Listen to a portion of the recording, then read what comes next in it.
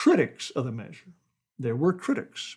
I mean, you ask me, if somebody's here illegally, he should be out anyway, especially an illegal who is caught committing a crime, out at the speed of light, for heaven's sake. Some people said, no, no, no, we can't do that. And the reason is, as they argued, the act skips the current practice of waiting until someone is convicted before considering the removal process. Well, they're here illegally. Any reason to get them gone. Furthermore, if you have to wait for somebody to go to trial, be sentenced, after being found guilty, that is a huge waste of time, police time, court time, money. No, again, they're here illegally. I want them out yesterday. And if this is a reason to do it, all the more reason to get them out. Now, the bill, the Laken Riley bill, the act, now no longer a bill, it's named for the Georgia nursing student who was killed last year by an illegal from Venezuela. She was out jogging. This was one of the cases that got a lot of attention. It's not that different from many cases, but this one happened to get a lot of attention, probably because she was a young, attractive girl who was planning to spend a career as a nurse doing acts of kindness to her fellow man. And she was brutally cut down by this illegal who should have been bounced. Now, Laken Riley's mother spoke briefly at the signing ceremony, and she thanked the lawmakers and the president for pushing the bill in her daughter's name. Of course, this does not bring her lovely daughter back, but at least it is some consolation to her to know that her now murdered daughter has been the impetus for something that we hope will prevent similar acts in the past. As it happened, one of the problems with the Venezuelan who killed her daughter, he'd already been arrested for, as it turned out, shoplifting, but they turned him loose, as they always do. And at least that was the Biden administration's way to approach things. And this way, under Donald Trump, that guy could and should be immediately bounced. Another good change, and this goes back to the question that the initial commenter on the podcast said to me, how do I feel about the way things are turning out? This is another example of why things are turning out and how things are turning out so well. Homeland Security Secretary Kristi Noem, she announced on Wednesday that the department has cut off all grant funding to nonprofits that operate outside of government control, saying that they have been perverted into a shadow government that feeds and encourages illegal immigration. Kristi Noem said some NGOs, non-governmental organizations, that get millions of dollars in federal grants have been facilitating illegal immigration. They help aliens cross the U.S. border illegally. As she said, many of these NGOs actually have infrastructure and operations set up in Mexico, that side of the border, telling these illegal immigrants to come to them and they will help them get across. They're operating outside the U.S. to make it easier for those who want to break our laws. She said that until a complete evaluation is completed, the department is not going to spend another dime to help the destruction of this country. She also said that when she'd first heard about NGOs, non-governmental organizations, she thought, oh, this is some kind of nonprofit telling somebody about Jesus or spreading faith and salvation, doing good works. Then I realized, she said, this whole process has been perverted into a kind of shadow government. And of course, she's absolutely right. These are nonprofits that have been set up to do things that the United States government sometimes is not allowed by law to do, or it thinks can be handled more officially by nonprofits. As it turns out, there are approximately 1.5 million nonprofits in the United States. As a matter of fact, the parent organization of American Renaissance is called the New Century Foundation. It too is a nonprofit. So in that sense, I guess it's an NGO. I work for an NGO, but I can assure you we have never had a dime in grants from any government entity. We don't get grants from any kind of foundation. We are supported by our supporters, our readers, our listeners, people like you. In any case, I think Kristi Noem has 100% the right idea. Starve these NGOs that have grown fat on your tax money and who have been actively involved in subverting our laws and bringing people in the United States who do not belong here and who will never become proper Americans. Starve those NGOs, put their employees on the breadline. It is really quite disgusting that Democratic administrations have been funding these nonprofits that openly help foreigners break our laws. So again, this is a wonderful achievement by the Trump administration. And here is another one that could be a wonderful achievement too. President Donald Trump just signed an executive order prohibiting federal funding of K through 12 schools that promote critical race theory or radical gender ideology. The Secretary of Education will have 90 days to lay out a strategy on how to end CRT and gender ideology in schools. Donald Trump has nominated Linda McMahon as his education secretary, but she's not yet been confirmed. I don't really know much about her, only that she was a former professional wrestler. She's 76 years old. Also, she ran for the Senate from Connecticut, but lost. In any case,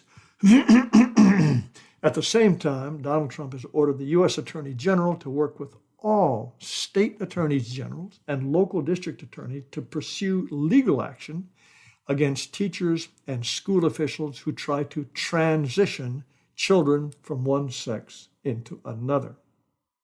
The order says, innocent children are compelled to adopt identities as either victims or oppressors. This is the critical race theory aspect of it. As victims or oppressors solely based on their skin color. In other instances, young men and women are made to question whether they were born in the wrong body and whether to view their parents and their reality as enemies to be blamed. Now, I'm all in favor of withholding federal money from local school districts. I don't think the federal government has got any business supporting local schools at all. It's something that should be a local responsibility. It's going to be a little bit tricky here because federal funds go for a lot of different purposes. It's not just school meals, that is a big one, but teacher training and trying to reduce class sizes. Again, these are not a major component of local school budgets, and I think the federal government should be out completely. But what is going to have to happen is a determination of what constitutes CRT and what constitutes radical gender ideology. These things will have to be policed one way or another. What are the students being told? Maybe we will have parents who are on the lookout to see what happens. But in any case, this is another great attempt by Donald Trump to fix things that need fixing. Now, as far as some of the other great things that Donald Trump has done, it has put the New York Times into a vicarious panic. Let me read a few phrases, a few sentences here from an article that appeared. At a barbershop in Los Angeles, only one of the 10 chairs was occupied on what would ordinarily be a busy evening. In Chicago, a mistaken report that immigration agents showed up at a school set off a panic. At a church in Charlotte, North Carolina, more than a third of the usual congregants were absent. The hysteria is out of control, said Patrick Garcia, executive director of Embrace All Latino Voices. I don't embrace all Latino voices, frankly. I don't embrace most Latino voices. In any case, this is a group set up in Charlotte that has a hotline for advocates for immigrants to report enforcement activity. They have all seen a spike in calls.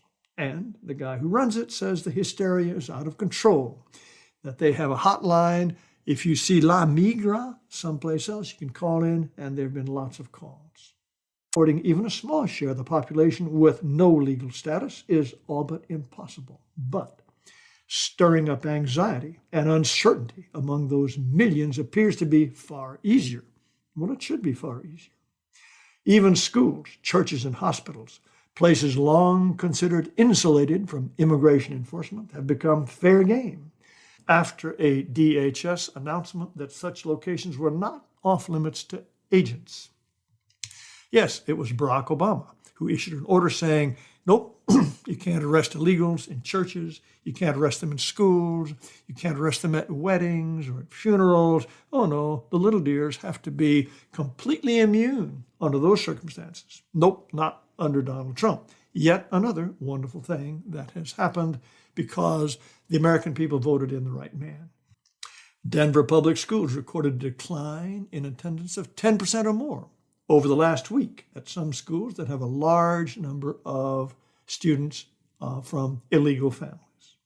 In San Francisco, someone named Karen Rodriguez rushed to pick up her 7-year-old son from school after parents were notified by a worker that ICE agents had been spotted in the area. Turned out to be a rumor. Unfortunately, it wasn't true. But she says, fear is definitely a feeling we all have. I'm glad that she's afraid. She should be afraid. She's 30 years old, a Colombian. She said that she and her husband and her son had just crossed the border and were planning to apply for asylum. Too bad. You get to go home. And at the Park Plaza barbershop that I mentioned earlier, only one customer on Tuesday. And as I mentioned earlier, ordinarily, most or all of the chairs would be occupied. Snip, snip, snip, snip, clip, clip, clip, clip. Says Mr. Anguino, who owns the barbershop, everyone is terrified. They don't want to spend money because they don't know what could be coming. That's right. Keep your cash. Illegals, you might have to spend it in unexpected ways. Keep your cash in your pockets. Prepare to go. And this guy of Embrace All Latino Voices, he says some people are starting to talk about returning to their home countries. That, in many respects, is the key point of this story. You don't have to do a lot. Just do a few things in a very high-profile way, scare enough people, make people realize that they are genuine lawbreakers, and get them to go, get them to pay, get them to leave without any sympathetic television cameras watching them weep. This is the way to do it. Scare them and make them go. Now, apparently, in order to calm nerves and debunk information, TikTok and other media platforms, etc., the Consulate of Mexico in Los Angeles released a video. It was a 2-minute video, and it says, "We see no evidence of massive raids of people arrested randomly in the street or of operations in churches or schools." Well, this is Mexico trying to counter the panic. This is, of course, exactly what you would expect Mexico to do. It's acting in its interest, not in ours. But I want there to be more and more excellent reasons for people to be in a panic. I'd like to see worksite raids. I'd like to see somebody arrested at a wedding or a funeral. These things must happen, and if they do, out they will go. In San Francisco, there was a rumor that ICE agents had gone into 5 downtown office buildings. This information was shared widely on social media, and as a result, hundreds of janitors failed to report for their shifts that night. Well, that tells you how many of them are here illegally and shouldn't be here. As it turned out, the agents were in 2 of those buildings with an arrest warrant. They weren't particularly looking for janitors. Lorena Malgarejo, who takes calls on a hotline, says that there have been many ghost sightings of ICE. That's right, people are seeing things. Whenever they see someone in uniform, they think it's ICE. She says there are so many reports, it's almost impossible to follow up on them.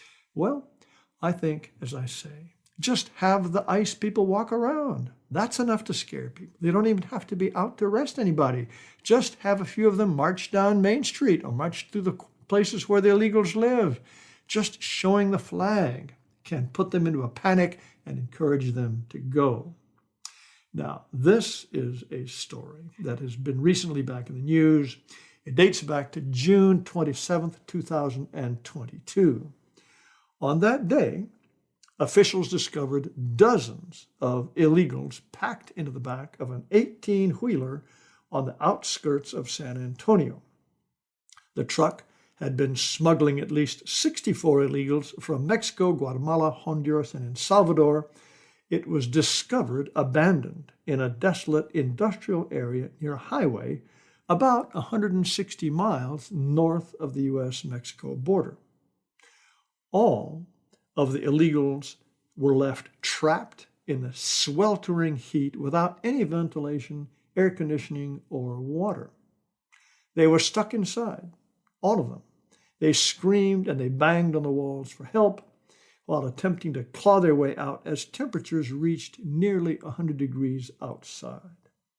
It's estimated that inside that trailer, temperatures would have been close to 150 degrees.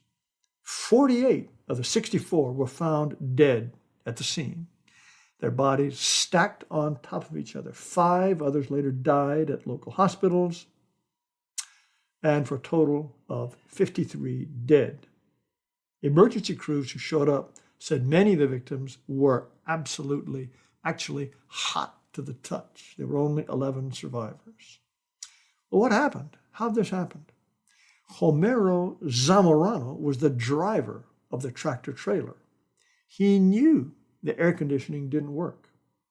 He is said to have abandoned the truck so that he could escape and flee. Well, police arrested Zamorano after he was hiding in a nearby bush. He tried to evade the San Antonio police by posing as one of the survivors. These migrants, they reportedly paid each about $12,000 to $5,000 each, $12,000 to $5,000 each, to be brought into the United States. The smugglers had forced each of the migrants to give up their cell phones before getting inside the trailer, so they had no way to call. An unknown powder had also been spread around inside the trailer to prevent the smell of humans from being detected by patrol dogs at border inspection stations. So this was done in a fairly carefully planned way. I didn't realize they have people sniffing dogs at the border to make sure that folks aren't being brought in trucks. This was one of the deadliest smuggling operations in American histories. Now, this story is back in the news only because the driver, Homero Zamorano, as I mentioned, appeared before a judge and entered a guilty plea on 2 counts of conspiracy to transport undocumented immigrants resulting in death. He's 48 years old. He now faces a maximum penalty of life in prison and will be sentenced on April 24th. Now, why is he only now pleading guilty? That's a good question. This all happened back in 2020. And what is mysterious, and I've tried to find out what's going on, why did he stop the truck? Why didn't he let them out? Why was he trying to flee? What was going on? Now, one thing I have been able to find out, that he was taking amphetamines and he might have been confused. But at the very least, if he was going to give up, if he was going to try to abandon the truck, why didn't he let them out? Nope, I can't find the answer to that. Again, he must have been just completely addled by amphetamines. But he could face life in prison. Now, I wish he would just face the death penalty, or I wish he would be booted back to Mexico where he belongs. I don't like the idea of these people living forever inside our prisons at our expense. We'll get into another aspect of that in a different item on this podcast. But there's an interesting footnote. San Antonio officials have recognized what they call this tragedy, and they've built a permanent monument. It includes the 53 victims' names and countries of origins at the site where their bodies were found. It's called the Migrant Memorial. It has 53 limestone boulders, that's one for each victim, leading to a concrete paved circular plaza. City Councilwoman of San Antonio, Adriana Rocha Garcia, she pushed hard to pay for the memorial, which cost $100,000. Now, my question for you, why should the city of San Antonio pay for a monument of this kind? Are these people heroes of some kind? No. They weren't Americans. They were illegals. They were invaders. But Councilwoman Garcia explains spending taxpayer money in the following way. She says a lot of our community members have had experiences themselves or family members that kind of took the same journey to get into the United States. Immediately think, that could have been me, or that could have been a family member. Right. Well, these are people who think in terms of illegals coming into the country because they themselves have come in illegally. People like this get into positions of authority and the action of government. I don't like it. Here's Andrea Rivas. She organizes an event every year. Each victim's name is called out with a moment of silence to honor the victims, honor them.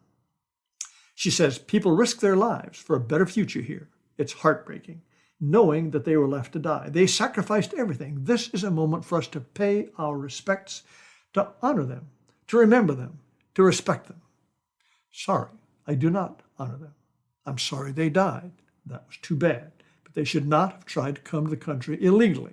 These people had $12,000 to $15,000 to spend on a criminal undertaking. It's not as though they were starving to death. They should have stayed home. They should have used that money to go to school, start a business, whatever it is, not try to sneak into the United States. By being here, of course, they're stealing services, and they are benefiting from a country their people could never have built. Now, one little sidelight about San Antonio itself. Guess what the Hispanic population of San Antonio happens to be? 65%. That's nearly 2/3 of the city is Hispanic. And as the city councilwoman, Adriana Garcia, pointed out, many of them have this idea of illegal border hopping. That's part of their history. That's part of their heritage. And that is why they build monuments and they try to remember the people that they call heroes. No, they're not. No, sorry. Now, here's another story from deepest, darkest America. A fellow named Marquise Brazilis, age 26, shoved a woman into the path of an oncoming Manhattan subway train. He didn't even exchange a word with his victim before he threw her against the train. She says, I was trying to get away from him when he decided to shove me into the moving train. I'm glad the front of the train was past me or else I wouldn't be alive. In other words, Marquise's timing was bad. A second or two earlier, and she would have been thrown in front of the train and run right over. Police nabbed Marquise at the 181st Street station after bystanders took pictures of him and showed them to the cops. This is a new crime-fighting tool. Your cell phone could produce interesting evidence, ladies and gentlemen. Be aware of that. If you see something, you know the motto is, if you see something, say something. Sometimes, if you see something, take a picture of it. And as it happens, Marquise, one of our African-American fellow citizens, he was allowed to remain on the street after 2 quite recent run-ins with the police before the attack. He was busted on January 19th for entering a prohibited area of the Bergen Street subway station. That's right, he was walking down the tracks, poking in a place where he didn't belong, only to be released and then arrested 4 days later and charged with third-degree sexual assault for groping a woman on a subway train. I mean, it does make you wonder. You hear about these people who have been arrested 20 times and are still walking around. What do you have to do? How many times do you have to be arrested in order not of this story is when arrested for the for this, what I would call an attempted murder of the woman that he shoved into the oncoming train, he told cops, I did it because I wanted to. I did it because I wanted to. Can we call this an expression of deep negritude, perhaps? Well, I wonder why I wanted to. All I can find out about the victim is that she is a woman, 23 years old. I can find no information about the race of the woman, although what she described and how she expressed herself about what happened to her sounded pretty literate. I wonder if she was a white woman. Why did he want to push her in particular in front of a subway train and just missed. When he said, I did it because I wanted to, why her? We'll probably never know the answer to that question. Well, moving to Sweden, Salwan Momika is an Iraqi man who sparked violent protests, not just in Sweden, but in many Islamic countries, after he burned the Quran. He burned it in front of the Stockholm Central Mosque. In 2023, Swedish police gave him permission to do this because it was in accordance with Sweden's free speech laws. Well, as a result, there was rioting in Stockholm, which they expected, and there were also riots at the Swedish embassy in Baghdad twice. The Swedish ambassador was expelled from the city amid a diplomatic row about this because this Iraqi wasn't a Swede. It was an Iraqi who, very much against the wishes of the Swedish authority, decided to burn a Quran in front of the central mosque. Well, now it appears that Salwan Momika has been killed in his apartment in Stockholm. And apparently he had been live streaming on social media about the time he was shot. Maybe he was burning yet another Quran. Apparently he's been making all sorts of anti-Islamic messages. He's a guy who doesn't like Islam.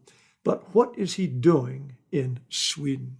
Why is he bringing these primitive medieval quarrels to the West? All of this stuff should be absolutely kept out of Europe.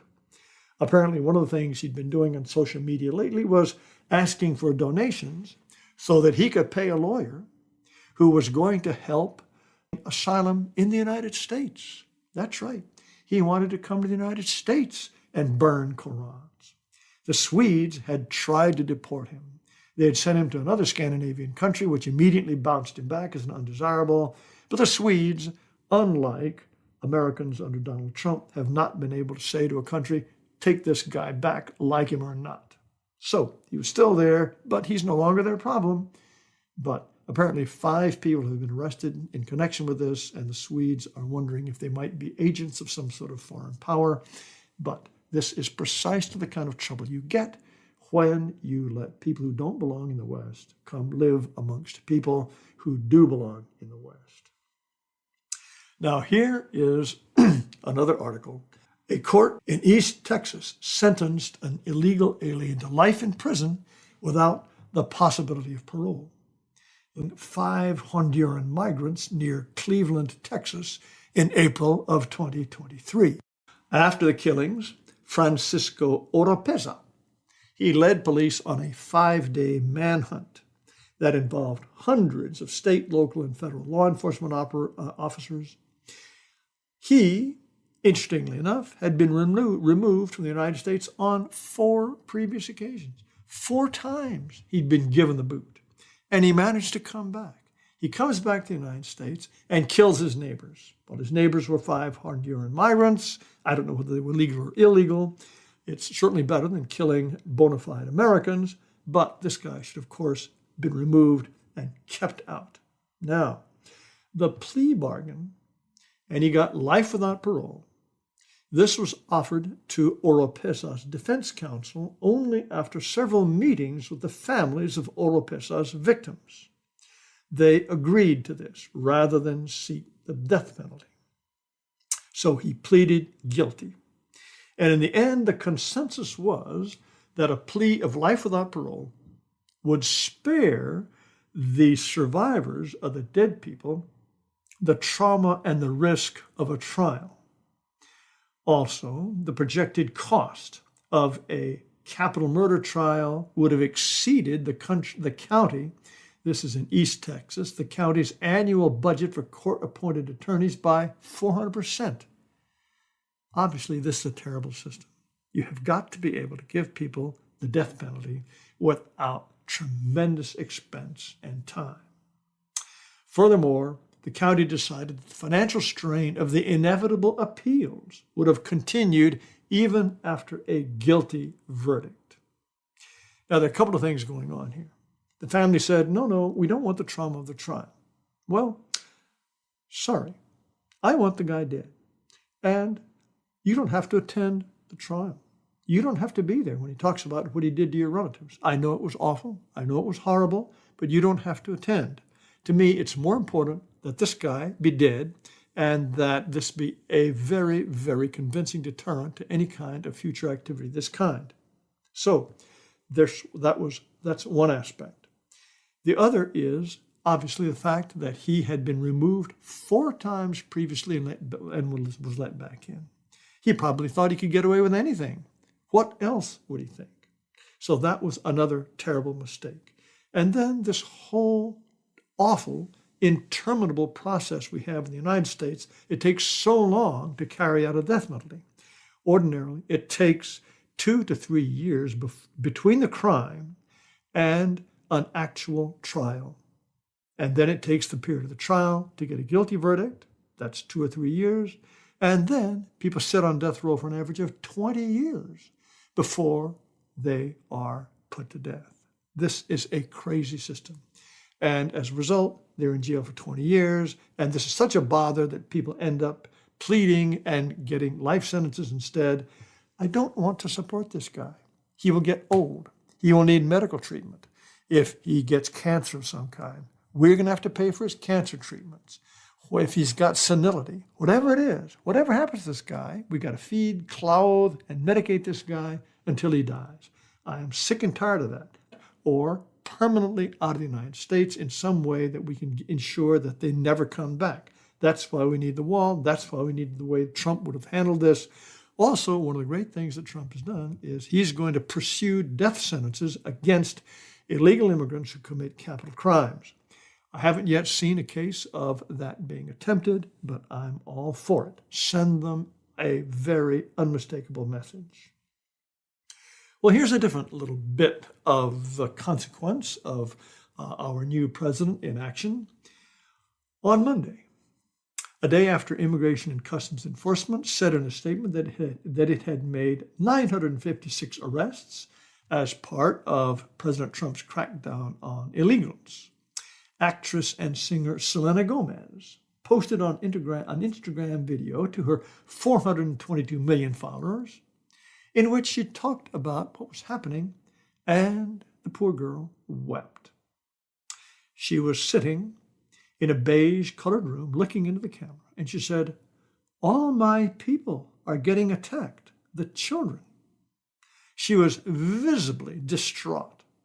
Her face was red from crying. Her voice broke, and she wiped away tears. She says, "I don't understand. I'm so sorry. I wish I could do something. I don't know what to do. I'll try everything. I promise." And Selena Gomez's video was captioned with the words, "I'm sorry," next to a Mexican flag.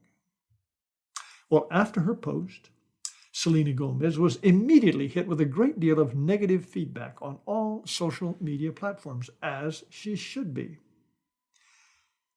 Tom Homan, White House border czar, said, "We've got 250,000 Americans dying from fentanyl coming across an open border. Where are the tears for them?" Good for Tom Homan. I've never heard of a single thing Tom Homan has said that I disagreed with. Selena Gomez has since deleted her original post, but clearly she cares about her people, Mexicans, despite the fact that she is a natural-born American citizen, born, yes, here in the United States, as was her father, born in the United States. Well, we've got some notion of who she is. In 2019, she wrote an essay for Time magazine in which she reflected on being the granddaughter of illegals from Mexico who eventually got U.S. citizenship, probably in one of those ill-fated amnesties. Too bad. But as I say, by the time she was born, well, she was born probably of American citizen parents, and she was born in the United States and got birthright citizenship. She has an aunt, however, who crossed the border in the back of a truck, etc., etc. So she just loves the idea of 2017. She was an executive producer on the Netflix documentary Living Undocumented. Undocumented, mind you. This looked at the lives of 8 families living in the United States. She says, I watched footage outlining their deeply personal journeys and I cried. That's what Ms. Gomez wrote about being a producer on a Netflix documentary. Now, this is just like what happened with that San Antonio City Councilwoman. This is really part of their heritage. This is like being on the Mayflower. This is like having fought in the Revolution. These people are sons and daughters of the American Revolution. They think that this is part of being an American, coming here illegally. And so they're weeping when President Trump tries to enforce the law. This just goes to show you how deep the rot is in the United States, where people really think that this is as American or even more American than any other way you could become an American. And I'm very glad that she got the terrible slap down she got when she posted this weepy video, and maybe this will teach her a lesson. Now, another great thing Donald Trump has done is put an immediate hold on so-called development aid. And former Kenyan President Uhuru Kenyatta, he had what I think is an excellent reaction to all of this. He criticized African leaders who have been complaining about the end, or at least a pause, on aid.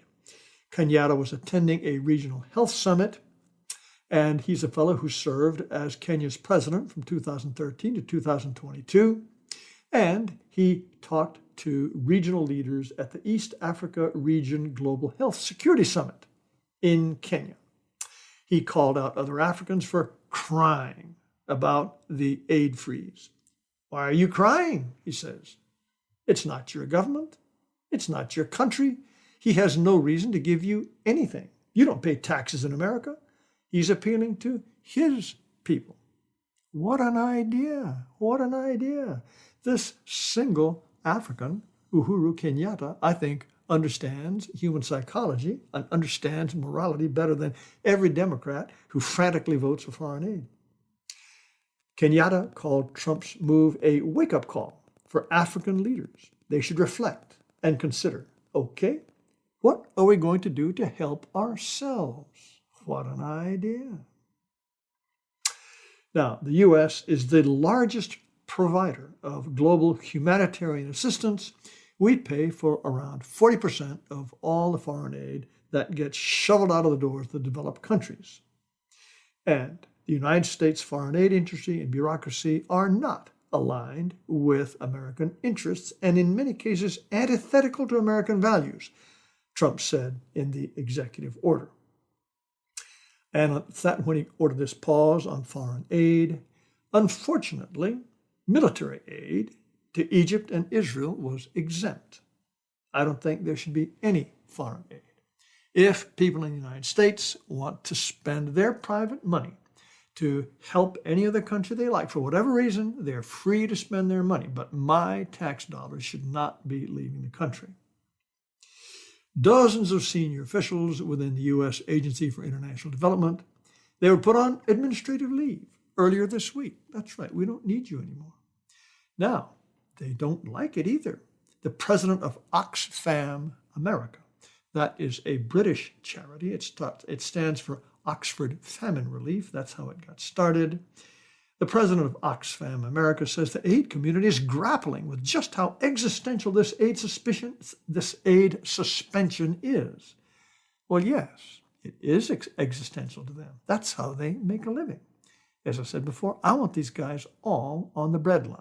Either that or making an honest living rather than sucking on the government teat and helping spend your money on things you don't want it spent on. And here's Jude Moore, a former Liberia cabinet minister. And she says it hurts the U.S. because it makes no distinction between ally, partner, and adversary. I see. We're supposed to buy their friendship. Is that it? Okay, the people we like, they get handouts. The people we don't like, don't. Well, I hope that Donald Trump's actions will become a great model for other countries that splash out so-called foreign aid.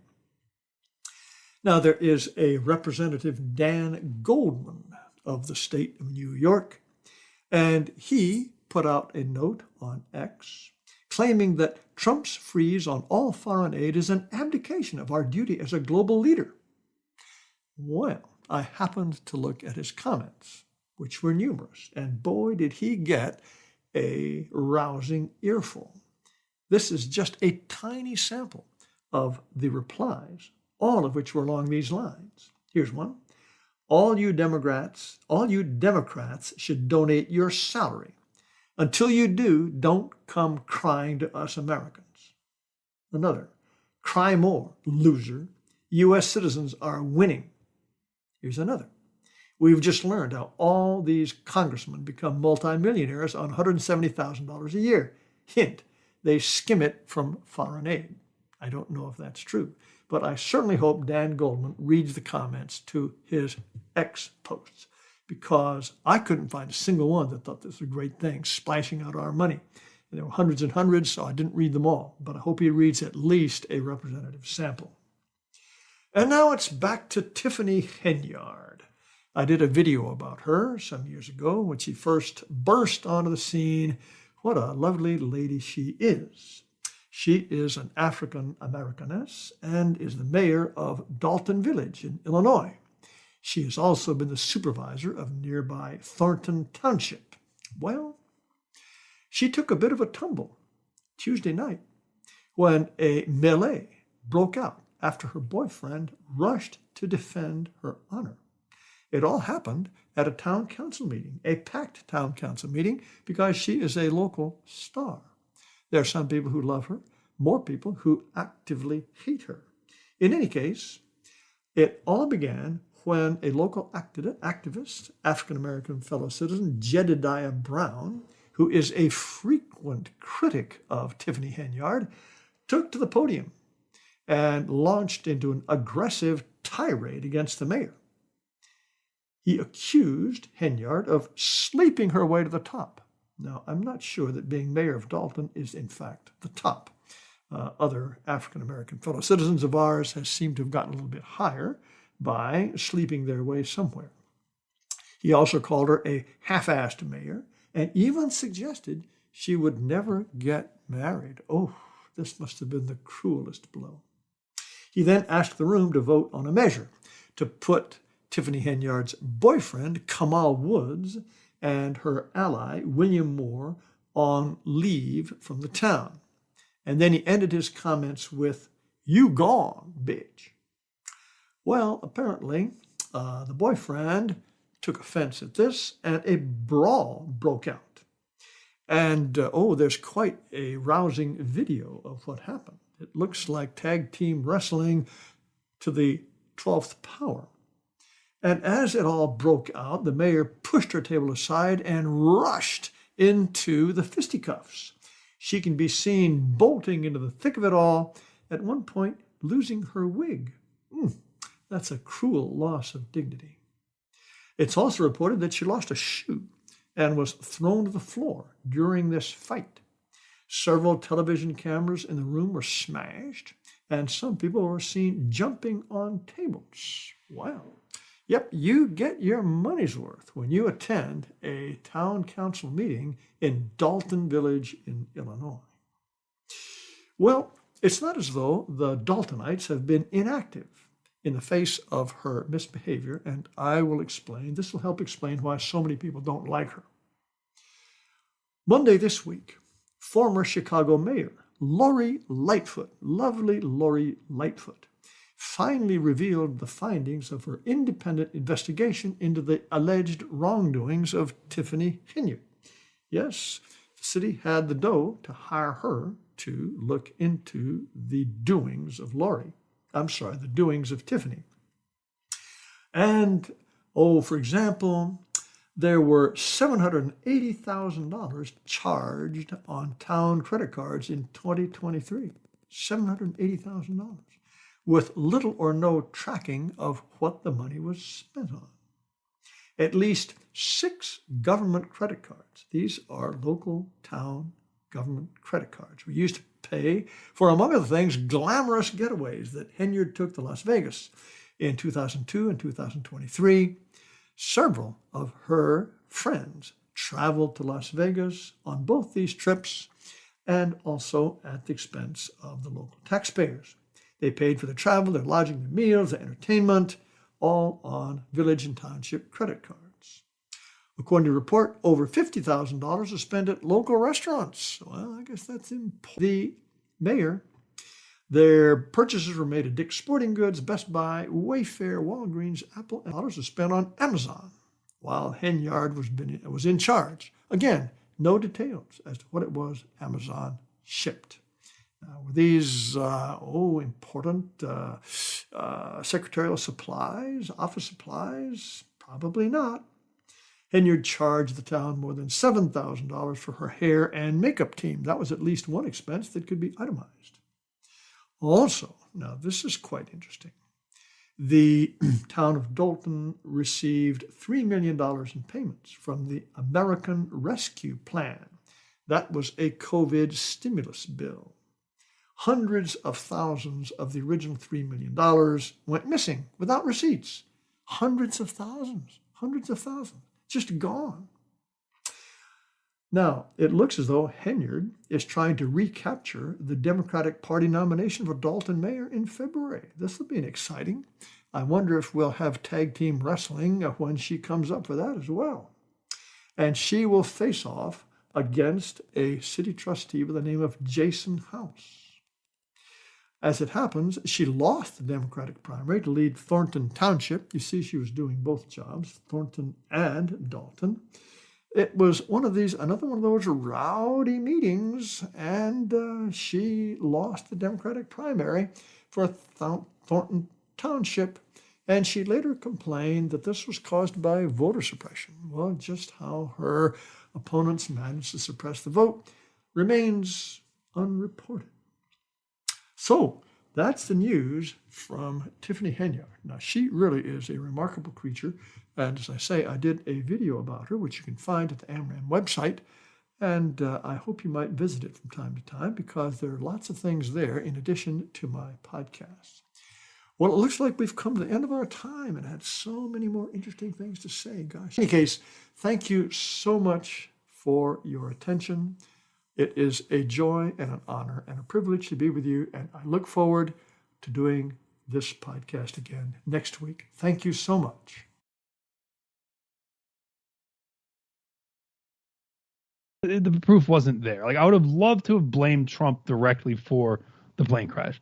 The evidence wasn't there that it was like directly his fault. So there weren't cuts to the FAA and because I saw someone else talking about like they limited coverage and they're removing airspace restrictions around the country and that it was good for aviation. But like I didn't look up to see if that was real. I just saw someone talking possible, shit. But I would is that already in effect? But like I don't know. But that would track. That would work. That would make sense. Yeah. But like I don't know that makes this. This is like a freak accident. Like why was there a? Right. I don't know. I don't know. I'm not an expert. The thing is, what I heard, was that there was they were understaffed and somebody was just working too many things and he lost track. Okay. And it's because they're understaffed. Maybe like his daughter. Maybe his daughter just like she was dating. Yeah, his daughter just died of a. She was like dating this guy that cooks special meth and yeah. And then his boss walked in and then passed out on heroin, and he saw her like doing the Mama Cass like in her sleep, throwing up in her own mouth, and he let her suffocate and die so that his meth cooking partner would be more, be easier to handle, be easier to control without this crazy girl in his life. So he let her die. So the air traffic controller was like, so he froze up. It's like this is very high drama. This was a very dramatic and and then the pink teddy bear fell in your swimming pool. Because you don't get it's like the butterfly whisper effect. Or maybe the guy from Better Off Dead, Billy Bob Thornton, and you see Angelina Jolie's boobies. And well, my thing now was you had a deal. They said you had a deal. I don't know if you ever seen that movie Pushing Tin. It was actually pretty good. But here's my thing with the one before. It's like since Q is running air traffic control, why can't he just make the planes not hit each other? Yeah, why can't he just be everywhere all at once all the time? Like why can't Q just make it so the planes don't crash, or just put the plane, just immediately teleport them right to the airport they're going to? This fucking like if Q was actually an air traffic controller. Hey, does this look like a Q to you? Obviously, it's the same actor. It looks exactly like a Q to me. I suppose that is the end of Q. That's the end of Well, Q's yeah, like air 'cause traffic he control failed job. I guess after Q turned human in that one episode, then he went and got a job as an air traffic controller. I guess so. That's a highly skilled. But at some point, he got his Q powers back though. How did Q get in? I don't know. How did Q get a job under these DEI conditions? I figured the entire tower was filled with trannies and Negroes, right? Oh, and then of course Poll did its bit where it lied about who was piloting the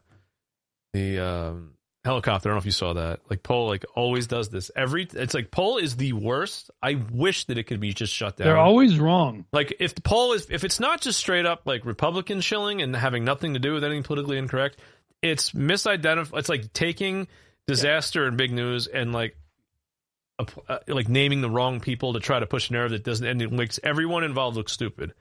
Which is why there's no point to go to Poll anymore. So they said that this tranny Joe Ellis something was the pilot, and it's so easy to debunk. Like Newsweek did a thing like Joe Ellis here, I'm not dead. Well, they also just identified who the pilot was, and I don't think that they were lying. So it's not a tranny, and the tranny's still alive. And yes, there's a tranny pilot in the Black Hawk, whatever the hell you would call that division of armed services. I don't know what. And it's that's a problem. But at least it's a dude, right? You think you think a white dude would have crashed that Black Hawk? I mean, he's a male to female tranny. He's still a guy. Still had a dick. Yeah. But it's what? Why are you pushing that? That's like when Charlottesville and Antifa rammed his car into all these people. Let's go. It's like, oh, actually, that was James Fields, and he's in jail for 400 years. Thanks, Poll. Well, Good that job, shit Poll. is that fucking shit. It's like Trump came out and said some shit like that. Well, that it was the fault of DEI. He just generally blamed it on DEI. It's I'm sure it's not, but whatever. It wasn't. But at least that's a good thing. That's a good talking point. Yeah, you should definitely have lies as talking points. That's, Yeah, but if it's not true, it doesn't help you. No, but that's what people are like, hey, shut up. Every time I tell them, right-wingers, they lie about everything all the time. Hey, shut up. And then here you are telling me that lie's good though. It's like, no, it's not. If it's good, how come I noticed it and I'm going to tell everyone that I can? Yeah, Trump lied about that actually. DEI wasn't a factor. Particularly given that there's people who are very motivated to debunk that. Like there's people that are super motivated. It's actually really bad to tell lies like that. Of course, because what kind of there's right people are you? that are super motivated to portray race stuff as if it is all lies, and you're just easily feeding into that. Yep. Right when you tell that, and it's easily debunkable. Yep. And there are people that are super motivated to debunk it. They have media access. They will debunk it. It will be a thing. Like the New York Times had stuff plastered all over their homepage about how Trump was lying and wrong about this. So now you've just made the race narrative is just lost credibility because Trump decided to lie. And this whole thing of there's nothing I hate more than online white nationalists, right wingers, whatever, whitetoids, whatever. We can actually use this. Let's stop criticizing this. Let's use. I'm you are not using shit. No, you're not using anything. You are along for the ride, unless you're you just be oppose this shit anytime you try. All that is I want to just vibe with it because it's fun, but you're not using it, and it's not useful. It's not useful. Lies are only useful if you actually control the media and can make sure they persist. Well, but the other thing is the left, right? The left side of the content, of the content creation, their debate point against DEI is we're not actually doing that. This is a thing that you made up. That's not actually happening. We don't do DEI. What are you talking about? What do you mean? They do a tactical. That's what they say. Yeah. And when you lie about DEI being, guess what? He lied about there was no DEI involved in the FAA. Air traffic controllers aren't. There's no diversity hires in air traffic control, and it's all. So there you go. They get to do that again, and they get to win. They get to win the debate again. You get to lose. That's why I call it. It's also they weren't even talking. They were talking about pilots, not air traffic controllers. Well, this is why we actually don't know who the air traffic controller was. That's why I call out the rightoids for all these lies. Is because it makes because you are not the right. The American right is not a real opposition to the stuff that you think is left coded that's happening. It's it's just the Jews doing stuff, and The right is there to like do war for Israel and cheer it on, and it's also there to lose arguments about things like DEI or the 1619 project or diversity, and this, like, they're there to lose those discussions. Like, just like they've lost on like gay marriage and they've lost on tranny shit. Like, it's like dude, you want to hear a really brutal, like, this kind of sums up the argument. This sums up like what you're going to be getting out of this, right? Like this sums up the content nature of it, the fact that this is all a stupid show. And so this tweet by Lomez, okay? So listen to this. This is from like yesterday. I know, but it's not even just that it's him. I do really hate that guy, and I hate that people take that guy seriously because he's literally just a scheming Jew, and it's so obvious. But I think I have a few tweets from Lomez. I'm half Jewish. Okay, I'll just have to look past the anti-Semitic remark. Jewish. Yeah, sorry. Yeah, no, he's like technical Jew. Yeah, the Jew. Technically, that means I'm a Jew. Jewish. Yeah. No, really, you're technically Jewish. I am a Jew. That's from Lomez's technically account. being a Jew. I'm gonna go with Jewish. That's one of my favorite ones. That's one of my favorite. I'm Jewish. I'm Jewish. I'm Jewish. I'm a guy. There, that's Lomez. I'm Jewish. Lomez like working on Steve Saylor's latest book. I'm a kite. And so Steve Saylor's like, you I know, can call you're me so handsome. If you want. I'm Jewish. All right. What specific tweet do you have from Lomez? All right. So you have this one, right? I'm Jewish. Yeah, I have that one. Yeah, I'm Jewish. That's with a little more emphasis. Yeah.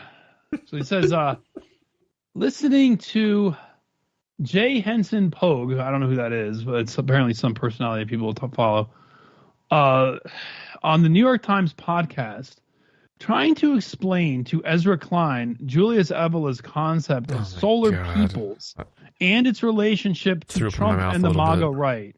Can't get over how funny it is watching these memes percolate up to the surface of Normie World. That is literally what you get. And then he says this. This is so, and this is what this is. Now remember, Lomez is like, I'm Jewish. Right, he's Jewish. So he is absolutely interested in concealing from you actual power dynamics. But he's given you a really good Just So story. And if you believe this Just So story, you're stupid. You are actually stupid. You're not neo-reactionary. Well, maybe you are, but you're not intellectual. You're not smart. And like, it is actually a really stupid and obviously false narrative. So he says this. He says, imagine, and one of the tells here is he doesn't misspelling here. He's supposed to do your like Y-O-U apostrophe R-E, but he does Y-O-U-R. Oh. So you fucked up. Like everything. It's over. Disregarded. That's it. He says, like, imagine you're just some coastal boomer lib aging out of your law practice. Who's running the law practice? I'm Jewish. Law practice, right? You're some coaster boomer lib aging out of your law practice, and you waking up. First of all, you're getting your tenses and your participles are wrong, my friend. Your grammar. They're dangling. Yeah, yeah. No, it's actually wrong. Kidding. Listen to this. I know. So he gets the wrong your. I'm going to nitpick Wrong all of it. your. He's not. He's supposed to be the editor. He's an editor. A book editor, and he's making these basic errors. Like I guess we know. Coastal... I guess we know why the cobbler's son goes barefoot. Reminder. The editor's tweets go with typos. Yes. Reminder. Get it? Seriously. My father was a linguistics major. And it was actually Jews that kept him from getting his fucking tenure. I thought you said linguini. I was doing this. You said linguistics. No, that's me. I got excited. He was very disappointed. He's like, I did linguistics. You did linguini. Mind you. And like, yeah.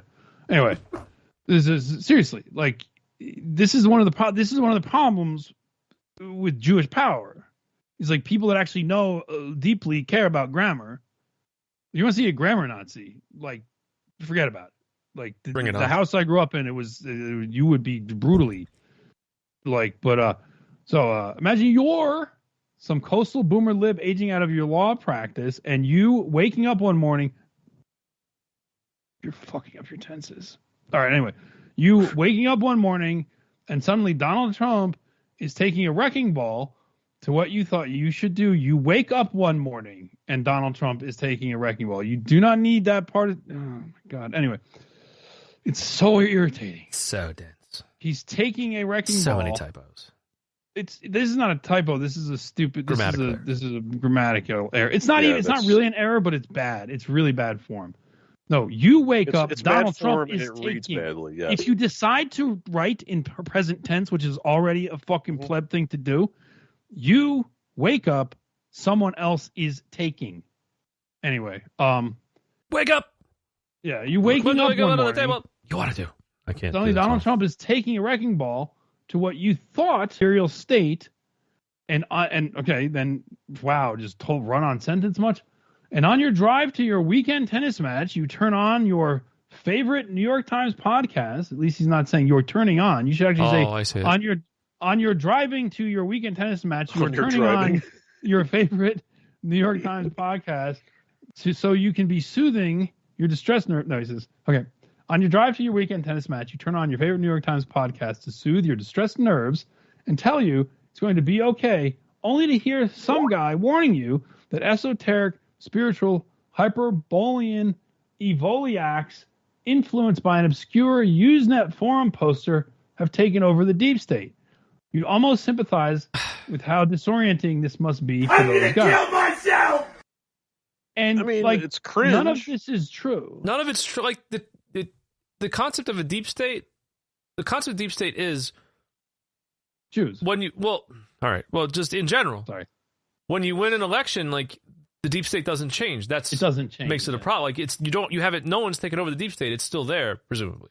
Well, the idea their understanding of the deep state is the permanent civil service, right? Let's just pretend now. It's just whatever I want. It's just whatever I want it to be. And right now, this is what they've decided, right? And that's what. But they do have certain memes that they go with. There's a few. They have like a few different ones they pick depending. But it's like women, boomer libs, but like boomer libs, women, federal employees, air traffic controllers. It could be a number of different things. You grab bag, right? But that's why these people were loving we'll pay you all to resign. But that's also going to go. Like, also, as we said, the fucking stupid thing about cutting aid to everything, like that was immediately tossed. And this thing,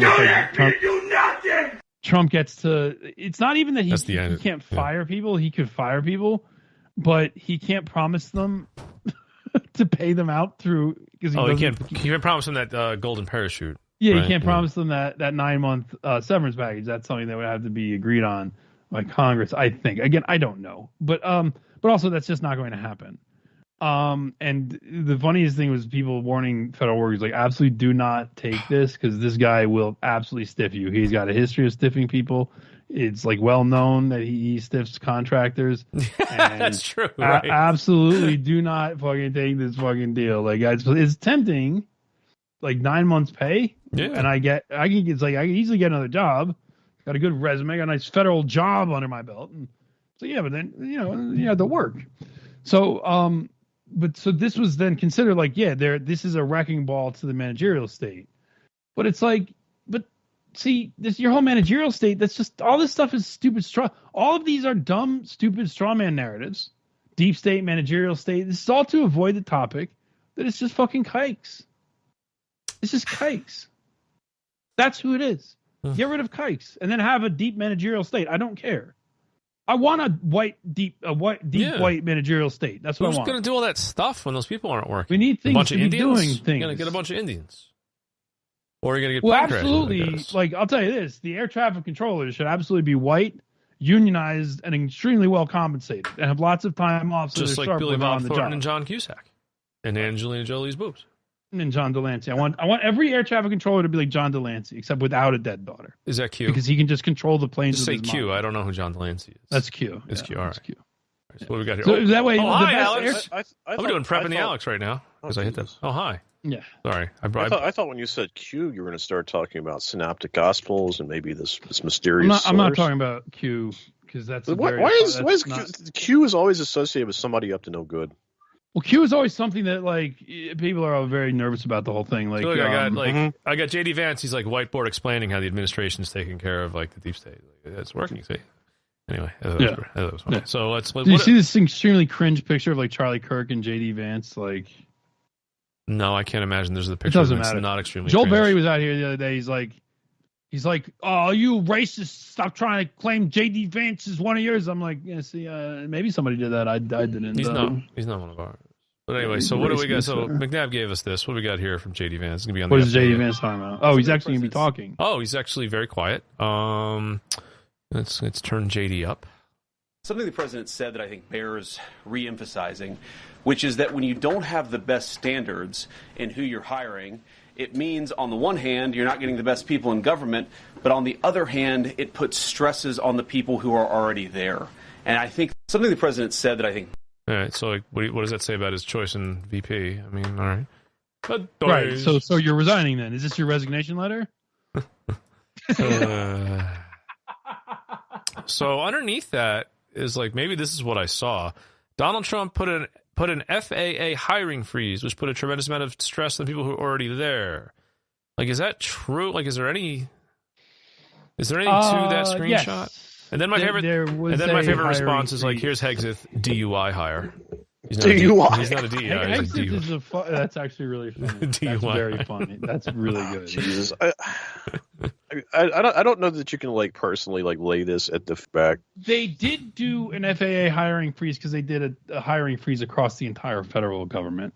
Now, you would be hard pressed to create like an immediate cause of this from anything Trump did, like, everybody gets to quit their job and get money, or I don't even know if that would have applied to air traffic controllers. I don't know. They're federal employees. They're also very unionized, which is something that's the real reason why conservatives just hate them. And it's like, well, this is like a super important thing. And frankly, we were talking about the fact that this is like the first major plane crash disaster I can remember in like 20 years. And there was 9/11, and then there was another crash right after 9/11. Do you remember this? When there was like a plane crash right after 9/11, like a big one, and like, vaguely. I remember it. I had forgotten about it, but we were talking about it in this chat, and Niggy reminded me of it, and I was like, oh shit, yeah, you're right. Yeah, there was that plane. There was, and I was totally forgotten. And, Flight 800 was before 9/11, but since then, and, the NTSB actually does a good job. This is National Transportation Safety Board, which does the plane crash stuff. And, because when there's a plane crash, they do a whole bunch of research to find out what caused the crash, what investigations, we actually have not had in this country a major, at least as far as I know. Maybe I'm dead wrong on this, but I think it's very rare. Because I remember when I was younger, you would get like once a year or so, or once or twice a year, you just get like a plane crash, and it's like everybody would die, and it would be horrifying. And it made me so afraid to fucking fly when I was a little kid. Well, I think it's because people are complete wimps about flying around in these airplanes. I mean, a car crashes every 2 seconds in this country. Nobody bats an eyelash. So I think y'all need to quit being pussies. I don't care if it's crashing. This was the funny thing. Pickup truck This is what my parents used to tell right me. now. This is what my parents used to tell me, because I was deathly afraid of flying because of like the media about plane crashes that would freak me out, and also like Iranian hostage takers and shit like this, right? And my dad would always tell me, like, son, like, it doesn't matter. Like, the chances of we're right now driving to the airport, if we make it safely, we're gold. Yes, like, I was always told, like, being in a car is the most dangerous thing you're ever going to do. Being in a plane is probably the safest thing you're ever going to do. See, like, by the numbers. And that's exactly what they said. But I don't feel safe because I'm like flying at 30,000 I'm in the feet. air. It just goes down. I'm done. Like this. It's called the vividness effect. Yes, exactly. And, something like that. Right. Let's see. One controller. I know it's not rational. Like I didn't when I was a little kid. I knew also I didn't know how to say it, but I didn't know how to say, yes, you're right, Dad. I know this is irrational, but I was like, yeah, I know, but like that doesn't help. That's just how it feels. This isn't rational. Because right? That's just how it feels. Of the plane being on fire and you crashing down towards the surface of the planet at a completely unreasonable speed and then dying horrifically like that, and being totally helpless the entire time. Yeah, no, you're not helpless. You put the little mask on. And your chair is a flotation device, and you go like this, and you'll be fine. You'll survive. Well, people survive plane crashes a lot too. Oh God. A car crash, you feel like you have some control because, like, I have the steering you don't. wheel. You don't. You're gonna die. I have the brake pedal and the steering wheel and stuff. I'm in and control. what I do is I if I hit the airbags. brakes really hard, that's the best thing to do. Yeah, I can go limp and yeah.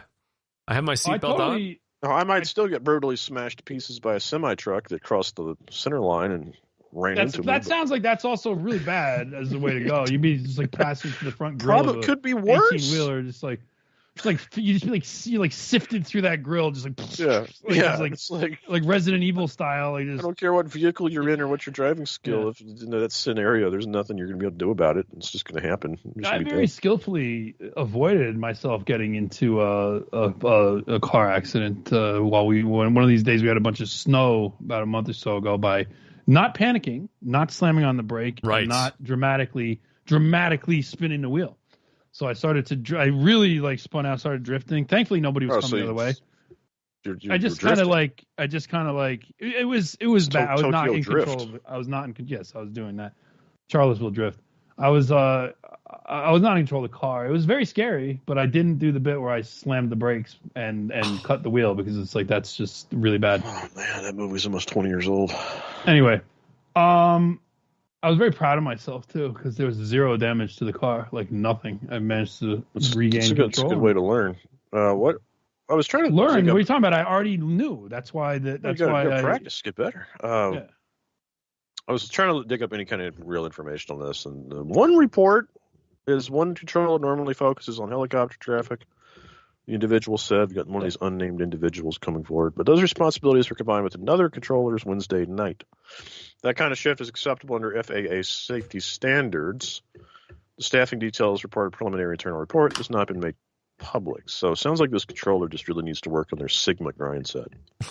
Yeah. Well, the New York Times said, like most of the country's air traffic control facilities, the tower at Reagan Airport has been understaffed for years. The tower was nearly a third below traffic controllers as of September 2023. According to the most recent air traffic controller workforce plan, an annual report to Congress contains target and actual staffing levels. Target set by the FAA and the Controllers Union calls for 30. Shortage caused by years of employee turnover and tight budgets, among other factors. Turnover is going to do it, right? Don't these people go crazy and kill themselves, or is that just TV? If you are understaffed and it's a high-stress thing where people's lives are very high-stress job, then you're probably going to want to retire after a certain number of years of doing that. Yeah. What? And if you don't, have you never seen Airplane? I mean, that guy, he was like drinking and doing drugs all the time. He was having a grand time. Yeah, that's picked a hell of a day to stop drinking blue. Drinking blue. They're sniffing. Picked a hell of a day. Picked a hell of a day to stop hiring with DEI. Yeah, like anyway, what's the solution? We just hire more Indians? No, you need Fred Thompson and like Die Harder. Well, maybe you should try not steering your Black Hogs into my airplanes. Fred Thompson was so awesome. Imagine if he became president. Imagine if he was the nominee instead of John McCain. That would have been some good shit. This looks like more of a structural problem that's been ongoing for a while. Yeah, and my take would be, well, the current administration has no honest plan to reverse any of that. It's not like they're they would make it worse. Yeah, whatever idea they have is probably bad. It's probably like Elon Musk is going to be like, "Hey, we could use AI." Yeah, right. We can have AI. We can use my Tesla self-flying planes. They'll organize themselves in front of literally a fucking. Never get in a plane again if that happens. Yeah. Just don't.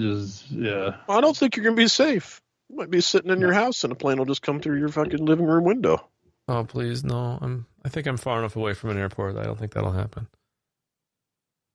Oh god, I'm so scared now. Oh man, these evil bastards! They will only let you work until you're 56. That makes sense. Oh, because you lose the motor skills and the eyesight. No, it's because that's when your daughter's old enough to have a heroin overdose at that point. So poor kid. Oh. Well, did you know I can't? Did you know that I can't be an air traffic controller? Did you know about this thing? Like I have a little bit of that like red-green color blindness. You know, with the bubbles. I could see that being a problem. If you can't, probably a lot of these little red dots. I can definitely see. Well, I can definitely see the difference between the red dots on the screen. But if I technically can't pass every one of those bubble tests, you can't be an air traffic controller supposedly. Oh my god! This also just might be a myth I was told. Maybe somebody was just trying to keep me out of a stressful Yeah, career. they just wanted. This They must just be they a really were like, important job. the reason you can't be is because you're actually too stupid, They've got, and they like, didn't want to some break that to strict you. fucking limits on some of No, this I'm shit. not too stupid. I'm definitely too temperamental, and I get too stressed out. Can you imagine That's me? true. Can you You imagine do me not- throwing keyboards at an air traffic control screen? Yeah, Just you're, be like, you're too. Why will you're you too, do what I like, say? Turn the plane that way! and they're all crashing. Yeah, you're I'm too just losing neurotic my in mind. the real sense of the word, meaning like you go hot and cold like that. I don't mean like that. Doesn't mean like a disease. I would have an entirely different narrative on like on statins and blood pressure drugs. I'd be like, oh no, they're great. They're awesome. They keep me alive because I'm in air traffic control. Yeah, I see some problems here. You're supposed to be younger than 31 before the closing date of the application period. Interesting. Then you can only work till you're 56. Yeah, that makes sense. 25 years. Huh. So this boomer I saw who was talking about it's great. We need because this was from a tweet from like about the FAA hiring freeze or whatever. And this boomer was like constantly just a random account on Twitter. He was constantly like glazing Trump. And that's my favorite. Then he had this one post that was like it made me want to die. It was like I don't know. People might know what movie it is. You guys might know what movie it is. Where he says like, this is how I imagine Pete Hegseth's like first day on the job. And it was like a Clint Eastwood flick where he's like the buttoned up, like hard ass commander. And he walks in on like the special forces troops and they're all fucking off around the pool table. And like Mario Van Peebles comes out like of the shower and he's like goofing off and Clint Eastwood like grabs him and he like lets him know, like, I'm going to kick you, get in line. I'm going to kick your ass or whatever. You know, like boomer coded shit like that.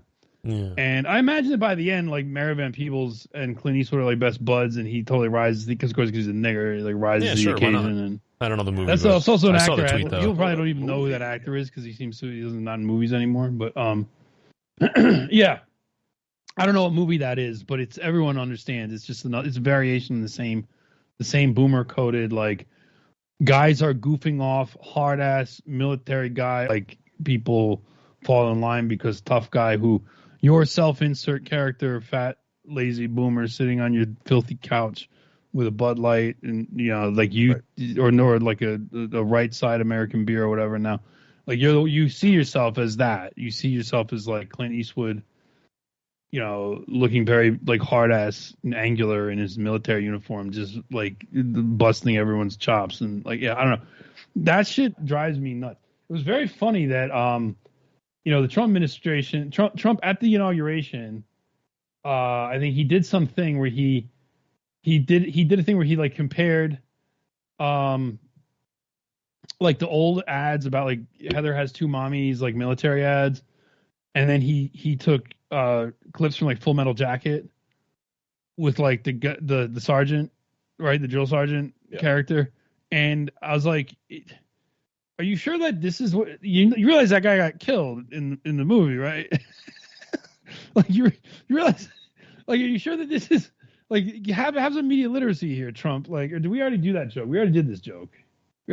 Trump didn't. They didn't have media literacy. It's like, bro, that's not a good guy. Anyway, but yes, that's just like the boomer meme, and I just hate that is so cringy. I feel like Xers are into that now too. It's like an Xer thing now too. Unfortunately, that makes sense that character would be like Archie Bunkerized, right? Yeah. Well, he has been for a long time. Yeah. Like it's not new that character. It's like when niggers when they worship Tony Montana. It's like he died and lost everything, bro. Yeah. It's like that's you. Like the world is yours. I mean, so is this casket. Get in. So right. That's funny though. Yeah. What was that movie? Heartbreak Ridge. That sounds like an awful fucking movie. I've never seen that. Yeah. It would have been 30 years ago, but I do recall. It's not a big famous one. Is it like a Vietnam movie? Is it a WW2 movie? Like what kind of movie is no, it? Because it looks like it's 1986, so it might just be like Probably present Vietnam. day. No. And well, the 80s were prime for just like trying to come up with a narrative about Vietnam and having it be everyone's just bad. Okay, Yeah. so here's the clip. I'll send you the clip just because, like, just so everybody can cringe really hard. I managed to find it. So you can see like how brutally. All right. I gotta like turn off autoplay so I can open a link without. So they're playing some hard rock on some tunes on the. So this must be boombox current there, day because that sounds like 80s music.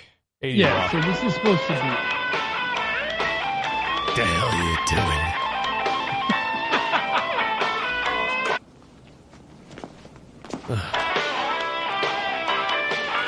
Listen, we're gonna have low morale here. Yeah, look. We're not having fun. So now of course everyone knows what he's gonna do. This military, this has to be a miserable experience, not just for the civilians that we're gonna kill for Israel, but for you too.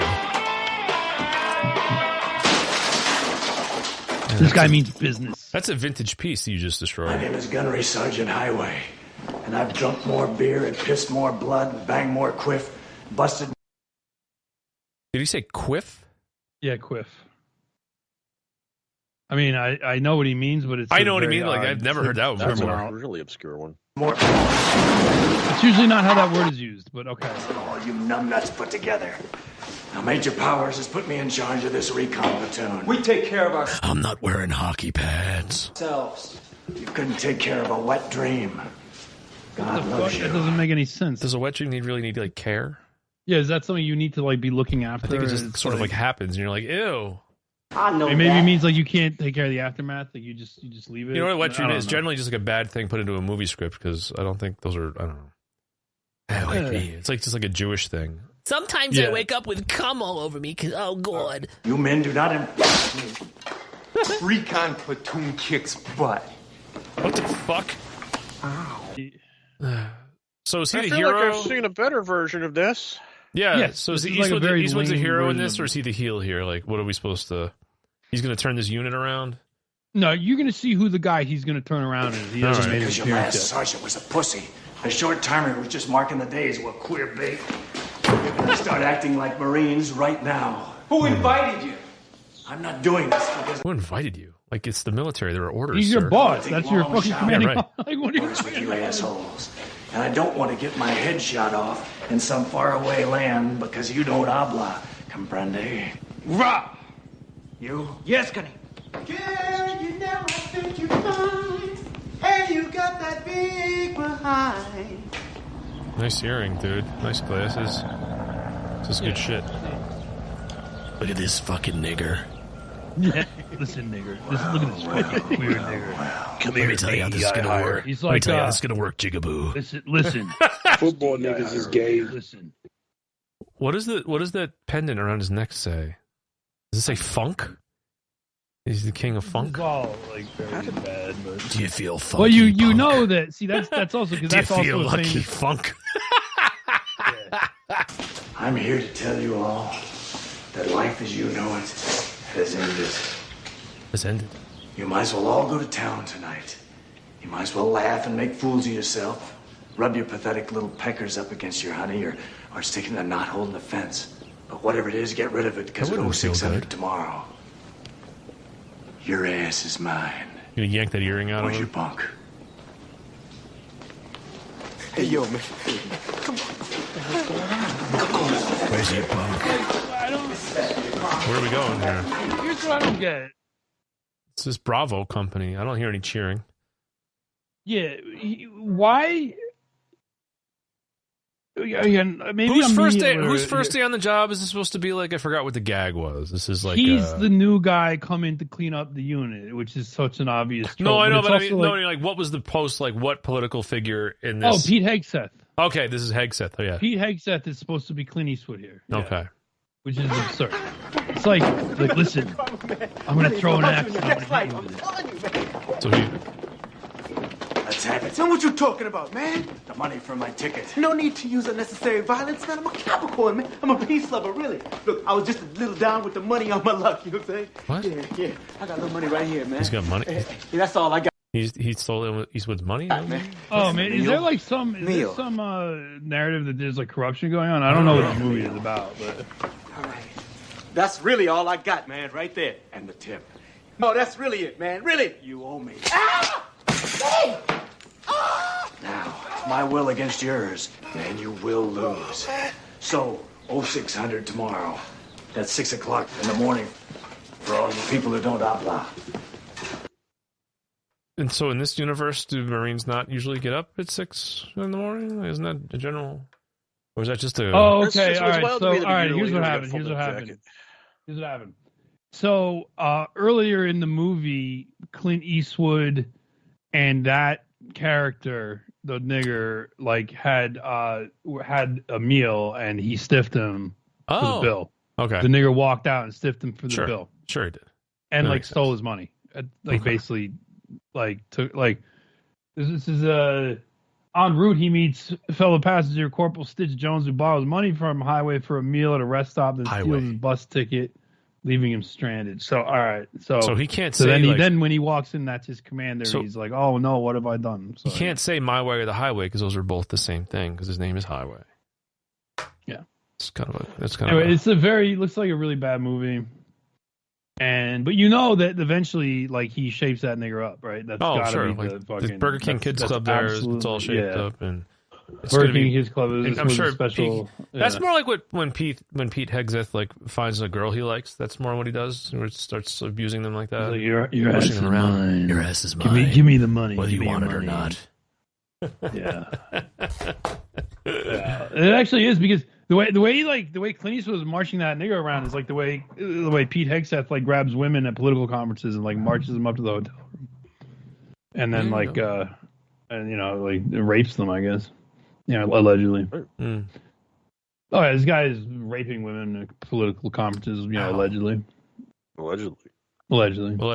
Yeah, these are all alleged. Yeah. We don't know what's true. I can't believe. Well, as we know, the real defense secretary is not Pete Hegseth. Pete Hegseth is there. The real defense secretary is Steven Feinberg. Right. Well, thank God somebody that actually knows what they're doing is in charge. Yeah, there's somebody who knows how to give money to Israel and give weapons and money to Israel. Like, you can't trust that job to just anybody. Like, Yeah, I mean, you never know whenever Hegseth might go on a bender or something and blow all his money on cocaine. Like, right. Well, I mean, when? I mean, he's just like, you want to keep him just blown out, because that way it's like, one thing you want to keep out of it, you want to make sure he doesn't have any his hands on any throwing axes, though. That's a bad situation. You don't need another guy getting a axe to the upper shoulder area. Cerberus Capital Management? Yes. Oh, so you looked up Feinberg. Talk about a nefarious sounding Yeah, organization. it's like, look, with like 6 heads. How many heads? 3 heads? 7 heads? Depends on which one you look at. I don't know. So yeah, my capital management literally guards the gates of hell. Okay, that sounds about right. Seems legit. But yeah, no, he's it's like no. The funny thing is, people are like, oh, he's got no experience. I'm like, he's Jewish. He's got a lot of experience being a Jew. That's what matters. Oh, they also own DynCorp. DynCorp, isn't that's some? Is that's some like? They built these robotic killing machines, right? These things that had like 40-watt like laser. No, they weren't laser. They were plasma rifles. 40-watt plasma rifles, something like that. Should we look at Bannon and Douche Hat real quick? Yeah, let's watch. Before we just coast into the end of the show here. Yeah. Let's see what these idiots say. All right, Steve, you ready? Born ready, sir. I know. Born fighting. If we don't have a fight, why are we populists? If you want to deliver a long monologue about the genius of Elon Musk and Silicon Valley, if you've had AI, an AI write one for you, we can do that too. But no, I've got a very specific take on the oligarchs. I'll share it with you. The oligarchs. That'll be good. I'm Ross Douthat, and this is that how you say that? Yeah, Douthat? Yeah, doubt it. Douthat. I had no idea that's how you said that. Can't call him Douche Hat. Douthat. You can call him whatever you want. I'm Ross Douthat. Douthat. It's a matter of opinion. We're hosting conversations about the different factions and groups and ideas. Oh my God, this is an hour and 10 minutes. I thought there was going to be a little clip here. Contending for influence in the second Trump administration. Last time we talked. obviously. But Oh, we talked to Mark Andreessen, not his handler. We didn't talk to Mark Horowitz. Andreessen, the Silicon Valley venture capitalist who's a representative of what you might call the tech right, one of the newest factions. Yeah, he's the front exerting guy. its- He's the front guy. He's a front guy, and he's the guy that like would have been like he wouldn't be able to do what he does. The business had Kamala and Biden's little tax bill go through. Yeah, Mark Andreessen is also he's like the whole that he was never located as like a conservative ever before, and neither was Andreessen Horowitz. If anything, they were. I think they stayed out of politics generally, but they would probably be more located. Well, he's going to call. Don't worry, Bannon is going to call them oligarchs. influence within American conservatism Because this video is called "Broligarchs versus Populism." and the Trump White House. Broligarchs. This Where time the I thought solar, we'd go where a the little. Evolian solar peoples, Oligarchs. They don't exist because no one cares. because that's fake. Yeah. A little more OG and talk to someone who's been associated with Trumpian populism and the MAGA movement almost from the start. And that's OG, is that one like old Goy? Steve Bannon. Steve is joining me from Original Washington, Goy? D.C. Steve, thanks so much for being with me. Ross, thank you very much, but I got to correct you right out of the box. Please don't tell me, because I read your column, that you didn't consider Mark Andreessen a part of the right. Mark Andreessen and the oligarchs He's doing petty boundary maintenance. are nothing but a bunch of progressive leftists that had, most of them had their Damascene moment at, I don't know, between 10 and 11 o'clock on the evening of 5 November when the Trump movement won Pennsylvania. So, no, I think the oligarchs I don't think that's true. not conservative. But he's. I'll agree with you that they historically have not been conservative, but they were in the tank long before that, long before 11 o'clock election The Trump night. movement, which doesn't include. Does the Trump movement even include Bannon anymore? Like, is he just clinging to it from like the rear? Because they fired him in 2017, right? Like, I don't know. Have you ever looked at a photo of Mark Andreessen? He's kind of got like this cone head. Like, Yeah, he's like a yeah. He looks I know like what Mark he Andreessen might is. be related to Matt guy. I feel like I've been seeing Mark Andreessen do annoying tech interviews for like decades. Yeah, I've seen the guy. They're not, So certainly not on the moment. right. And so everything they're doing, crawling on their belly to try to get into this movement and pollute this movement. Wow. Because they see the raw political power of this movement, I find disgusting and revolting. All right, so we're doing a little role reversal here. Like, no, like Mark Andreessen, like they are the MAGA movement. Bannon's on the outs. Like, I don't like where does Bannon stand with these people? I mean, he's out here doing, these petty, he's doing these doing petty boundary maintenance, but he's pretending that he's this like populist force, and like he's it's like you're not the Trump movement. Like he's doing an illusion. Is he lying or is he this deluded? Like, He's I don't know. presenting himself as yeah. one of the architects of what's going on right now. But he's not. Of the executive order blitz that Trump was doing. At least I'm not saying it's true. I'm saying that's how he's been presenting himself. And the New York Times has been happily playing along, and they've done a column on him like every day for the past several days, and now they've got doubt that. I doubt that. All right, we're going to get into that. But first, I thought I should do a little resume. All right, we're going to doubt that. But first, refresher, just at the top about who you are. We know who he is. It's a detailed resume. Right. One of Trump's leading Elon Musk. Studied under Michael Porter, the great theoretician of competitive advantage and globalization. He became an expert in intellectual property, met Andrew Breitbart, and helped him finance Breitbart. And then Andrew died tragically right before the launch of the Breitbart site. It was his site. He died literally 72 hours before we were about to launch, and was the first really group in back of President Trump. And I said from the beginning, I only gave a year of my life, so I didn't get run out of the White House. I'm not so sure I was running out of Trump world. I think I've always been very depends on how you define Trump world. Maybe we get to that later. But I've been working on populist nationalism for 20 years, and I'm a hardcore populist. I'm a hardcore nationalist. Stop. Sorry, I wouldn't stop. Sorry. He just said he's not sure he was run out of the Trump movement. Like, what do you mean you're not sure? That seems like something you'd be sure about one way or the other. Yeah. Like, you just don't want to admit that you were basically, like, granted, Trump pardoned you, but you don't have any official, you're just a cheerleader right now. That's the way Trump wanted it. Yeah. Actually, it's more like Trump wanted it, Steve. It's like, that's the way Miriam wanted it. That's the way Jared wanted it, Steve. The way Jared wanted it, that's even better, yeah. Yeah, so I like he calls himself a nationalist. Like, it's like, dude, nationalism. Calling yourself a nationalist. Look at Bat's face. He's like someone fart. It literally looks like. Well, this guy's like Bannon pretending that he called himself a nationalist and not a conservative. Like, no, that was a thing that came up. That came from the alt-right, calling yourself a nationalist. Like, you were smart enough to like sort of try to harness that energy. And here's something that Bannon is pretty good at. He's good at He's good at like looking at what's out there. Because what is actually surprising and in a way what's his face, the Jew we just heard, the Kieferman, what Kieferman was saying. Oh, Kieferman. Lomez Kieferman. His real name is what? Jonathan Kieferman.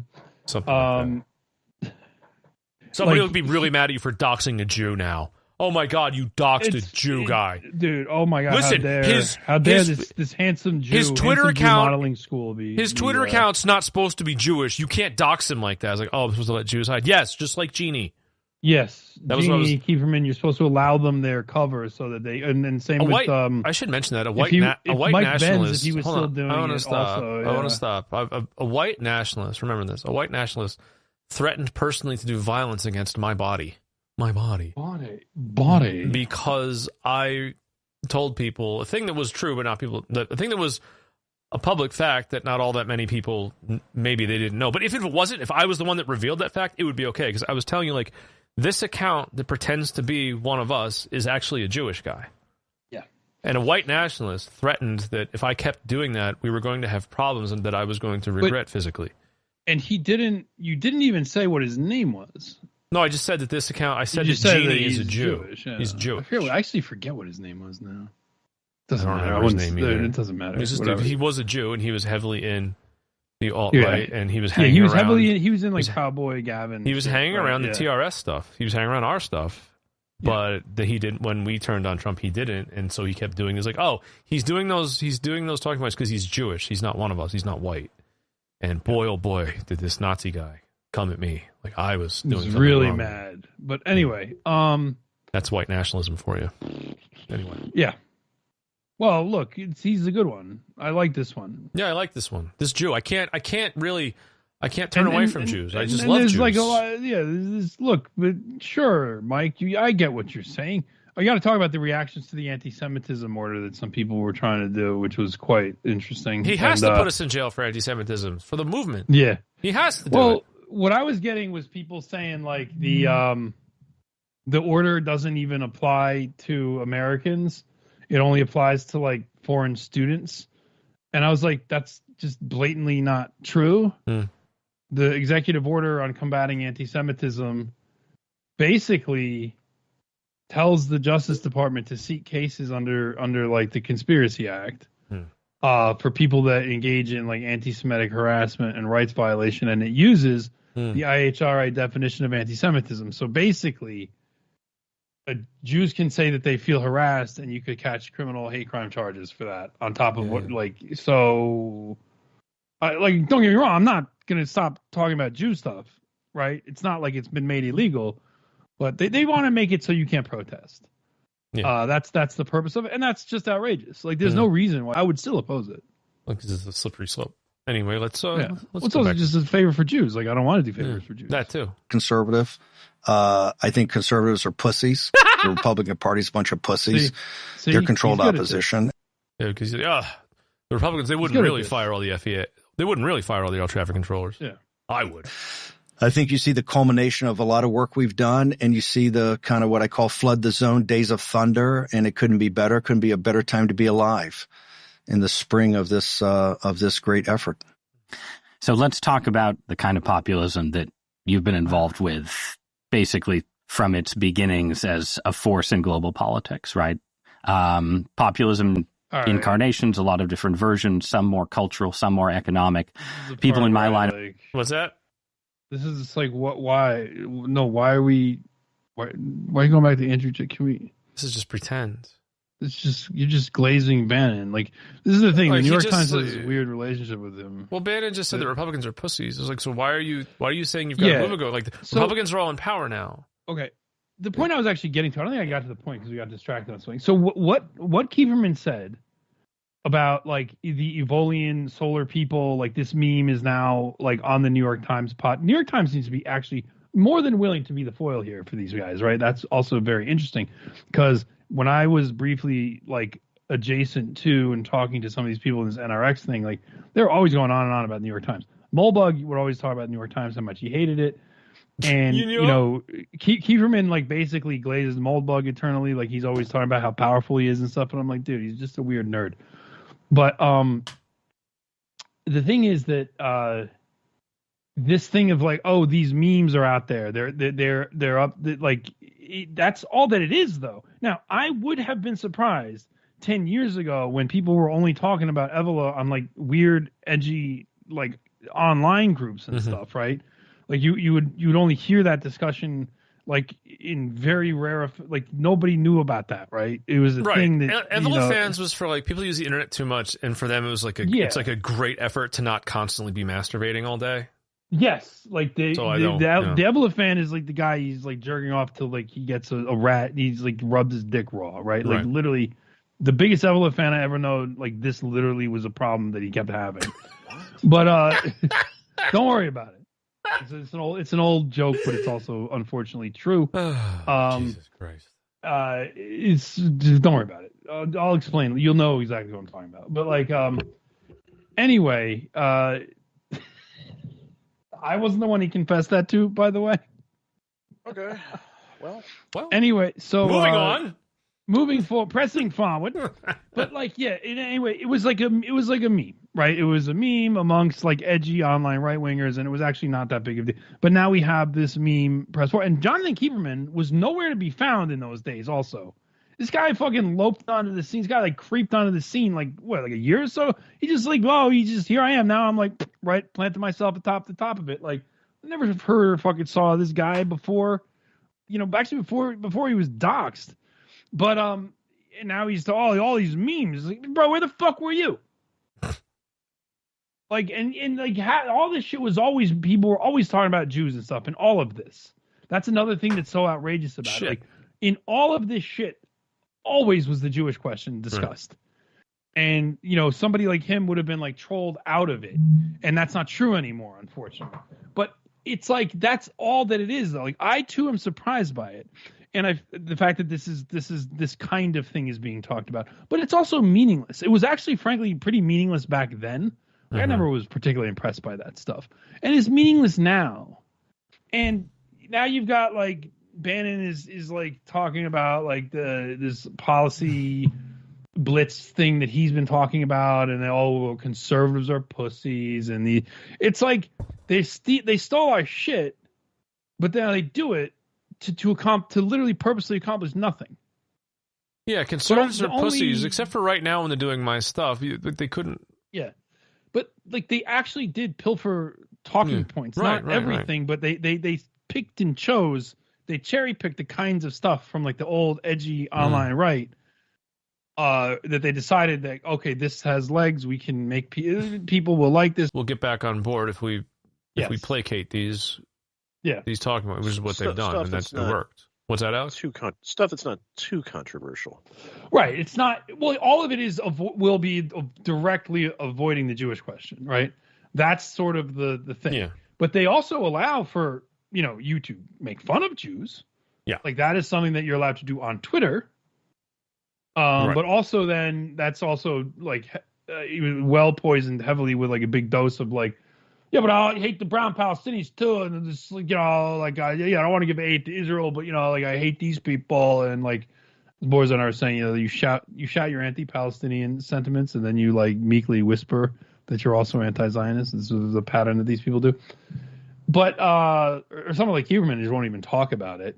Matt Walsh has been out here now, like trying to farm clout, saying like, oh yeah, we should cut off all aid to Israel. I've always been for that. Like, right. Okay. So what you're doing is you're saying that, and oh god, you're farming clout and credibility by doing so, but you still work for Ben Shapiro. Right. He was also pushing around the 4chan meme, the lie that the helicopter pilot was a tranny.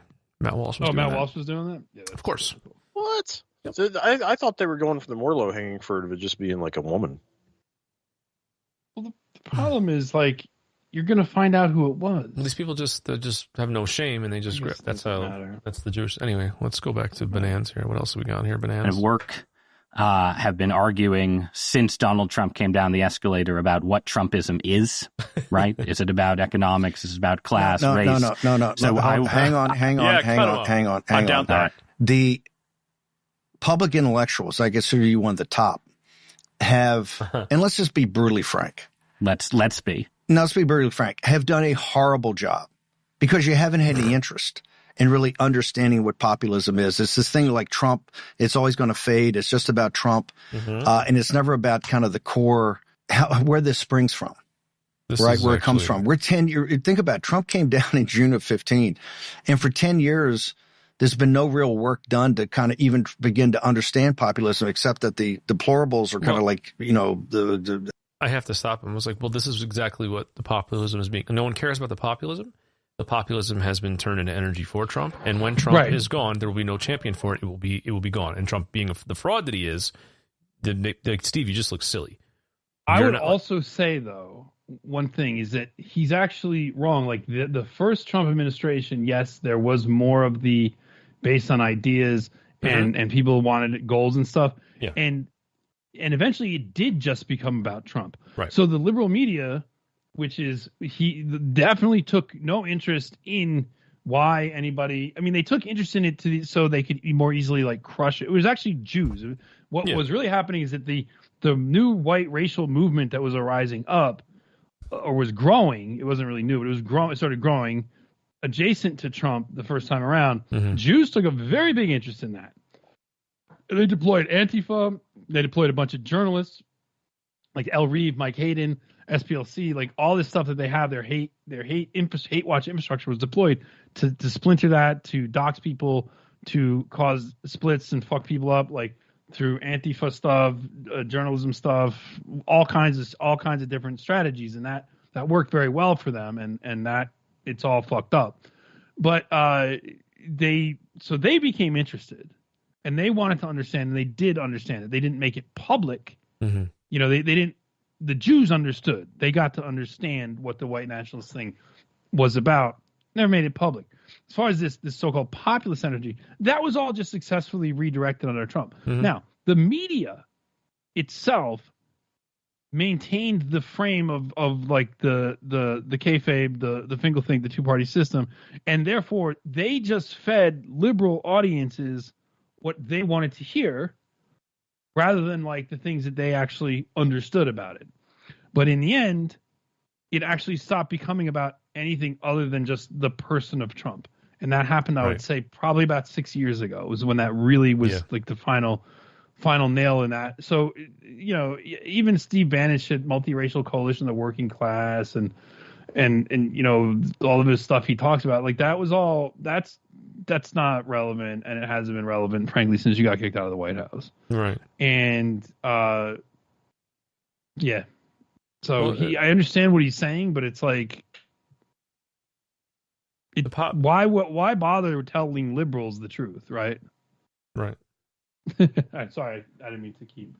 No, that's right. It's just like your populism at this point is just irrelevant because, like you said, it got redirected and it got harnessed. Yeah. And when Trump is gone, where's it going to go next? I mean, I guess some amount of it is going to remain engaged in Republican Party politics, but without a Trump figurehead, I don't know what it's going to be able to actually do. It's going to be able to deliver wins, and it's not going to get anything done policy-wise. Like, yeah, I don't know. Like he's making hay while avatar is going to be. He's like making hay while the sun shines of those executive orders. But where's he going to be in 3 months? Like, what's it going to look like in 3 months? And he's just going to be on his show talking about this, have like no voice, no power, and it's going to have no results. I do wonder that, given that this is what the GOP is now. Yeah. Who's the inheritor? I mean, Vance theoretically would be the guy that they were trying to set up as the new inherit. But that's he is anti-charisma. You can't give it to Vance. Somebody has. They have 4 years to find somebody. Yeah. It's going to be hard because they don't have anyone. Somebody that can perform. Somebody that can be like sincerely like rude to the enemy to the point where it doesn't make people want to cringe and, you know, be engaging. Nobody. They don't have anybody else who's like Trump. No one has that charisma. It's like it's a rare thing. Yeah. It's a gift this guy has. They don't have anybody. I mean, other people can do it, but they don't have any of those people. The other party doesn't either, but they just have to get back to normal, and they'll just beat through force of numbers of. They've got like some people. They've got some. Their bench is a little deeper. Well, but they just have normal politician charisma. Yes. They don't have Trumpian charisma. They don't have this over the top. The Democrats persona. don't need that though. No, right? that's what I mean. They don't need it. If you on even levels of politician charisma, they win because of the demographic picture and because of the way Democrats are conservatism distributed is around the country. repugnant. Yeah. Right. Like conservatism is legitimately repulsive. This is one of the annoying things about American either or democracy is so by this commentariat's own the conventional wisdom, every election is pretty much decided by who can sway the most independents that are in the middle that don't have a party affiliation. And basically what you're looking at here is there's not really an ideological victory that carried Trump forward. It's like the economy was so shitty. Yeah. And Kamala ran on, actually, the economy's good. You just don't notice it because you're a poor fat. That's not a good message. Right. And Which Trump, is now what the Trump people themselves are saying. Yeah. And now Trump be like, everything's expensive. It's not going to be. It was, gas is just as much as it was a couple of weeks ago. And eggs are now, my wife said $7.50 for the dozen and a half box at Walmart. And, where's that all going? Nowhere. So it wasn't like people suddenly wanted. I mean, I guess maybe there's some heat with the migrant shit in the Haitians, but that was just the internet. I don't know. But it's wanted a better economy. They wanted less inflation. And what are the independents going to want in 4 years? Are they going to want to go back? His ideology didn't win the election. No.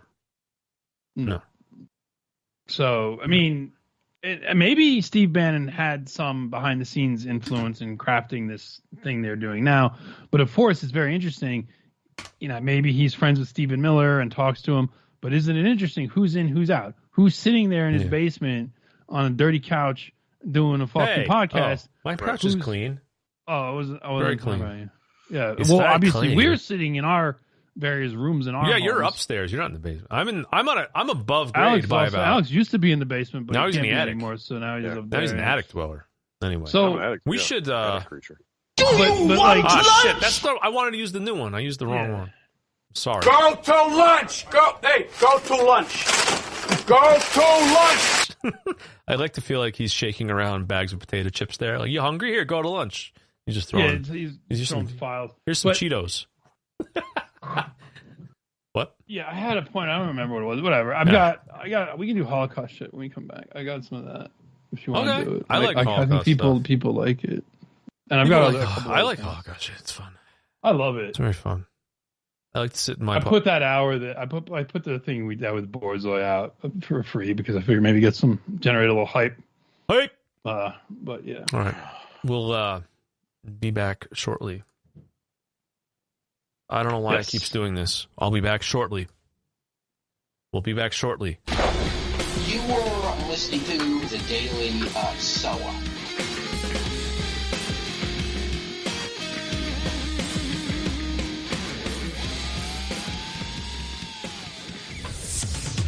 This is the Merchant Minute. From Al Jazeera, Egypt and Jordan have both rejected the suggestion by U.S. President Donald Trump that Gaza should be cleaned out and what remains of its pre-war population of 2.3 million moved to the two neighboring countries.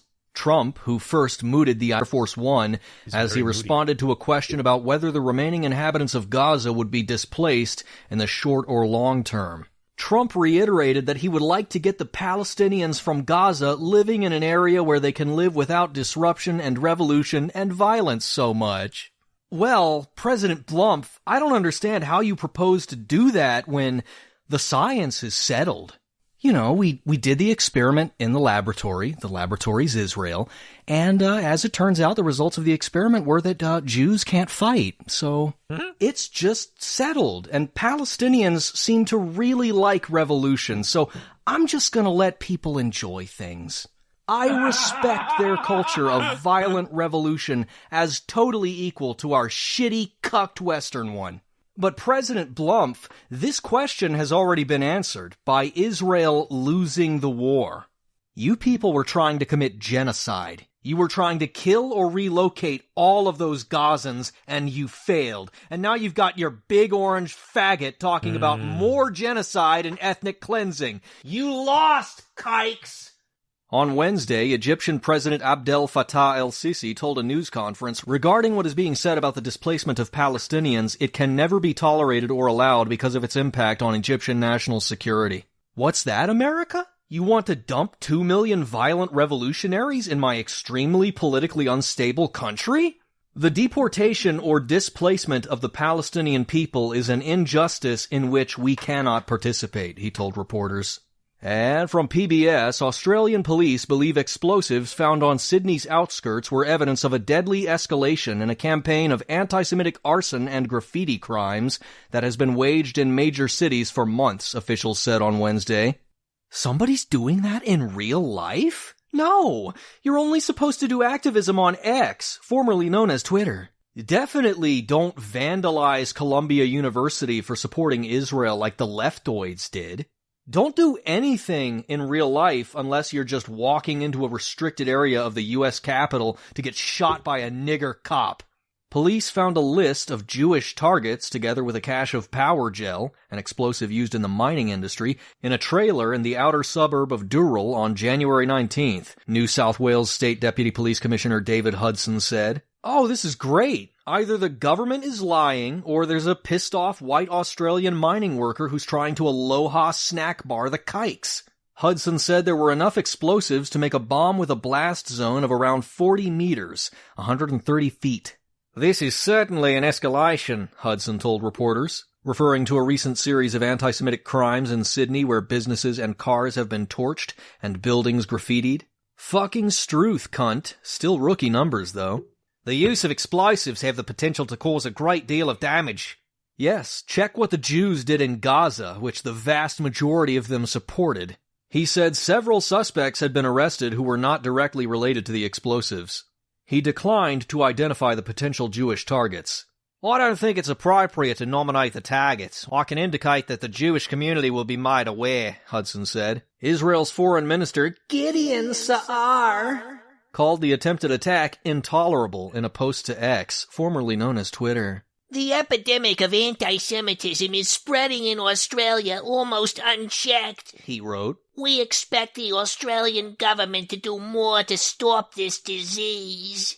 And from JTA.org, Jewish groups are offering mixed reactions to President Donald Trump's latest executive order on anti-Semitism that suggests that foreign-born anti-Israel student protesters could be deported. Some say the order is taking advantage of Jewish fear to erode civil liberties and stoke fears about immigrants.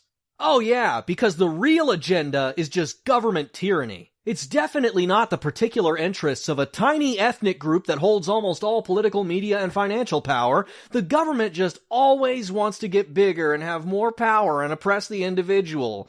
Yeah, I remember this libertarian horse shit. Yeah, that's why the COVID restrictions never went away, right? It's the kite, stupid!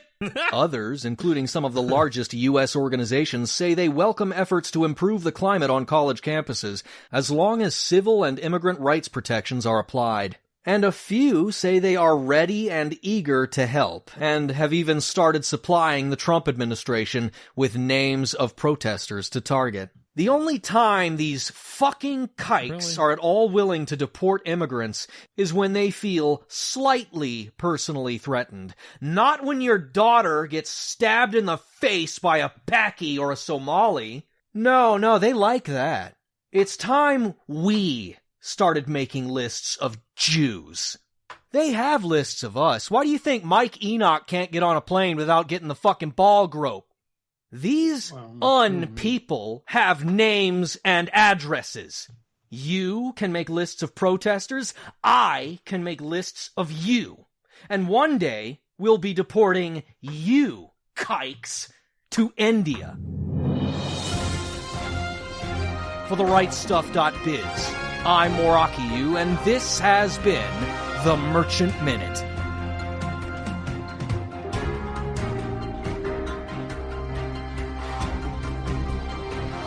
Pizza is gonna send out for you. I don't know why that's why it reminded me of that. So we're back. Welcome back. The Merchant Minute. Let's get that out of the way. Get that out of the way. VLC Media Player. Oh, okay. If I right-click on it, all right, I'm going to quit. Quitsies. We've got a couple videos that we're going to play before we get into anything. Can I have my browser back? Can I have my x.com, currently known as Twitter? So we got some Polacks here making waves, right? Big news. Polacks? Some Polacks. Good. There we go. Colleagues, can I ask you now to join me in observing 1 minute of silence in memory of the victims of the Holocaust? Can I please ask for silence from the gallery? We will now stand for a moment of silence in memory of the victims of the Holocaust. This guy's gonna start yelling, right? I already heard yelling. No? Let's pray for the victims of the Jewish genocide in Gaza. Yeah. Fuck yeah. Pray for them. Fuck the Jews. Fuck the fake Holocaust. Thank you very much. Thank you very much. Thank you, everybody, for praying for the victims of the Jewish genocide in Gaza. Mr. Brown, you leave the chamber now. This is so gay. Now. Why are they speaking English? Is this a dub? Like the default language of the... Colleagues, can I ask you now? Far right Polish EU. This is just a humiliation ritual. This What the fuck is wrong with you not people? far right. He's a perfectly normal person. I don't like What's the way wrong they with try you to.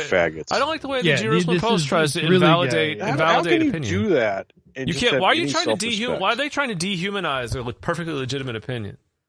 Don't call him It's far a right. protest Don't to, try to like, invalidate. There's no you don't get to invalidate his position, his political. Like he wants to pray for the victims of your fucking disgusting kike people and what they're doing in their illegal war that wouldn't exist if America wasn't in your pocket.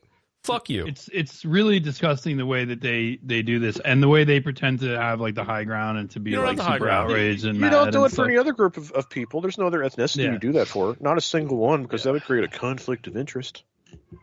And unlike the Holocaust, we know where the bodies are when it comes to Gaza. So then we also have, just to put a point on last hour, here is Joe Ellis, whatever. Joe S. Oh, okay. All right. Wait, what is this? Oh, don't worry. I know. Just Twitter. Just like, okay, this video's muted though, so I'll unmute it now. Interesting morning.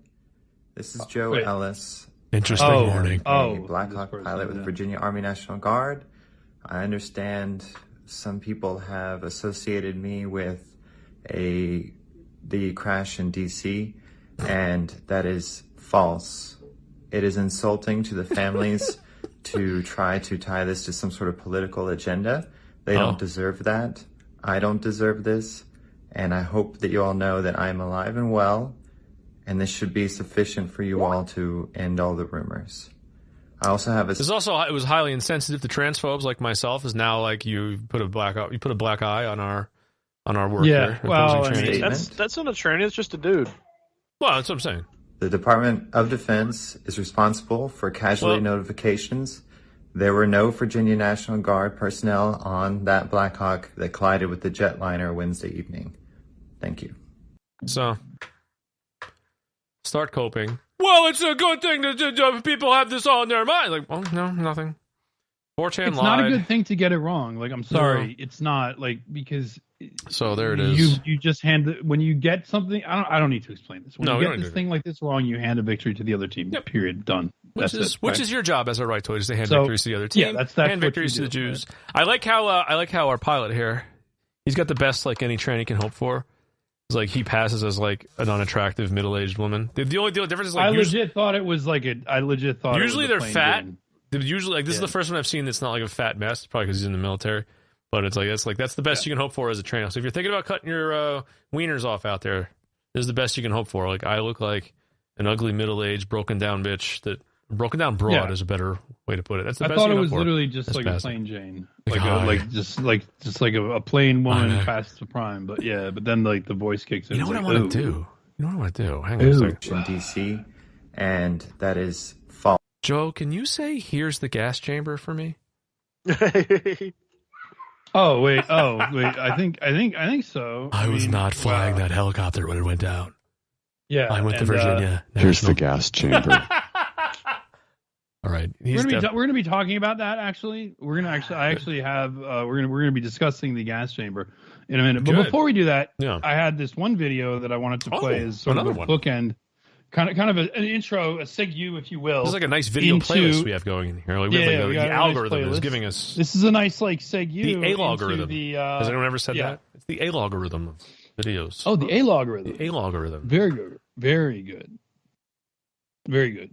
I'm trying to. So this one is this is to talk about this anti-Semitism executive order that Trump passed, and I'm gonna just refute. Like, there's a few people that made this argument, including one guy who was on my timeline, and Andrew Torba, and some other people. And I'll just summarize the argument rather than like read what they say because I'm not, I just don't feel like going and finding. Is this the video? Do I have the right video? Yes, that's exactly the one. Okay. You want me to play it, or you got commentary first? Yeah, play the video. Okay. This is crazy. This is like recent. This is recent. All right, we have volume. Here we go. Now, when President Trump signed the executive order on combating anti-Semitism. Jesus Christ. From here on out, get those Trump flags high. Get them high. Get them high. Is this in Morocco? Get them high. From here on out, anti-Semitism will be forever recognized as a hate crime, as it should be. President Trump is stomping on anti-Semitism in college. That? Well, the retard's at this rally. Listen to what he says next. Stomping on anti-Semitism. Come on. Trump is stomping on anti-Semitism on college campuses and universities. Stomping on it. Because from now on out, anti-Semitism is a hate crime under Title VI. I mean, can you imagine like a less inspiring, like battle cry at a rally? Like, we got. I saw some tired cope somewhere about how this. Well, at least we're getting foreign people out of the country with this. That's fucking retarded. Because one, get the foreigners out. First of all, the number that you're actually going to get out, if any, I still maintain you will not get a single one out under this. This is a measure to remove their right to protest and speak out of foreign students, which, remember, foreign students, it also includes European students. You better believe if there's a European exchange student over here that has participated in anti-Israel rally, they'll get kicked out. But even so, what are you talking about? Like, let's say you get, 5, 10 kick. That literally makes zero difference, and who cares? Also, like, I would completely oppose that, because Jews absolutely do not deserve to have this special privilege. That is far worse than like a few foreign exchange students. And if the foreign exchange students that are here hate Israel, then it's actually not even all that bad. I just reject the entire thing. Like, there's no argument here. Like, Jews are dictating who gets to be deported. What I want to deport everyone. I want to deport everybody, especially right away. No, but like this, you're just handing once again signaling like, I love it when Jews are in charge and they do stuff. And that's why I just want Jews to keep being in charge. Yeah. They can deport whoever they want. The cat-eating Haitians will still be there stealing your jobs. The H-1B Indians are still coming. The Beaners are still picking lettuce and shitting on it, and you get nothing. But you're arguing on the basis of what will this do or not do. It will do nothing. Stupid. It will further solidify Jewish power and its hold over this country. Well, it already that's has. What it does. And the cope that this is first of all, there was that retarded British guy who does some YouTube channel on like Hitler videos, who was saying like, no, this is great, get the foreigners out like by any means necessary, and everybody was like, you're retarded, and he was trying to stick up for that position, and then I think a bunch of like rightoids came to his rescue. He's like a whitoid, and then the worst was that people were like, let's not get like the other thing is, and Andrew Torba did this where he's like, it's like, don't panic, sure, it's like a bad look, but really, this doesn't apply to American citizens. It only applies to foreign students. As we said, I don't care. Fuck you. But they're also just wrong. They're also just wrong. I mean, the order, I have it right here. It's not that long, but I'm not going to read the whole thing anyway. But I'm going to just read a couple pieces from it. Section 2, policy. It shall be the policy of the United States to combat anti-Semitism vigorously using all available and appropriate legal tools to prosecute, remove, or otherwise hold accountable perpetrators of unlawful anti-Semitic harassment and violence. That does not in any way limit this only to foreign students, although there is mention made of that. Then it says the Attorney General this is Section 3, Part C. The Attorney General is encouraged to employ appropriate civil rights enforcement authorities such as 18 U.S.C. 241 to combat anti-Semitism. 18 U.S.C. 241 is a conspiracy act. So, like, basically, he wants to. He is directing. Yes, it's conspiracy against rights. It's part of the Civil Rights Act. Conspiracy against rights. It's all the shit they went after us for in Charlottesville, right? Shit that they go after you for when you protest in a way that the government I found the code doesn't post from like. Torba. I've got it. So right here. yeah, you can go. Not ideal or good. We're supposed to be dismantling the Civil Rights Act, not invoking it to protect a particular tribe from criticism. That being said, it seems crafted specifically as another way to get more foreigners out of our country. Torba's just a moron. Just shut up and stop. He's just so like, fucking that's not stupid. True.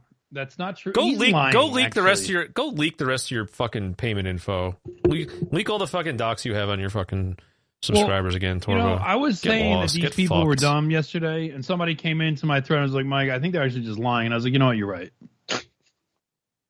You made a good point. I think they're just fucking lying. I think these are people. He has more though. He says when you cope so hard, you just become a liar. Yeah, the First Amendment will always be our beachhead. And there good luck with will likely be cases that arise from the enforcement of this that will win on 1A grounds if used against U.S. citizens. Why should people have to go through that? How does that look? So at the end of a very long and expensive and grueling legal battle, like the First Amendment, like after you've been ruined by this. You win. I eventually. happen to actually agree that that probably you could fight this, but at the same time, you shouldn't have to. Why do Jews get to inconvenience people like this? Right, because usually white nationalists generally don't fight. They've generally been over. That's how the First Amendment works, Mike. Is you have to have a legal team before you say stuff about Jews. Right. Yeah. If you're gonna actually use your rights, you can't expect the government to uphold them. In fact, you can expect that Jewish interests will come and attack you for them, and then you're going to have a massive war chest in order to fight back. And all of this is actually, I mean, I know it sounds bad, but obliquely, it's like in the interests of white Christians to do this kind of thing. Supports them somehow. Well, because then a brown person might not be in college. Well, because white Christians love Israel, so of course it's in their interest. They're their best. They're the greatest ally. There's no greater ally to Israel than white Americans, white American Christians. Well, that's the best. Look, it just sets precedent that we can kick brown people out, right? Like now we've got to. Once that's set, then we can just do. Well, look, shut up. We can use this, dude. Like, look, we can use this. You don't get to. Then why aren't you using it? We can use it. Well, then why aren't you ever? Then why don't you ever use anything? You never use anything, including your guns. Look, just get all the way off my back about never using anything. No, never. I'm on your back forever. Just call me monkey. I'm not going to do anything about that either. Never going to get off your back because you suck. And I'm also never going to do anything about you being on my back. Oh, I didn't mean you. Because I don't do anything. No, I'm joking. I'm not saying you. I get you. I'm in character. I thought you were getting like all meta. I got confused. No. I was saying in character as the conservative. I was just wondering, like, which part of like this process of just Jews getting whatever they want? The entire process. We get something like.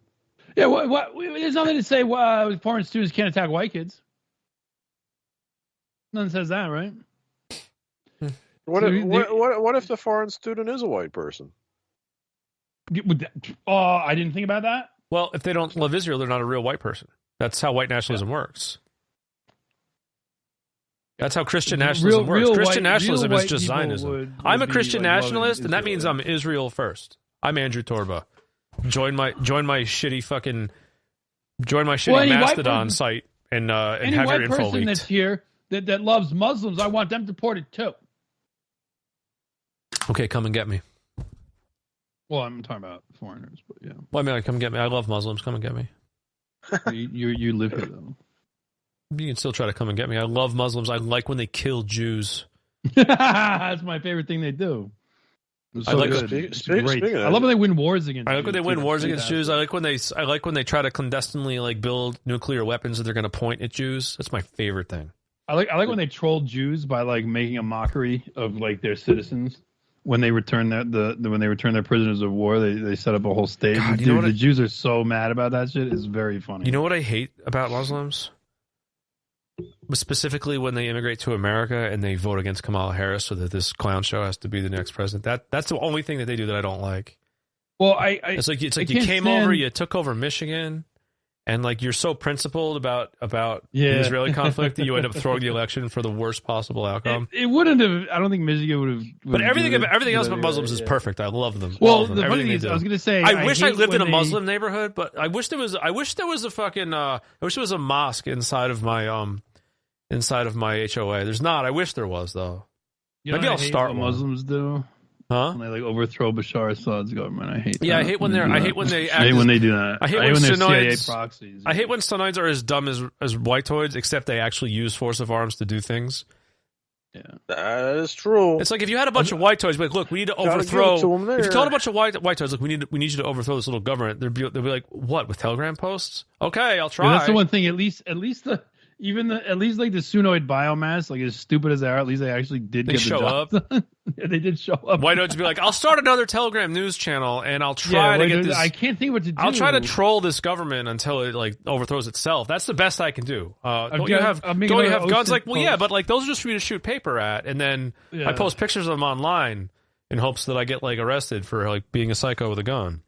You know, I was going to say that what I hate what Muslims do is I hate when they move to America and become part of like the gay-kept, gay-ass liberal Palestine. I hate when they move. The problem is that's all Christians that do that. I hate when they move to the West and they assimilate and they turn into faggots.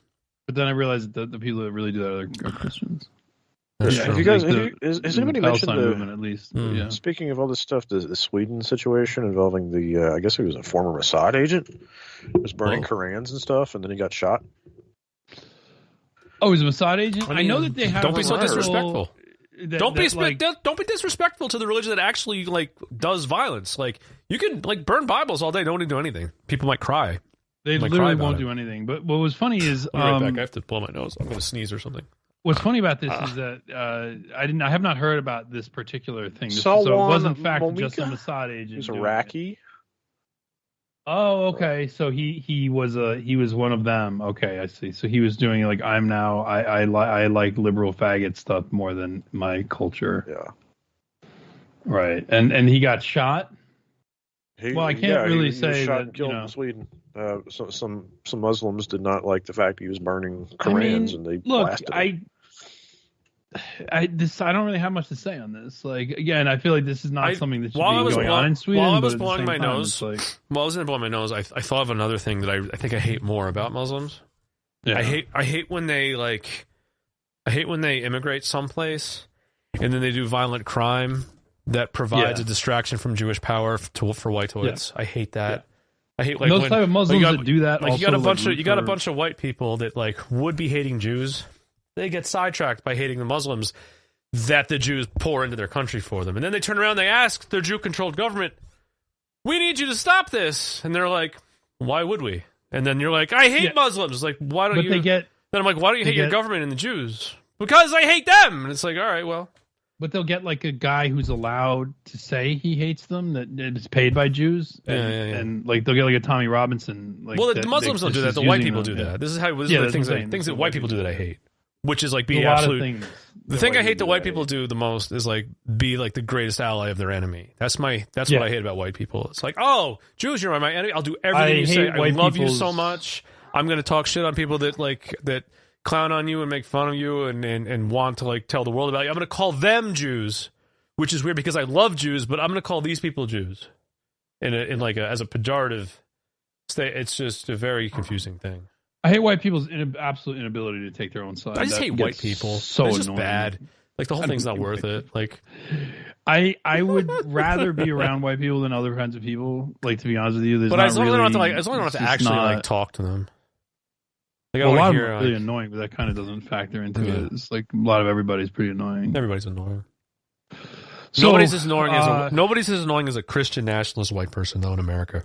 That's just a person who is a Jew. You know what a good white person is? Convert to be a Jew. I like a good white American that has like no clue about anything sociological or political. You can just talk to them about nothing. Those are the best white people. The people that don't like have an opinion, so they don't feel the need to like spout off and be loud. Increasingly rare breed. Yeah. Because the media saturation of this bullshit is so fucking it's so dense. So dense. It's like literally. The media overwhelming of the narrative is somebody that has no opinion. Like this close to somebody that does a ton of drugs. I hate those white people too.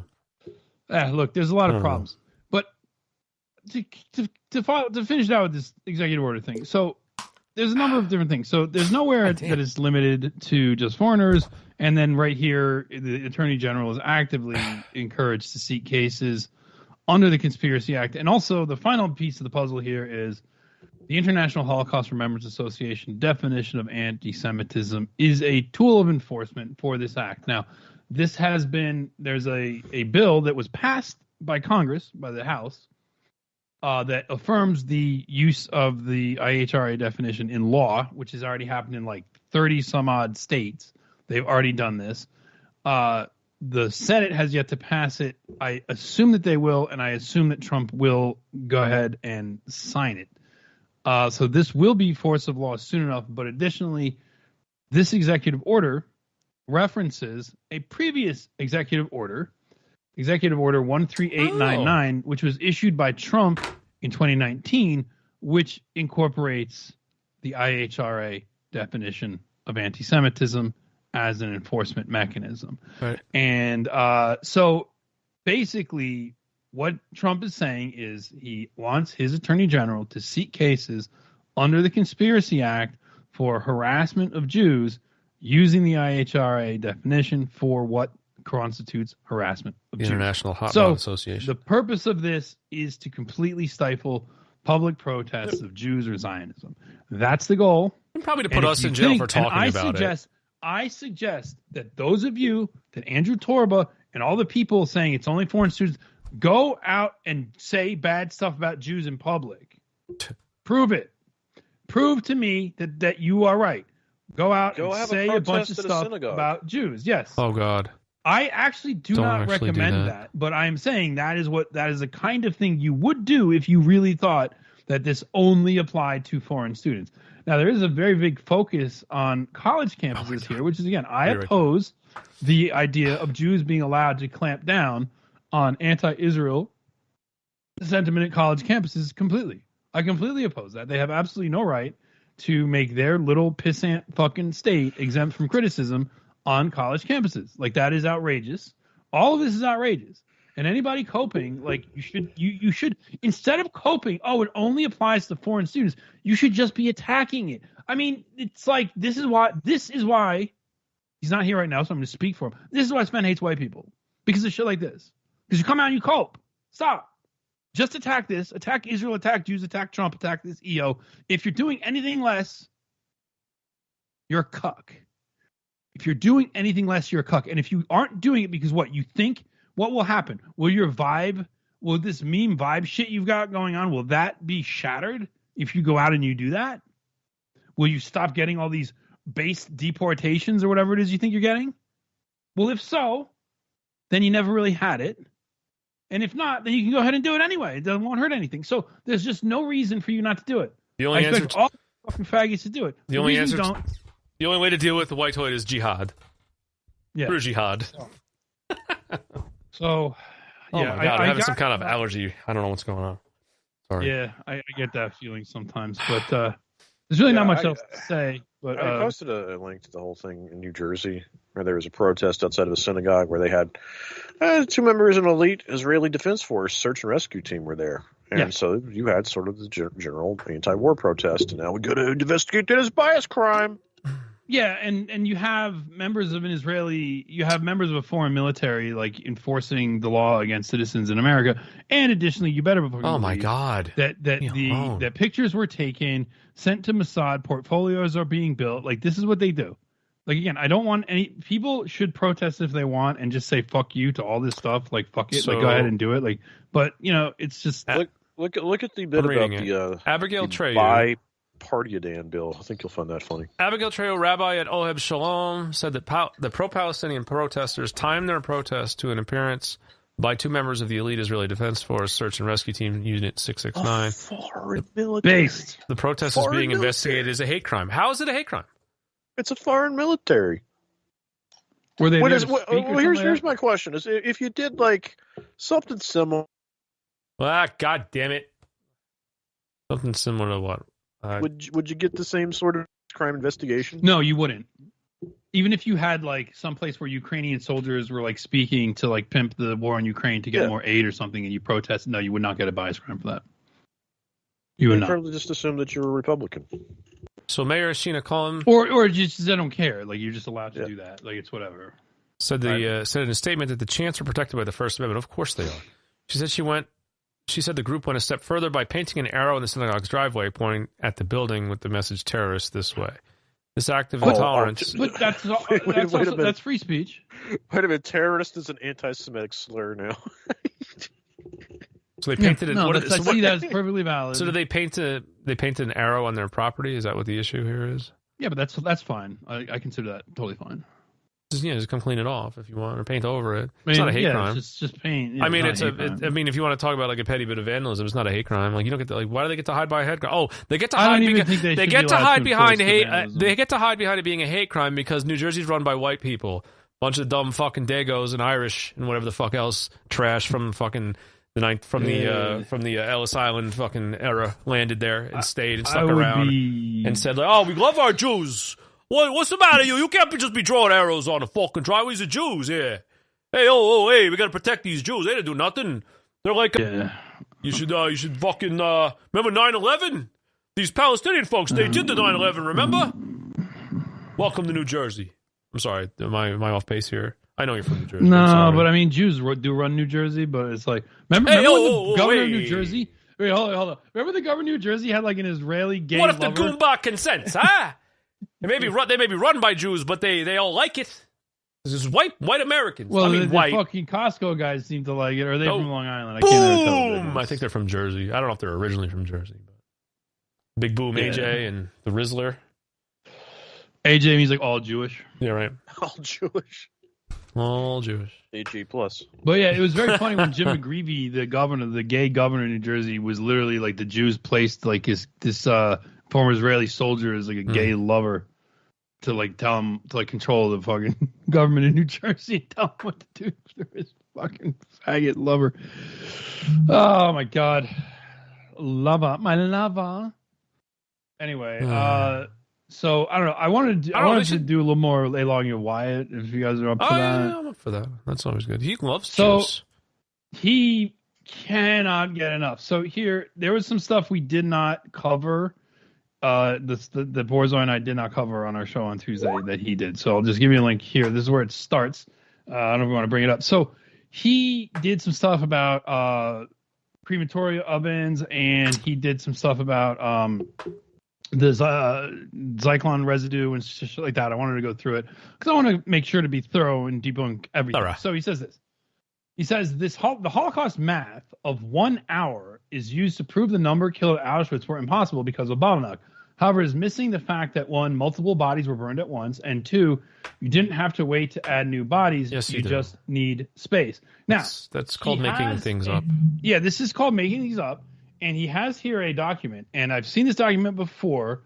Now, let me see something. Well, this is in German, so I can't read this. But I know that there's a famous document that overclaims the amount that the capacity of the crematoriums. Now, here's the translation.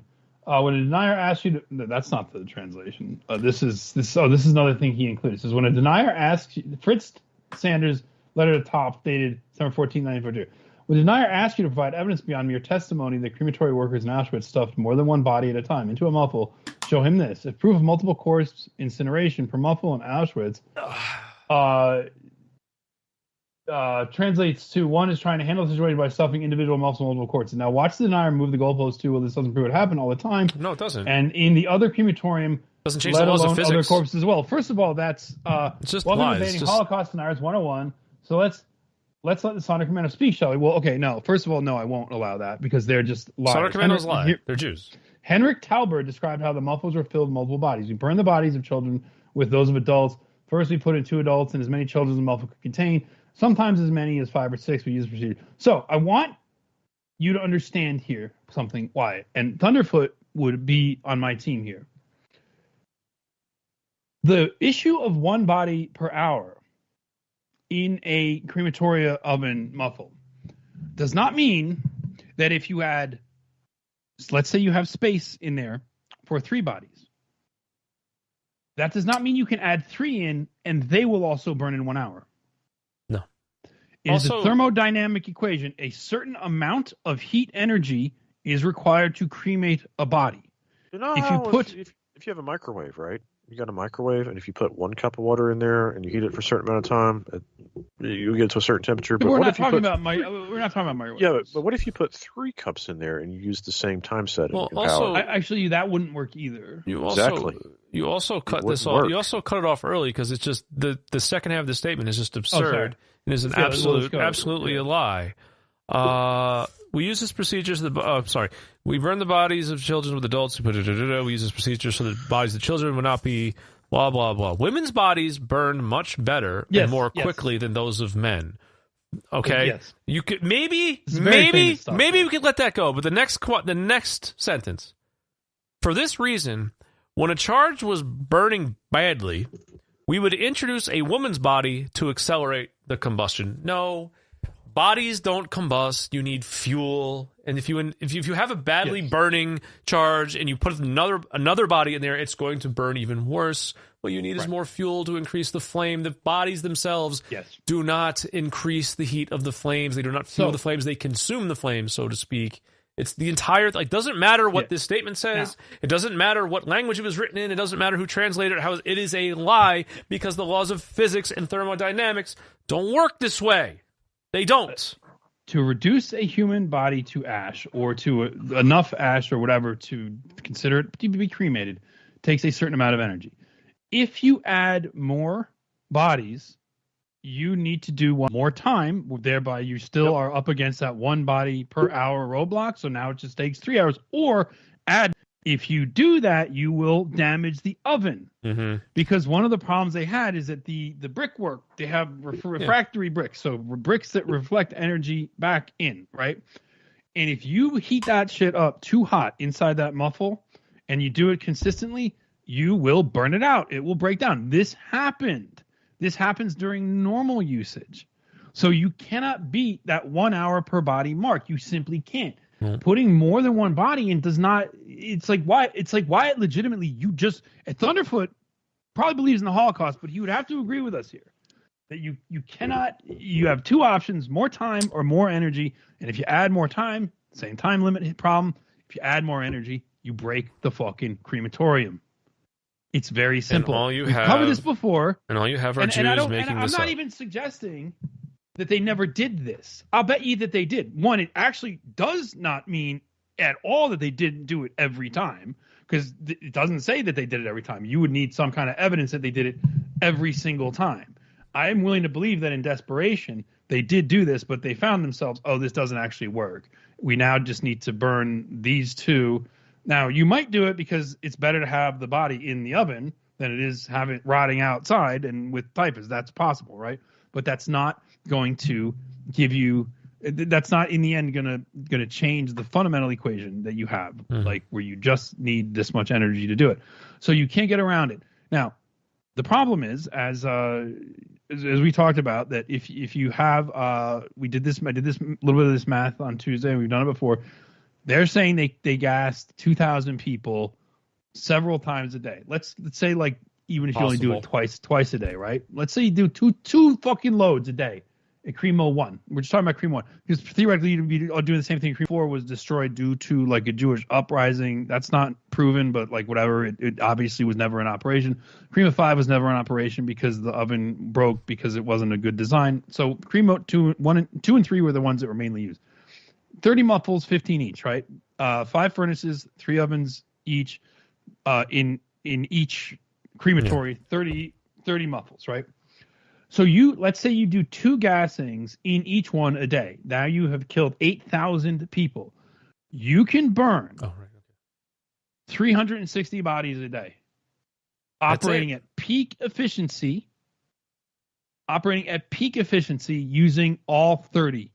Because you can get 1 per hour, and you got 30, so that's 360. And that's the most you can do. That's peak efficiency, because you cannot run them 24 hours, because they will fill up. One, that you'll break them Okay, they need a rest, and also the slag will build up, and you have to empty the slag out of the burning area. I don't know exactly how the engineering, but I do know they have to do that. And they pretend that 360 number is the bottleneck, when the bottleneck is actually, no, you're not putting 2,000 people in that room. Yeah. Oh, But you're not putting. There's no way to get 2,000 people in that room. Right. None. It's not possible. That's been gone over so many times with people drawing grids and making, and you have to pretend the cubic feet of each body is like so hilariously small that like just give it up. It's a lie. Just accept that it's a lie. So if you why just log off the internet and keep your inheritance. Like you don't. Do they require you to be online doing this? Your grandparents? Let me just. Maybe it's part of something dealing maybe with his parents, but I don't think. I think he's doing it. No, Wyatt is doing this out of spite. He's doing this out of spite. Mention him on the show once in a while. He's just an idiot. Well, I don't mind mentioning him, but no, he did this because he started hating us. So I'm saying seriously, if they did 2 gassings of 2,000 people each in each of those 2 crematoria, so that would be 8,000 people. This never happened, but let's say it's not possible. It would take them operating at peak efficiency 23 days to get rid of all those bodies, to get rid of 8,000 bodies.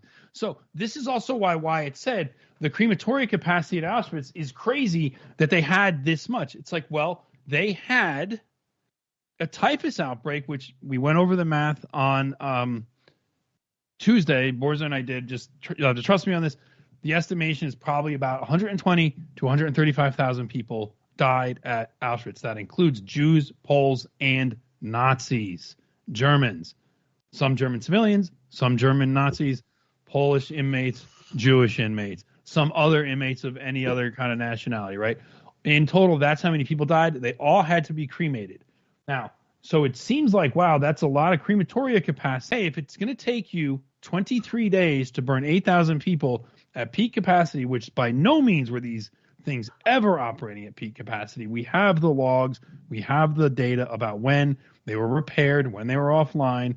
4 and 5 never really came online, were barely used, which is why they burned people outside, and that was the whole thing we talked about on the show on Tuesday. Mm-hmm. So it seems like it looks bad, like it looks like there's a lot. Well, that does seem a lot, but you got to realize, very bad typhus outbreak, and they had to burn a lot of bodies. It's not a question. Like the fact that bodies were burned at Auschwitz is just like, it's very funny because he's doing this bit where he feels like if he can prove that like bodies were burned, he can then default back to like your previous programming about this. It's a standard technique. Right. It's like, no, like bodies were burned.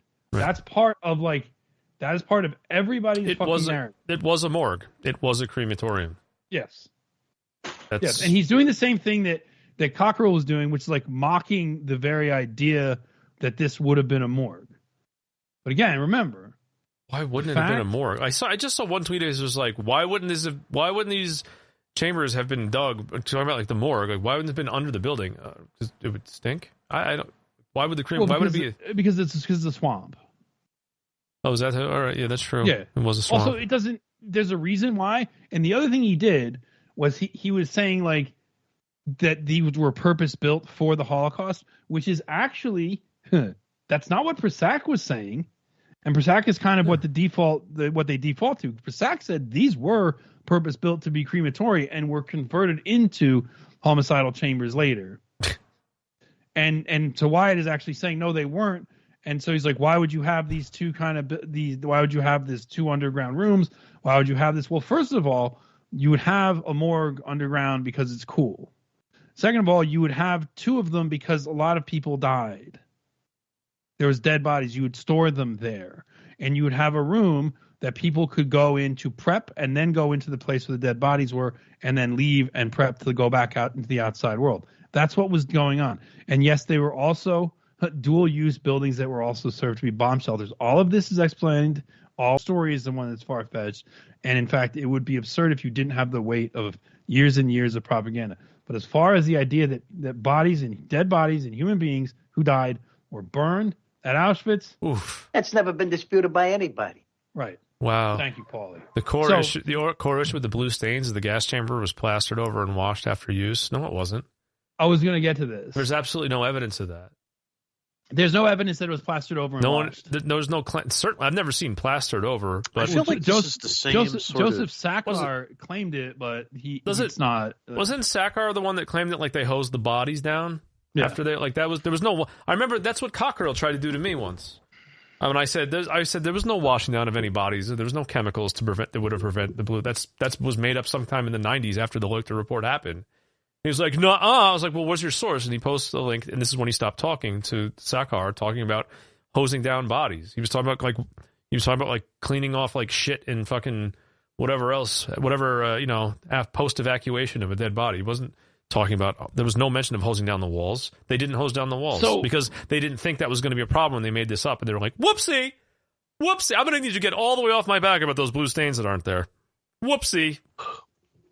Really weird. So he says another big argument is cremation. The idea that because you can ask some dude who works at a funeral home how long it takes to cremate a body on modern equipment that makes him an expert on what happened during the Holocaust. It doesn't. Well, that's also not any. I don't care about that.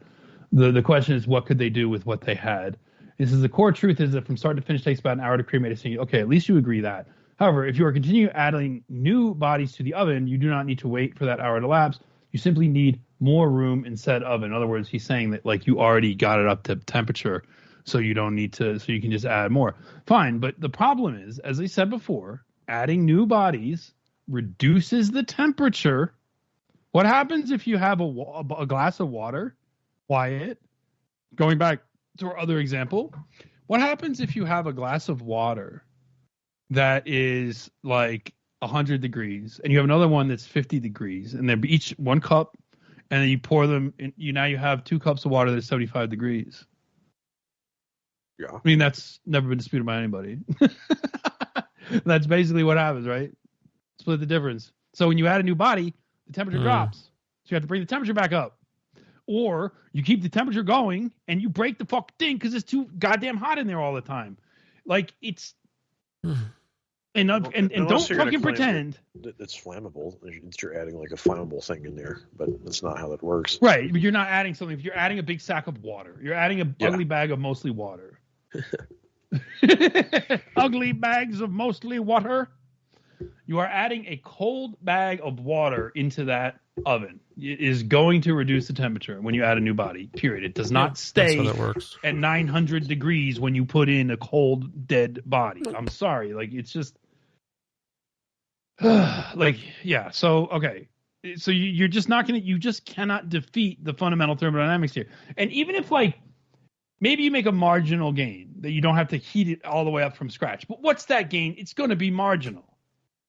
Right? It's going to be what you're going to shave a few minutes off tops. Like, and I don't even know. It'd be something you'd have to actually. Here's what you'd have to do. You know what you'd have to do? You'd have to actually do an experiment. You actually have to have a crematoria exactly configured like the one that was there, and try and do this and try and replicate it. That is actually something. All right, we need to round up like 4,000 Jews. Yes. We got to kill them all. Yeah. Just to see if we can do it. Just to see if it'll work. No, I'm serious. They should volunteer. They should. I was just going to say there should be 4,000 Jewish volunteers should come forward. And to put this issue to bed. If the fatter, the better. Because the fat burns so good. The obese fat burns real well, right?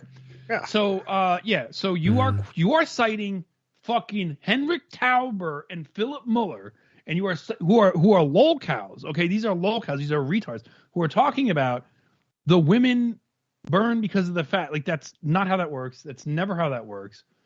So now he has some other stuff here too about the blue stains. So I think you had said something. So he goes to I was looking at these. These are really bad. This is just like the core issue with this is the gas chamber. It's almost like a cry for help from him. Like he wants people to notice that he's suffering. But I'm just going to keep doing it. There is no evidence that these walls were plastered over. No. And because if they were, first of all, is there plaster on the walls? No. And if there is, if you break it, is there Prussian blue behind it? Is there? Have you guys done a test where you crack off the surface? Because it's still there, even though it was dynamite, it is still there. Go and crack off the surface and then test what's behind it. And tell me if there's actually hydrogen cyanide residue in there. I think somebody already did that and didn't find it. And so, or found background levels of it, which he says is known. So he says this, and I'm trying to find it. Okay, here we go. So he says, blah, blah, blah, blah, blah. So he goes, I'm trying to find exactly where it starts. The reality is even the most ardent and impressive Holocaust deniers simply cannot answer where these Jews went. That's God of the Gaps, irrelevant argument. I don't have to tell you. I don't know where they went. I can also tell you the Jews didn't go anywhere because I feel like they didn't go anywhere. This whole thing, it just reminds me of like taking something like, for example, the book of Exodus and then trying to make that fit historical facts. Like, but could have maybe happened. Maybe. This is funny. He says the problem of where did the Jews go is so severe that it usually leads to most pro-level deniers giving up entirely. Eric Hunt, famous for assaulting Elie Wiesel, that's debatable, gave up because of this question. He wrote a goodbye post that now links to a virus about it. Well, yeah, because Eric Hunt's just completely offline. He's a liar. Also, you stole some of your Wyatt stole a bunch of arguments from Eric Hunt, and they're these are the end of the line. Like the end of the line post is terrible. I read the whole thing. It's just a joke. The end of the line is a fucking. It's like this guy got in trouble. He took things too far. He assaulted Elie Wiesel. He went to jail for it. Now he doesn't do it anymore. He wants out. And it's saying similar thing. It says for David Irving, it was access to more and more documents that ended his. No, it wasn't. No, it wasn't. For David Irving, it was losing that case to Deborah Lipstadt and then having Jews constantly harass him and actually, like just wanting to be left alone in his old age. That's what it was. That's really what it was. And also the realization that actually the Jews had a handle on this and it wasn't going to, because David Irving in the 80s, after the Leuchter report, he was convinced the whole thing was going to fall apart, just like David Cole was. Yep. And they were both wrong. And now both of them are back on the train. Okay. And David Irving did a lot of great work, but he's also kind of an asshole. And he's definitely not a Nazi, and he will deny. He sued somebody. He sued Deborah Lipstadt in 2000 for calling him a Holocaust denier.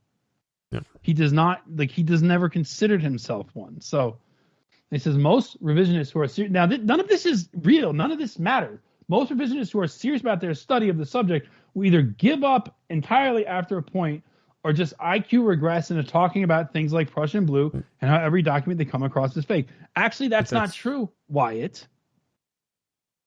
Like, first of all, the Prussian blue is a decisive issue. I don't say every fucking document is fake. Some documents are fake. Like, for example, the fucking pictures with the holes on the roof, which I went over with Borzoi, how those are fake. He did some stuff about that. We went over how those are fake. He can't account for the fact that there are the U.S. Army reconnaissance mission, and from just pictures of the building itself that show no insertion towers or holes or anything like that. There's photographs of the building that don't show it, and there's aerial reconnaissance photos that don't show it. There's some that do, and there's some that don't. And there's pictures that show that they didn't have it. And there's one picture of like looks like some boxes or something are up on that roof, and that's all you have. So if you have somewhere it is there and somewhere it isn't, you have to assume that the ones where it is there are fake. Okay, so he says the Prussian blue question is stupid beyond belief, so I will give attention to it. But he's not going to give a lot of attention to it, and he's not going to show any numbers. TLDR, Holocaust denier guys go to Auschwitz and take samples of masonry from alleged gas chambers and non-gas chamber structures. They find the gas chambers do have cyanide on them. Okay, and they says this is, of course, the biggest self-owned in history, as underground morgue would not have hydrogen cyanide residue on it. That's because dead people do not need to be protected from lice. Well, first of all, the idea that you don't actually necessarily need to disinfect a dead body that died of typhus, dead people can actually have lice. Dead people don't need protection from lice, but live people need protection from lice. So I'm not, first of all, but there wasn't any, the thing is so theoretically there would be a reason to disinfect a morgue. So shut up, but they didn't. Because there's no hydrogen cyanide residue in that fucking chamber. The level of residue is something that is below a detection threshold. You understand that this kind of chemistry is not actually an exact science. You can get false positives. You can get different readings. He doesn't even understand how you get the reading. He doesn't know the chemical process by which you measure the amount. There's a couple of different ones. Gurmar has explained them. One of them is you crush the stuff up, you dissolve it in water, and you put it in an indicator solution that will change color depending, and that is not all that exact. There's a few other methods. Gurmar can go through them. He did go through them on my show.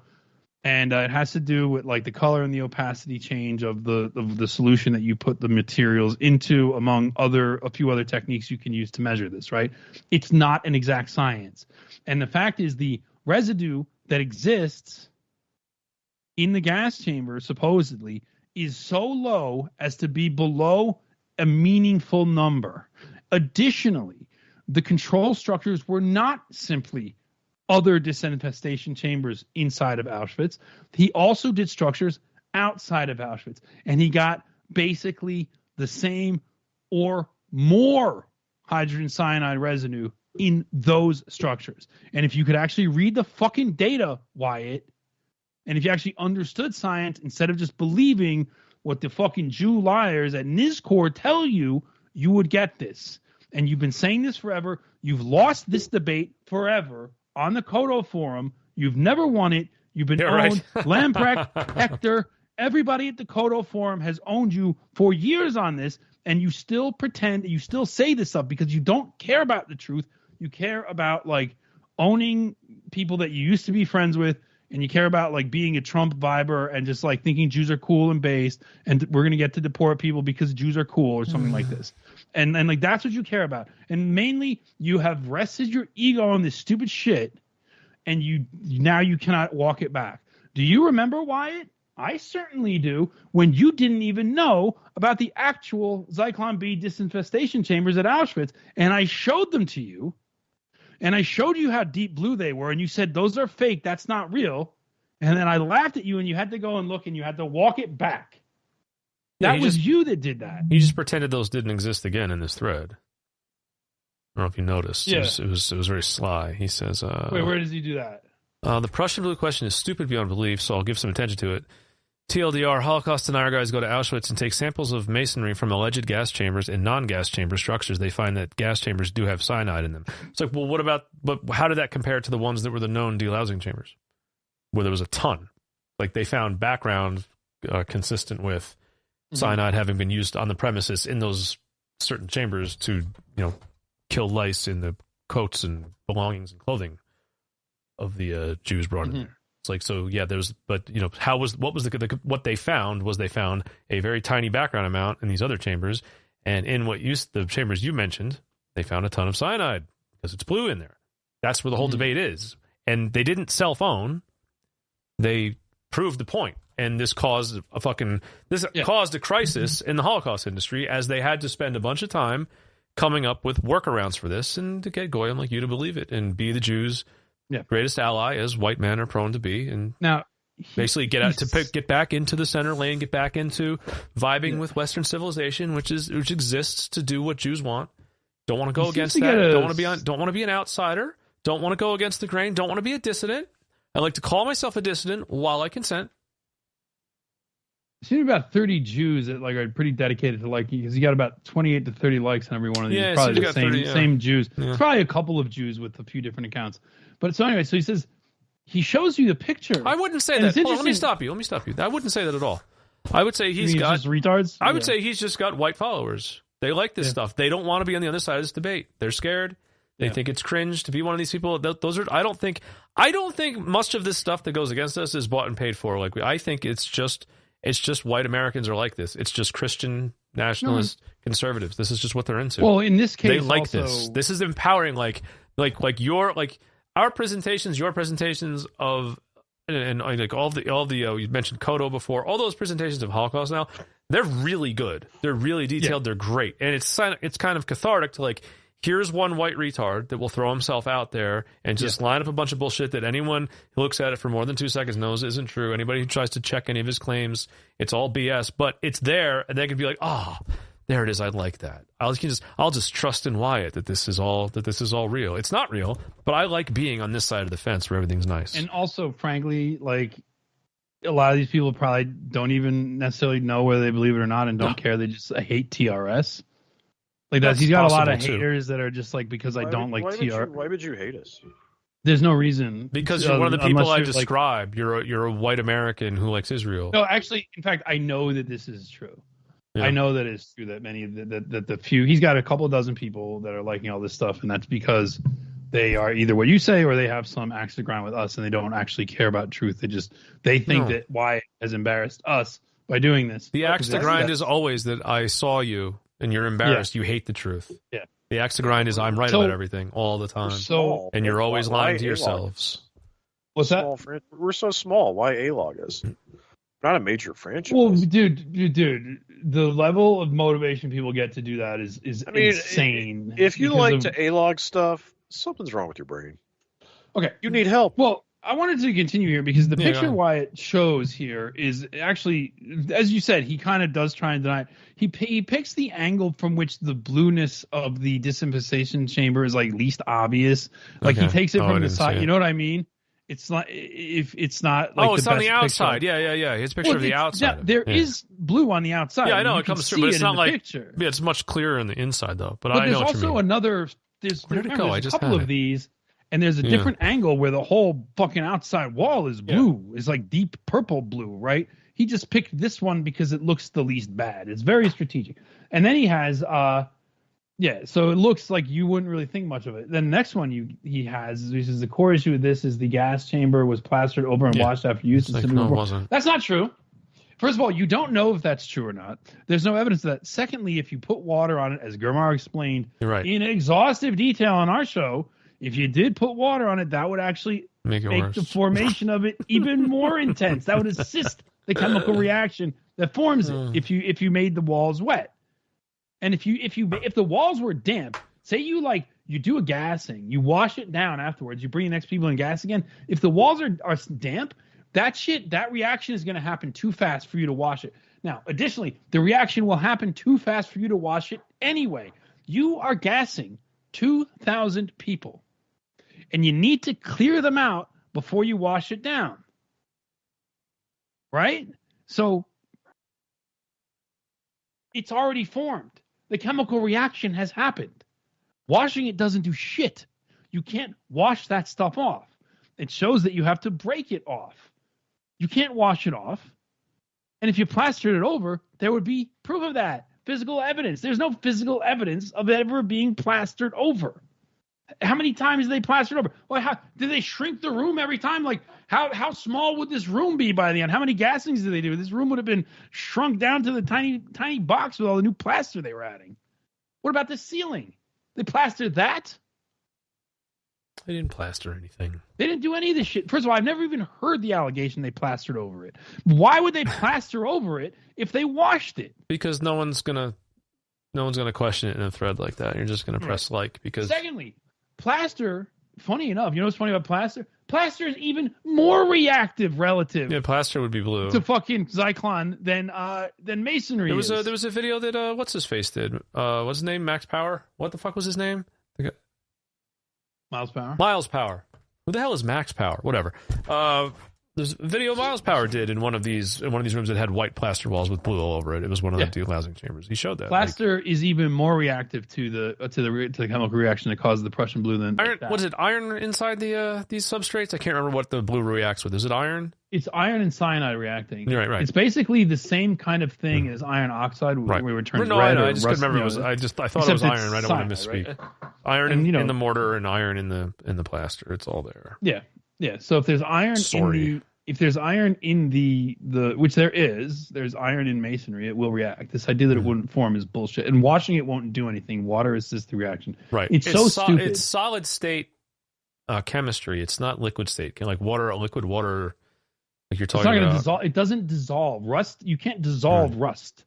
It's like solid stone that has the iron in it, and the gas hits it, and like there's no rinsing. He has a picture of how you'd get it off, where you broke a piece of masonry off, or you broke a little piece of mortar. The mortar is all soaked through with it. I wonder, piece of mortar off, and underneath it's white. Is there a wet chemical solution that would prevent the thing from happening? And it's like, if so, like what is it? If so, they didn't have it. Well, I'm saying, like, why would the Nazis have done that? Like, why would they've been like, we better wet these walls down with this special thing to make sure the blue doesn't show up. It's like, right? Why would they do that? Like, because they're geniuses and they know how to hide it. I was like, why would they knew they had to hide it, right? Yeah, I mean, it's insane. It's fucking retarded. And then he links to Eric's hunt, and then he goes into his argument about cremation. Now he has this thing about, he has something about the creation ovens and blah blah whatever. It's all copes, right? It's all just fake. He said, wait, hold on. He says, I did quick nigger math. I did a while ago on 4chan. I saw that. So he's already done the math. 15 ovens, 3 bodies per oven, 2 people and a child or baby, maybe one more. Let's keep it 3. 40 minutes in a day. Every 20 minutes, new entry is entered. So one third of the bodies are children. Otherwise, it doesn't work. Is that accurate? 1/3 of the bodies had to be children. It doesn't work. But also, those are of a certain size, I would imagine. Also, like you don't get 24 hours, Wyatt. Like you don't get 24 hours of operation. You get 12 because you have to shut them down. You cannot operate them for 24 hours. Says you, dude. I know. I don't care. I mean, he can go ahead and pretend. So this is if you expect any system like this to operate at this level of efficiency all the time, you're fucking stupid. You cannot put this kind of a stress on machines like this, on devices like this. So 15 ovens, 3 bodies per oven, 2 people and a child, 1,440 minutes in a day. Yes, except you don't get that. You get 720 minutes. You don't get tops. You do not get 24 hours. 1440 divided by 20 is 72. 72 entries in the system. 72 multiplied by 15 is 1,030. So he is saying you can get 1,030 people cooked in a day. Cooked. Let him cook. Yeah. Doesn't sound good. And then he's saying, then he dishonestly multiplies by 3, because he says that he says Crema. I mean, why is he multiplying? He says 1,030 multiplied by 3 is 3,240. Crema 2 or 3 was capable of disposing of 3,240 bodies a day. Wait, Crema 2 or 3 was capable of disposing of 3,240 bodies a day if you use a rigid formula instead of the reality. Human layer making this likely much less. 4,000 bodies a day per Crema 2 and 3 is the number. This excludes the ovens and the other ovens and the pyres. Why are you multiplying by 3? Because we're making things up. It's the Holocaust. You have 15. Hey, shut up. Ovens. Don't look at that. So the cremations can happen. It's just all lies, dude. Why are you seriously? Why are you I'm actually curious. Where's the 3 number? Because you should maybe 2. You weren't supposed to notice. I mean, I wasn't paying attention. I don't know, but if you're hung up on that, no, I am hung up on it. Then that means he's lying. Like I don't know. No, he's obviously but I think he might be also dumb. Yeah. Like I know he's obviously lying throughout, but I think he actually is stupid. I mean, that's also true. But okay, so 15 ovens. Okay, so he's dealing with one crematory where you had 15 Crema 2 and 3 each had 15 oven, really muffles, but we'll say ovens, whatever, muffles, ovens. They had 5 furnaces each, 3 muffles per furnace. Okay, everyone gets that. The other 2 Cremas, which didn't really work, had 8 muffles for one furnace. One of the reasons they didn't work, not a good design. Anyway, okay, he's getting it 1440 minutes in a day.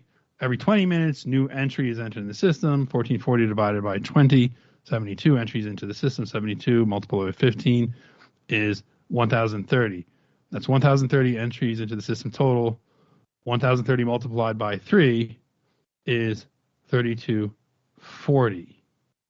Oh, so he's saying that they could do 3. Okay, he's saying 3 bodies. Okay, 3 bodies. So he's saying they could burn 3 bodies every 20 minutes. That is crazy. I do all this intellectual labor on behalf of a myth that upholds like the current political paradigm. Because it upholds because it upholds the current political paradigm. Yeah, because that's where you live. Yeah.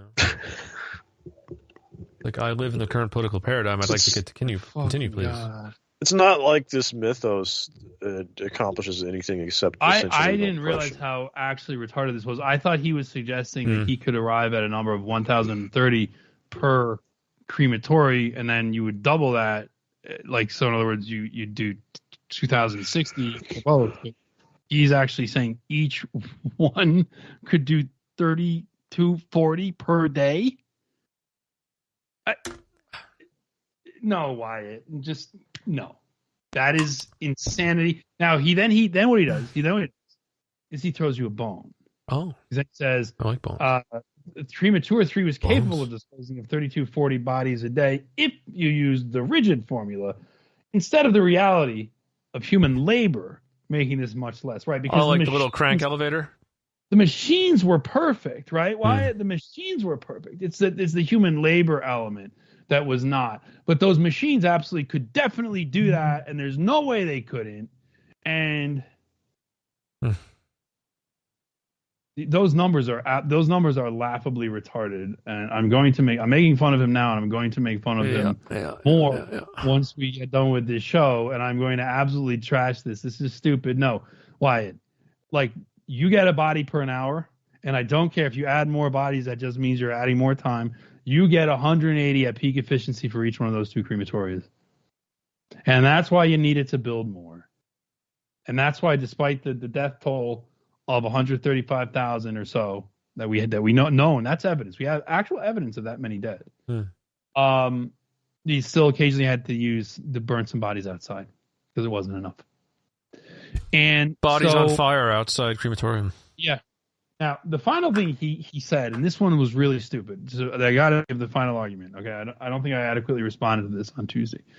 I couldn't find the tweet if I tried. I don't want to dig through any more of his tweets. He said something like, the idea that those crematorium were built to fight a typhus outbreak is ridiculous because in 1944, equipment was added at Auschwitz, microwave equipment to fight typhus, and that's true. They had microwaves to do the delousing of the laundry and stuff like that, right? That's true, and that means they could stop using Zyklon B. Right. But the idea that because in 1944 they added typhus fighting equipment, that they wouldn't have needed crematoria to get rid of dead bodies from typhus from an outbreak that happened in 1942 and 1943, it's fucking stupid. It's retarded. Yep. But the other thing I did see that tweet. I saw it. They had crematoria. They had typhus fighting equipment that served the same function as those microwave machines prior, which was the disinfestation chambers. They used Zyklon B. The reason they had Zyklon B, which was serving the same purpose as the microwave chambers, they then replaced that technology with the newer technology. But the whole time, all of it was there to fight typhus. And if you're saying because they had equipment to fight typhus, then what? Nobody dies of typhus? That's fucking stupid. Yeah, we're fighting this disease. That means nobody would die of it. Many people say these facilities are for burning bodies from a typhus outbreak. However, in this time period, 1944, Auschwitz had already installed facilities. Not had already. That's when they did it, 1944. It makes it sound like it was there for a while. It's like, no, it was 1944. Installed facilities helped fight typhus that took place years earlier. Pretty advanced facilities. So, no, they're microwaves, and they're for belongings. So, but he's acknowledging that they took place earlier? The typhus outbreak took place earlier. So, I don't know what he's trying to say. This is sounds. Listen, I mean, the way he says, however, in this time period, 1944, Auschwitz had already installed facilities. Like, no, it's like we're playing with verb tense. It's like that was like 1944 is when they installed those facilities, from what I understand. Yes, it is. But the other thing is, he's trying to make it sound like by 1944 they had already been there for ... whatever your imagination needs them to be. He doesn't even need to do that because before 1944 they used Zyklon B. Right. Disinfestation chambers to fill the same role. Right. He's trying. Right. That's why I'm saying he's saying. So you wouldn't even need to do he doesn't even need to stretch the truth like that. You know what I mean? I don't know. He's lying. This is why he's actually not very smart. He's trying to imply that they had these microwaves the entire time. So why do they have Zyklon B at all? That's what he's trying to play fast and loose with. And but he doesn't want to outright say it because he knows that somebody can come in and say, no, here's the exact date on which they placed orders for this equipment, and here's a date in which it was installed. Also, objectively, they had Zyklon B disinfestation chambers. He's just an and anime everybody pedophile. knows this, and nobody disputes. It's like, bro, they had Zyklon B disinfestation chambers. That's never been disputed by anybody. Thank you, Paulie. Even Paulie knows. So it's like the level of straw grasping is out of control. This is why he wouldn't come on the show. Because it's like, and I even said, like, look, Wyatt, if you come on, I won't like mog you. I promise. It's not going to be like a social thing where my superior social and verbalization skills will outmatch you just inherently. I will allow you to make your arguments, and then I will call you a faggot. But man, actually, I won't even do that. I'll let you make your arguments. Will be incredibly polite as I explain why you're wrong. But again, there's actually no point in coming on now. I mean, you still can. The door is open if you want to come on and argue this with us, sure. But we've already like sliced and diced. I mean, the worms don't even have to do any work at this point. Yeah. We've sliced you so small. So yeah. Anyway, I don't know. I want to make sure I hit every bit. You know how my autism. I'm a completionist autist on these type of things. I got to make sure I hit every argument. It would be eating at me. I also just wanted to say, because you kept kind of like barreling through it, but the question of what happened to the Jews is pretty answerable. Yes. Like they changed their names, they moved all over the world. There's evidence of that in Yad Vashem's own roll call of Holocaust victims. Like there's people that have different names, are entered multiple times. It's just there is no evidence that any Jews went anywhere, and there's plenty of evidence that Jews, left Europe, left Eastern Europe, left for greener pastures. They went to America. They went to South America. They went all over the country. Some of them moved to Israel. And why did they move to Israel and then change their names? That's like, if you've got the Zionist state, you escaped this supposed horrible genocide attempt. Why are you going into your new homeland and changing your name? Why the fakery? What are we trying to fake from? I mean, you just won the war. You just use your puppet empires to defeat Germany. And I'm thinking you made up the Holocaust, so let's all change our names to cover our tracks. A little crazy, and there's evidence of that all over the place. No one needs to run from that. No one runs from that. That's the excuse Eric Hunt uses for turning tail and running away because he got in trouble. Because he did something really stupid. Also, Germar doesn't think that's why. Germar thinks it was just a personal fight. He got angry. It's actually the same thing as Wyatt. Like, it's not even because he got in trouble, because he didn't quit until a few years after he got in trouble. Oh, is that right? It was a personal dispute. With this is what Rudolph thinks, is that it was like some personal dispute with one of the other people at what was at that point, Castle Hill, whatever, Holocaust, the thing that they run about the kinds of points that should be, like how they were directing the movies and the kinds of points and emphasis that should be made. It was literally a personal dispute over creative differences, and he went and he decided that he was such a spurg that, so it wasn't even necessarily that he got in trouble for the Ellie Weasel thing. Like, that's not even true. Well, that's even worse, because that's at least somewhat understandable. Typical. It's the same thing with Wyatt. If it did it because he got in trouble, which is what Irving did. Irving didn't even really do it. Irving kind of just tried to be even-handed and balanced, and they came after him because he was revealing too much. What Irving did was, Irving can't really go back and say Auschwitz is real, because he did a lot of work and repeated a lot of the stuff about Auschwitz being totally fake. He never really did anything like that on Treblinka or any of that stuff. Mm-hmm. So he just defaulted to deciding to not apply any criticism to that stuff and taking it for granted that it was true, which is the same thing David Cole does. And that's actually, those are far more dubious, because Wyatt doesn't have hardly anything on this. Like, he has we did this last time, he has computer generated drawings of what supposedly the gas chambers look like. But the reason he has the computer generated drawings is because there's no building that looks like that. They've not found any foundation of any building that looks like that. They've not found any remnants of anything at any of these sites of anything that looks like that. So this is pure speculation. These buildings are based on the descriptions of Yankel Warnick, and that's it. And he does the bit. The final thing. He does the bit that they actually excavated. Was it Belzec? They actually excavated Belzec, and they found these massive mass graves. Well, that's not true. What they did was core samples. Right. And they did core samples every 5 feet. And they found from these core samples every 5 feet in some areas, that there was a layer of ash or human remains at some depth. And from there, they assumed that the widest possible, that theoretically, literally, that could mean you found one body for each of those core samples. There was like, you happened to hit a place where like one person was buried. That's a theoretical possibility. And the thing is, what they didn't do after taking those core samples is dig up the fucking ground. No, is that the one they see what was there? Is that the one they paved over?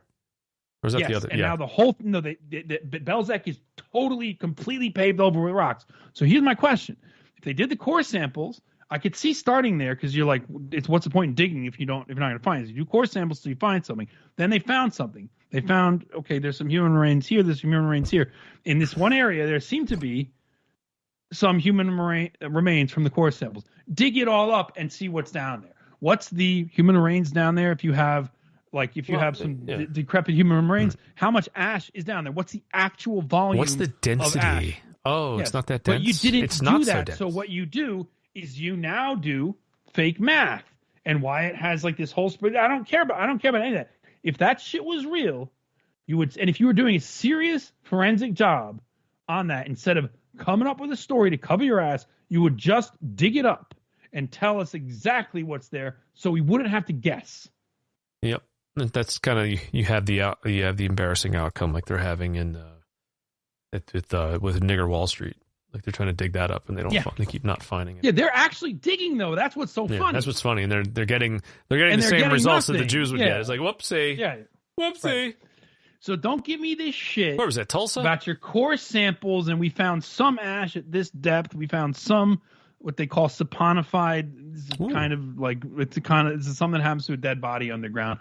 You found a few dead bodies. You dug down and you hit places where there's a few dead bodies. Let's think about what would a core sample look like if you stuck it flat in the middle of like a so dense like mass grave where you just like they just put like 100,000 Jews into a football field. What would those core samples look like? Would they be human remains? You'd probably have a huge amount of ash. It would just be all ash and human remains, like just except for the top layer of their soil, dirt, and then underneath that would just be a solid fucking ash solid tubes. It wouldn't be that sporadic little bit that they found that they admit to. Like I've seen the images of the core sample. Yeah, the images are unimpressive. You also you would, if you were doing serious investigative work, you would dig it up. You would dig. It's not hard to dig. I mean, it's basically annoying. But the core samples basically show that there was not a densely packed mass grave here. There just wasn't. There were bodies. The Nazis did it at Katyn. Yeah. The fucking UN did it at Srebrenica. Yeah. Like every time something like this happens, they dig up to see what they can find, and they didn't do it there. It's bullshit. It's a lie. Sorry. It's the Holocaust. It's a lie. The greatest lie ever told. It's like just remember Caitlin's 30 cores. Like we went to find where we thought the Jews were, and we avoided those areas. These people suck. Anyway, well, let's take a weekend long break now, right? It's Friday, isn't it? It is Friday. Yeah, it is Friday. You believe my kids don't know who Rebecca Black is? It's weird. Thank God. It's weird. No, I can believe that. Everybody should know who Rebecca is. They don't need to know. They were like babies on that. They were like little baby. I instructed them on who Rebecca Black was because they like. I like more edified because I'm their father and I like to pass cringe along to them, and I like to make them like mostly like when we're in the car driving somewhere, so they're locked in, they can't leave. I can just tell them about cringe, and they can't get away from it. Like you play the song. And, captive cringe. I'm a captive cringer. That'll be my new Twitter account. Captive cringer. That's actually not bad. Captive cringer. All right. Yeah. Well, I release all of you captive cringers right now. Yes. We'll see you on Monday. Thank you very much, as usual.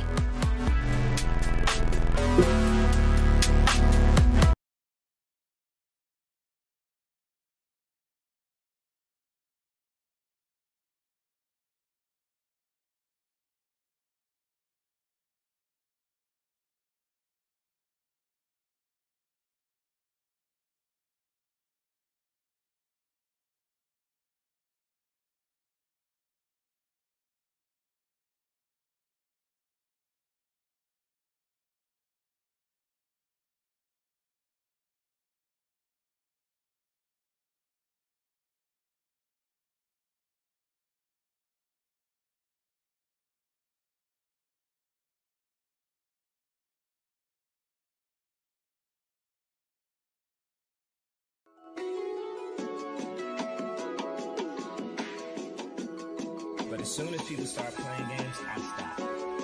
I stop playing games. And at any moment, I can hit that yay button.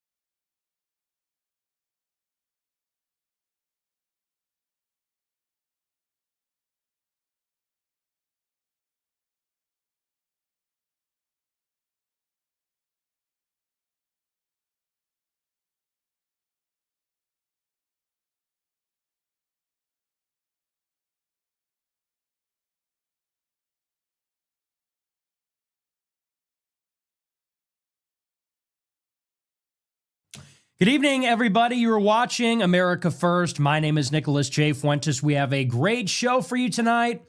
Very excited to be back here with you tonight on Friday. We have a lot to talk about tonight, lots to get into. It's going to be a big show. Huge show. Lots to cover. Big news. Our featured story tonight, we're talking all about the brand new ban, nationwide ban, on criticism of Israel. The Trump administration has banned us from criticizing Israel. If you do, you will be deported. Conservatives don't realize that. When we celebrate the use of Guantanamo Bay to house deportees, when we talk about military planes bringing illegals to Colombia, it's going to be us next. And so tonight we're talking about the executive order. It says that the visas of foreign students who engage in support for Hamas will be deported from the country. And there's some conflicting reports that an activist at UCLA who had participated in pro-Palestine protests has had her visa revoked and will be sent back. What's more, Jewish groups are already putting together lists.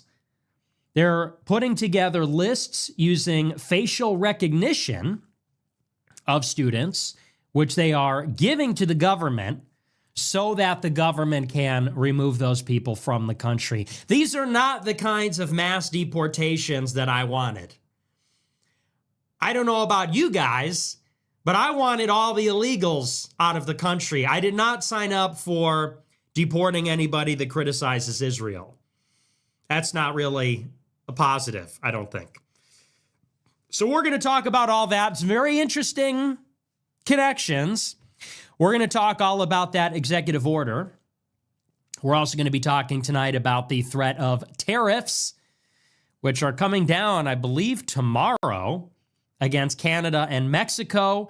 25% on Canada, 25% on Mexico, 10% on China, and potentially tariffs on the European Union in a couple of weeks. I support it. It's good stuff, but we need to see follow through on a real industrial policy. And here's the issue. So Trump is putting these huge tariffs, they appear to be across the board.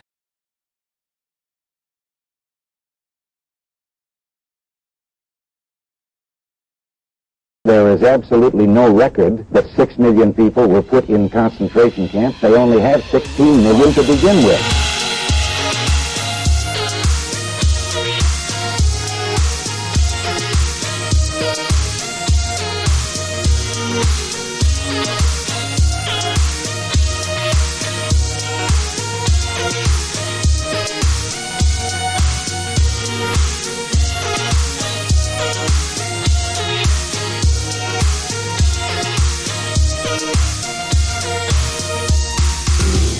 Well, hi.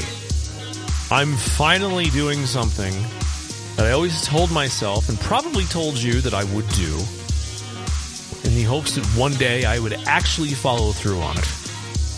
Today I have. It's Tuesday.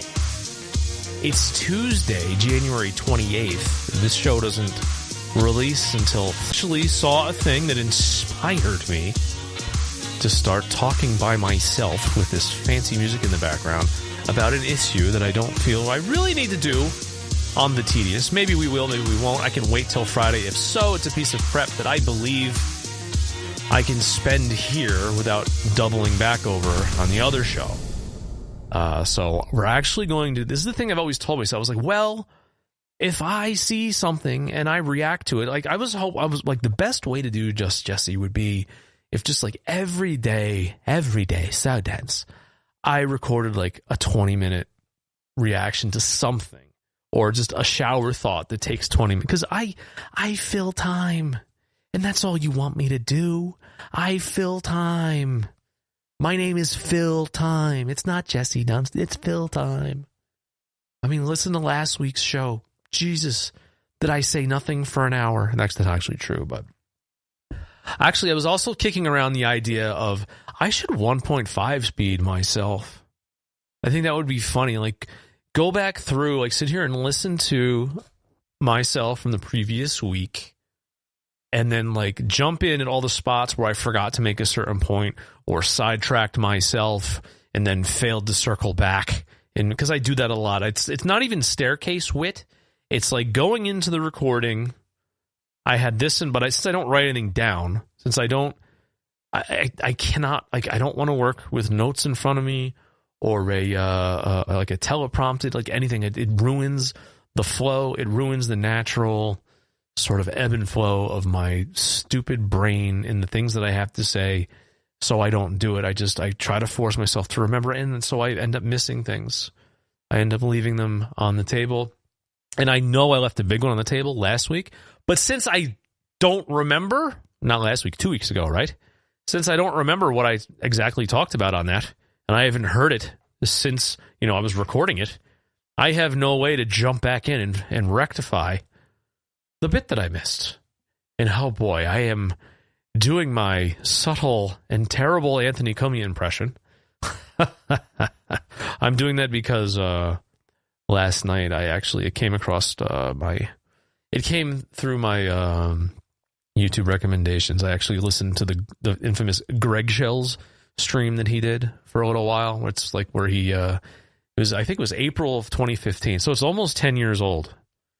We're getting to the 10-year mark, and actually we're past 10 years of Anthony getting fired. We're getting close to 10 years where he decided to go on the Anthony Cumia show, do a free live stream, not behind his paywall, where he aired all his Opie dirty laundry. It was classic. So I'm kind of stuck in African-American gentleman. Like his cadence in his weird thing is kind of stuck in my head. So anyway, that's not what I signed on to talk about. Should I do this? Like some shows will do like recommendations of stuff you should go check out. So I'll say go on YouTube and look up Greg Shells. I think it's April 6th and 7th, 2015. It said on it. It's Easter of 2015. So look up Greg Shells, where he's like talking about walking on Greg Shells. It's very entertaining, highly entertaining stuff. It came up because I've been watching this, 10 years later, these guys are still every once in a while, they all have a giant spurg out about each other. Or actually, it's more like every now and then they make fun of Opie and he loses his mind, and it sort of creates a spiral of really like the not low level, but the sort of like all the fans of that universe that have podcasts that aren't, like us, that aren't Nazis, that aren't really doing anything important. They just look for shits and giggles and comedians to talk about. They all sort of like feed off each other in a spiral about Opie flipping out. And it's funny. It's funny, but it's also really sad because I remember like how long it's been since I've actually heard their show. It's like no one's heard an Opie and Anthony show in over 10 years. It's been over for so long. And it's still kind of like, it's still not done. Like they're still out there. Like there's still fallout. It's still happening. Like I think recently Jimmy got, Jimmy was Jimmy was lowballed by Sirius, so he left Sirius. So the Jim and Sam show ran for like 8 fucking years. I tried to listen to that twice, I believe, and it was horrible. Anyway, it's funny. So stuff like that is still going on. And like you get Opie like crowing. 8 years, that extremely mediocre radio show that replaced mine is finally over. Ha ha. Now you're a loser like me everywhere. Anyway, I'm on here today because I saw a meme. I saw a meme on Reddit. It's from an updoot gentleman. Did you get it? Did you get it? An updoot gentleman. Get it? Because they, on Reddit, that's what they do. They hand out updoots to each other. Actually, I got a lot of downdoots. Reddit's a funny thing. Like, sometimes I like doing that, like me reaping, me sowing meme. Have you ever seen that meme? Like, I'll do that. Like, I will see a post on a sub that I don't frequent, or maybe one that I do see quite a bit, and I will specifically go in to leave a comment to fuck with, like, to troll somebody, to be like mean, to be a dick, and I'll be like, what the fuck? I got all these downvotes. It's like, well, I mean, yeah, that was the whole point. It sucks that, like, if you get a bunch of downvotes, they don't see your comment anymore. It's like, no, you shouldn't be allowed to, like, downvote the own I handed to you. You should have to deal with it. And then there was 2 things I posted today that just got removed. It was weird. It was like, I try to read this notification. This is why people make fun of Reddit. This is why people talk about it. This is why, like, dumb right-wingers that are just, like, antisocial, like, they don't understand, like, you mean I can't just run all over that website, say whatever the hell I want, no matter who I piss off, and they have to deal with it? They're allowed to moderate me and get rid of me? I can't just be, like, this antisocial asshole on Reddit? Like, they don't put up with that? So I received this notification. Auto moderator notifications. This is from a bot. It says, your post has been removed because you didn't meet the criteria to post. No, we aren't telling you what they are. Spend some time on Reddit and try again another day. Like, the absolute, I almost admire that, like, that sneering looking down your nose at a pleb that I just received, but, like, you can't do that to me. Like, the comment that I left, I think it's because I'm not a member of the sub that I left that comment on that got auto-deleted. That's the only thing I can think of, because I left an on-topic, hilarious wisecrack. And if it's an Autobot, it's not like somebody just got butt mad and removed. I don't know. Or maybe I'm banned from that sub. I don't know. It's just a weird thing. No, we're not going to tell you what the qualifications are. Lurk more. Like, they literally just told me, like, lurk more. And I've left plenty of comments. I've left more shitposty comments on other subs without that happening to me. Oh boy, what are you doing now, Cubase? Cubase is doing, okay, there we go. Cubase is doing the thing where it's not auto. Anyway, so I saw this meme. It was from an updo gentleman it was the Bombstrap subreddit, which I'm pretty sure Bombstrap I think that was Charles, the guy who doesn't know how to spell Charles, that's from MDE, one of Sam Hyde's guys. And every now and then I'll see in my feed stuff from that sub, and it's, it's rightoidism. It's, it is what it is. They were Trump guys back in the day, and they're Trump guys again. It's not like, don't get me wrong, like, I'm not expecting, like, hard-hitting political, like, national socialism from anything to do with Sam Hyde. Like, I just, he's funny and it's coded right wing and people tend to vibe with it. But, I can't really vibe with rightoid stuff. I just can't, because it's stupid and I don't like it. It's not that I don't, and it's not even that I don't agree with the sentiment being pushed usually, but it's mostly that it's like, it's not even controlled opposition. It's just totally impotent, inept opposition that has, like, nothing to offer. Like, it's not, like, you don't make argument, like, nobody moving the tide of our culture, like the culture war. Like, you're just losing it slowly, and conservative, Republican, rightoid, whatever, is not an actual force of opposition in that. Like, no matter how much you want to laugh at James Lindsay, like, everybody on the right is James Lindsay. It's like, he's just right on his sleeve. Like, he's just not good at fooling people. He just looks retarded on purpose, and you can see it. But it's like, if you vibe with rightoids, if you vibe with conservatism and MAGA because you hate liberalism so much, which I hate it too, it's like, you are just as retarded as James Lindsay. It's Like, you're never not going to calling people, you're woke, right? It's like, well, yeah, James, you're sleepwalking, right? You're the sleepwalking, right? You're sleepwalking right through the culture war that you've utterly lost. And the only reason you have like an electoral victory right now is literally for Zionism.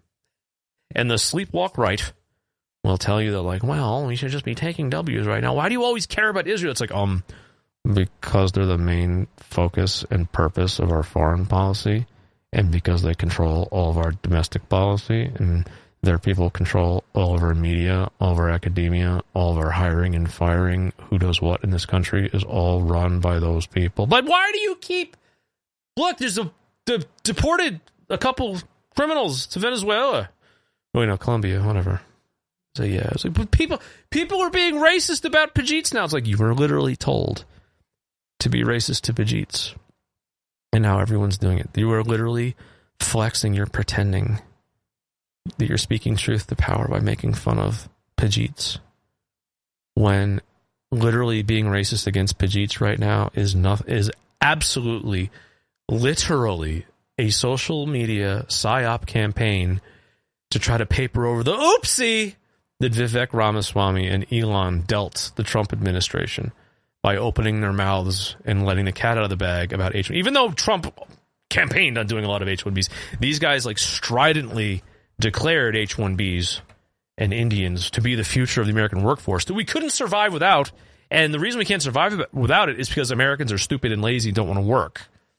Right? So the response of like everybody post racist against racist memes about Indians. Like, you were literally told to do that so that you could drown out, you could have fun posting those memes, laughing at Indians to try to drown out the gigantic administrative fuck up right there that those two brought upon Donald Trump. That's why I don't do Indian racism right now. Because the right-to-it establishment, the establishment itself, is telling me to. It's not only granting me position, it's saying, not a permission, it's saying this is your mission right now. Your mission right now is to shit on Indians. And I'm like, I'm just not going to do it. You know, I would shit on Indians when no one cared, when it wasn't popular. Because, I mean, like, racism against Indians is so fucking easy. It's like, it's just a gimme. Nobody likes Indians. Indians don't like Indians. They have like a caste system where they pretend to one-up each other. It's like everyone just looks at them like, you guys smell. I wish there was a different hotel I could go to. And I wish there was somewhere else I could buy gas. That's basically the American experience with Indians. They don't like them. For some reason, there's like a high caste, there's like a rich upper crust of America, like, you know, like J.D. Vance, that like likes to marry them or whatever. But by and large, your average American has nothing good to say about Indians, and posting street shitter memes now and how they smell. It's like, you're literally being told to do that by the system you think is illegitimate. Oh, but you don't think it's illegitimate, do you? Anyway, getting off topic, I mentioned bomb strap in Charles without an E. So there was a meme, and it got me going, because it was like, oh, here's some right-to-it shit that I can criticize and knock out of the park. The meme posted was the quotation at the top. The person displaying the meme is saying this to you. He's saying mockingly, oh, Robert F. Kennedy Jr. is anti-science, right? And the image accompanied by that quote was the pregnant man emoji. Such an own, right? It's funny because I understand the sentiment very well. I do agree with the sentiment. The pregnant man emoji represents a massive L in the culture war. It represents an absolute insulting affront to all things decent and moral and normal and expected in our daily lives, in our children's lives, in our future. It is an absolute in-your-face Jewish affront to what our future is, what our past was, what it means to exist. If someone displays to you that not only is there a fringe political narrative out there that a man can be pregnant, but like portable electronic device that you communicate with on several different kinds of, you know, apps and whatever, and protocols or whatever, like that thing ships with this emoji available in it, Like, you can send anyone you want, a pregnant man. They can send it to you without your permission. It's like, it's just part of the thing. Here it is. That is an absolute disgusting affront to everything. I do not want to consider. I don't want to think about pregnant men. Pregnant men are not possible. It doesn't happen. It's not a thing. And I understand, but it's not the pregnant man. See, here's the thing about that meme. The pregnant man emoji is not anti-science, and Robert F. Kennedy Jr. is anti-science. There's two things. They're both true. The meme is wrong, and it just shows that the rightoid and the leftoid are the same lying retard. They're just on different teams. Robert F. Kennedy Jr. believes that autism can be treated with chelation.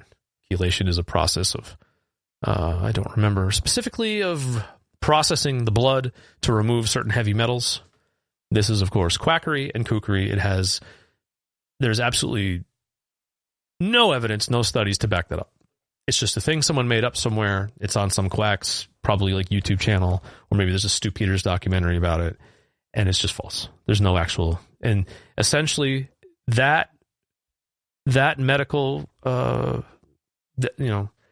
belief, that declaration of medical reality that is not reality, will be backed by the same sort of argumentation that every one of them is made by. Well, I just don't believe the medical establishment. Boom, anti-science. They tell you that they're anti-science.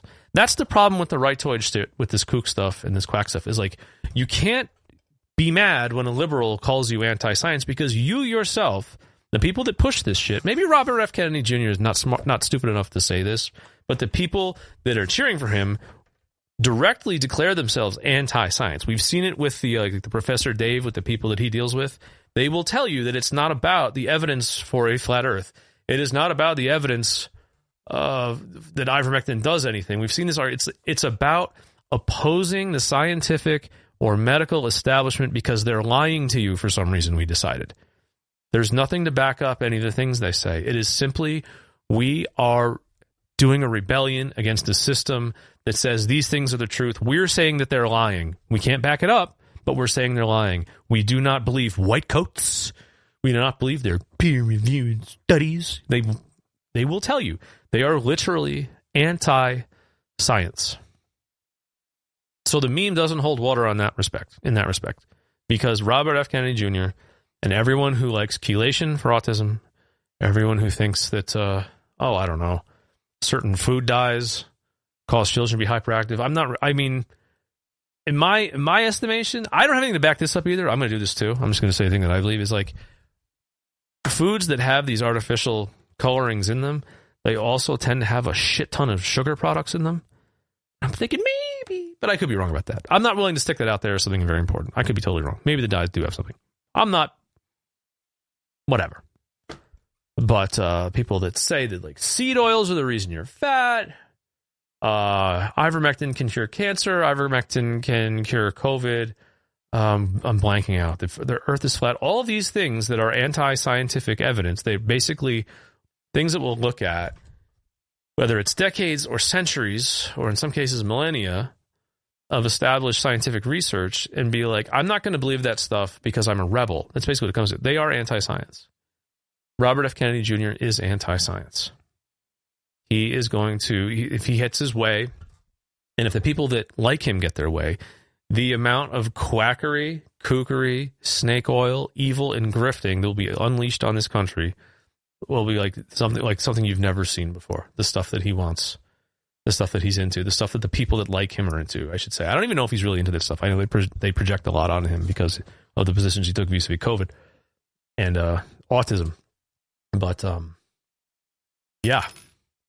He will specifically tell you he's anti-science. He will specifically tell you, as many will, that they are against the medical establishment because the medical establishment has some kind of business interest. They won't, like Robert F. Kennedy, I don't think he will go into, I know his fans won't. I know his rightoid fans will not go into the subject of, well, we need to have single-payer free healthcare in this country because people can't afford it. Like, they won't talk about that. They'll talk about this, that, or the other treatment that doesn't actually work. The medical establishment knows that it doesn't work, and they just want to sell it, and they will suppress other kinds of cures and treatments because they can't make money off it. It is all absurd and it is all a lie. It is all a lie. The greatest, especially when it comes to, like, cancer research, cancer treatments, If you have a cancer treatment that works, you can make money hand over fist in this market with it.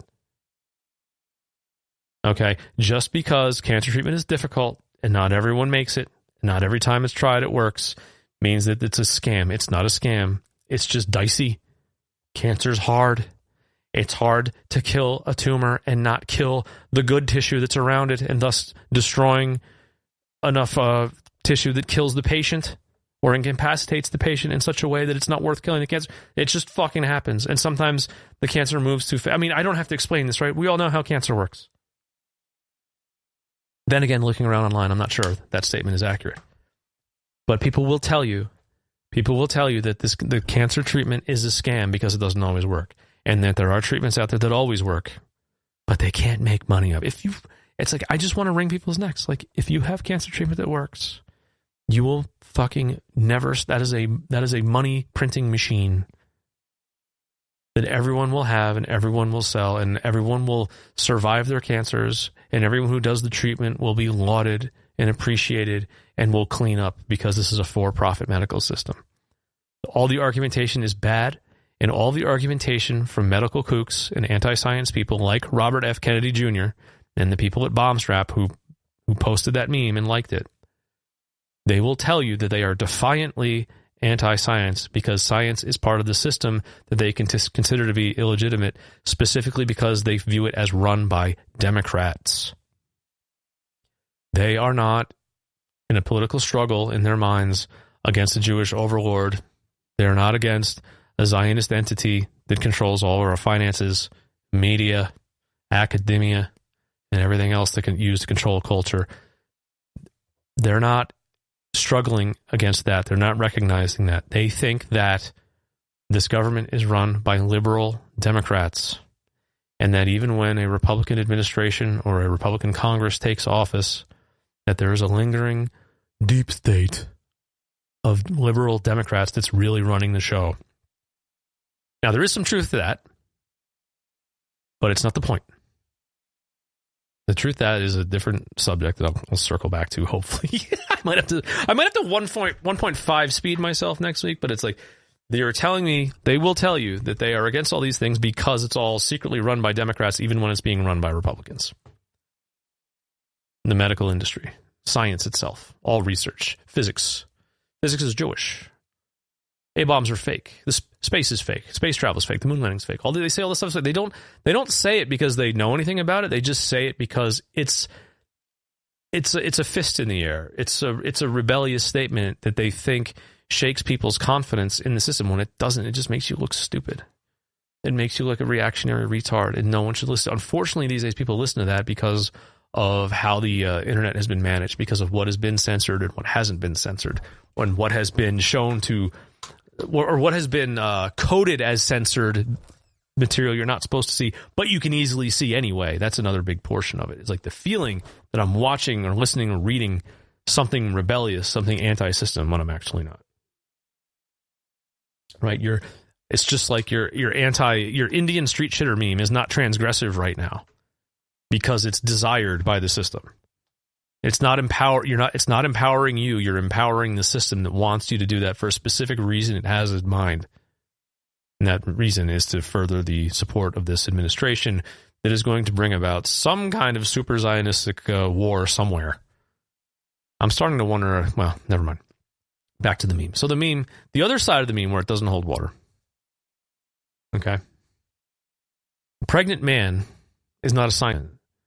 When a leftoid, see, this is the thing, this is the thing where, and I've seen this argumentation a lot, where rightoids can't get it right. Oh, the left thinks there's more than one gender and that a man can be a woman. It's like they don't mean that biologically or scientifically. What they're doing is something that we all completely disagree with, is that they are disassociating biological sex from gender identity. Right? I don't agree with that. You don't agree with that. They don't think that it's, they know that the pregnant man has oh God, am I going to fail bio? Is it XX? Oh God, is a female XX chromosomes and a male is XY? Oh no, it's a 50-50 chance. I'm going to do what Borzoi said, and I'm not going. And I'm actually going to Google before I say anything like really dumb. XX chromosomes So, oh God. Okay, individuals having 2 X chromosomes are female. That was correct. Wow, that would be really annoying if I got that wrong during this rant. So, people who celebrate the pregnant man emoji unironically, people who like the idea of a man with a baby bump, they know that person has XX chromosomes. It's not really a man. They know that person identifies as a man, and through their like retarded lens of ultra compassion, they'll have an oozing oodles of compassion for everyone on Earth, except someone like me, who says, I don't like that. I don't think that's right. I don't think we should. I think this is a problem. And nothing against that guy, gal personally, but I think if we allow this to like keep happening, we're going to get more and more of this, and society's going to get fucked up. Hey, shut up, bigot. Like, they think that this is compassion. They think that what they're doing is they're taking a person who feels that they need to take hormones so that they can, this woman needs to take hormones so that she can grow a beard, have bigger muscles, and start trying to talk like a dude and look like a dude, but you still have ovaries and uterines and your vagina, and a dude can still deposit sperms in there and get you pregnant, but they're going to celebrate you as a pregnant man. It's not because it's not science. It's fucked up sociology and compassion for people that are different. They're celebrating people. It's got nothing to do with science. So the meme doesn't work on that level either. Basically what you've got is you've got 2 populations of politically activated morons filled with dumb ideas who just want to yell at each other. And I stand back from it and I say, fuck all of you. Fuck the pregnant dude. Fuck the rightoid that's celebrating RFK and using that meme to justify their anti-science. I want to live in a world. I want to express a politics that excludes pregnant men, that shuts down all tranny faggotry, but also continues to have mandatory vaccinations for children, albeit on a less turbocharged schedule is the one we're running right now. But I like vaccines. I like mainstream medical treatments. And I hate trannies. And there is nothing for me as a white nationalist. I can't even really call myself a white nationalist anymore, because as white nationalism really just always has been and continues to be and will continue to be in the future. It's just an offshoot of the conservative movement. And I want nothing to do with the conservative movement, as you can probably tell. But I stand back and I sneer down my nose at these rightoids and these libtards that say this shit. You're all Jewish playthings. You're all Jewish puppets, and you dance on command. And I gotta say, I understand. I perfectly understand the sentiment behind that meme, but it misses the mark because it's coming from a place of deeply controlled opposition. It comes from a place of accepting the premises of the enemy and arguing that you do the bad thing better than they do. It's always what it is with rightoids. It's always what it is with the conservative movement.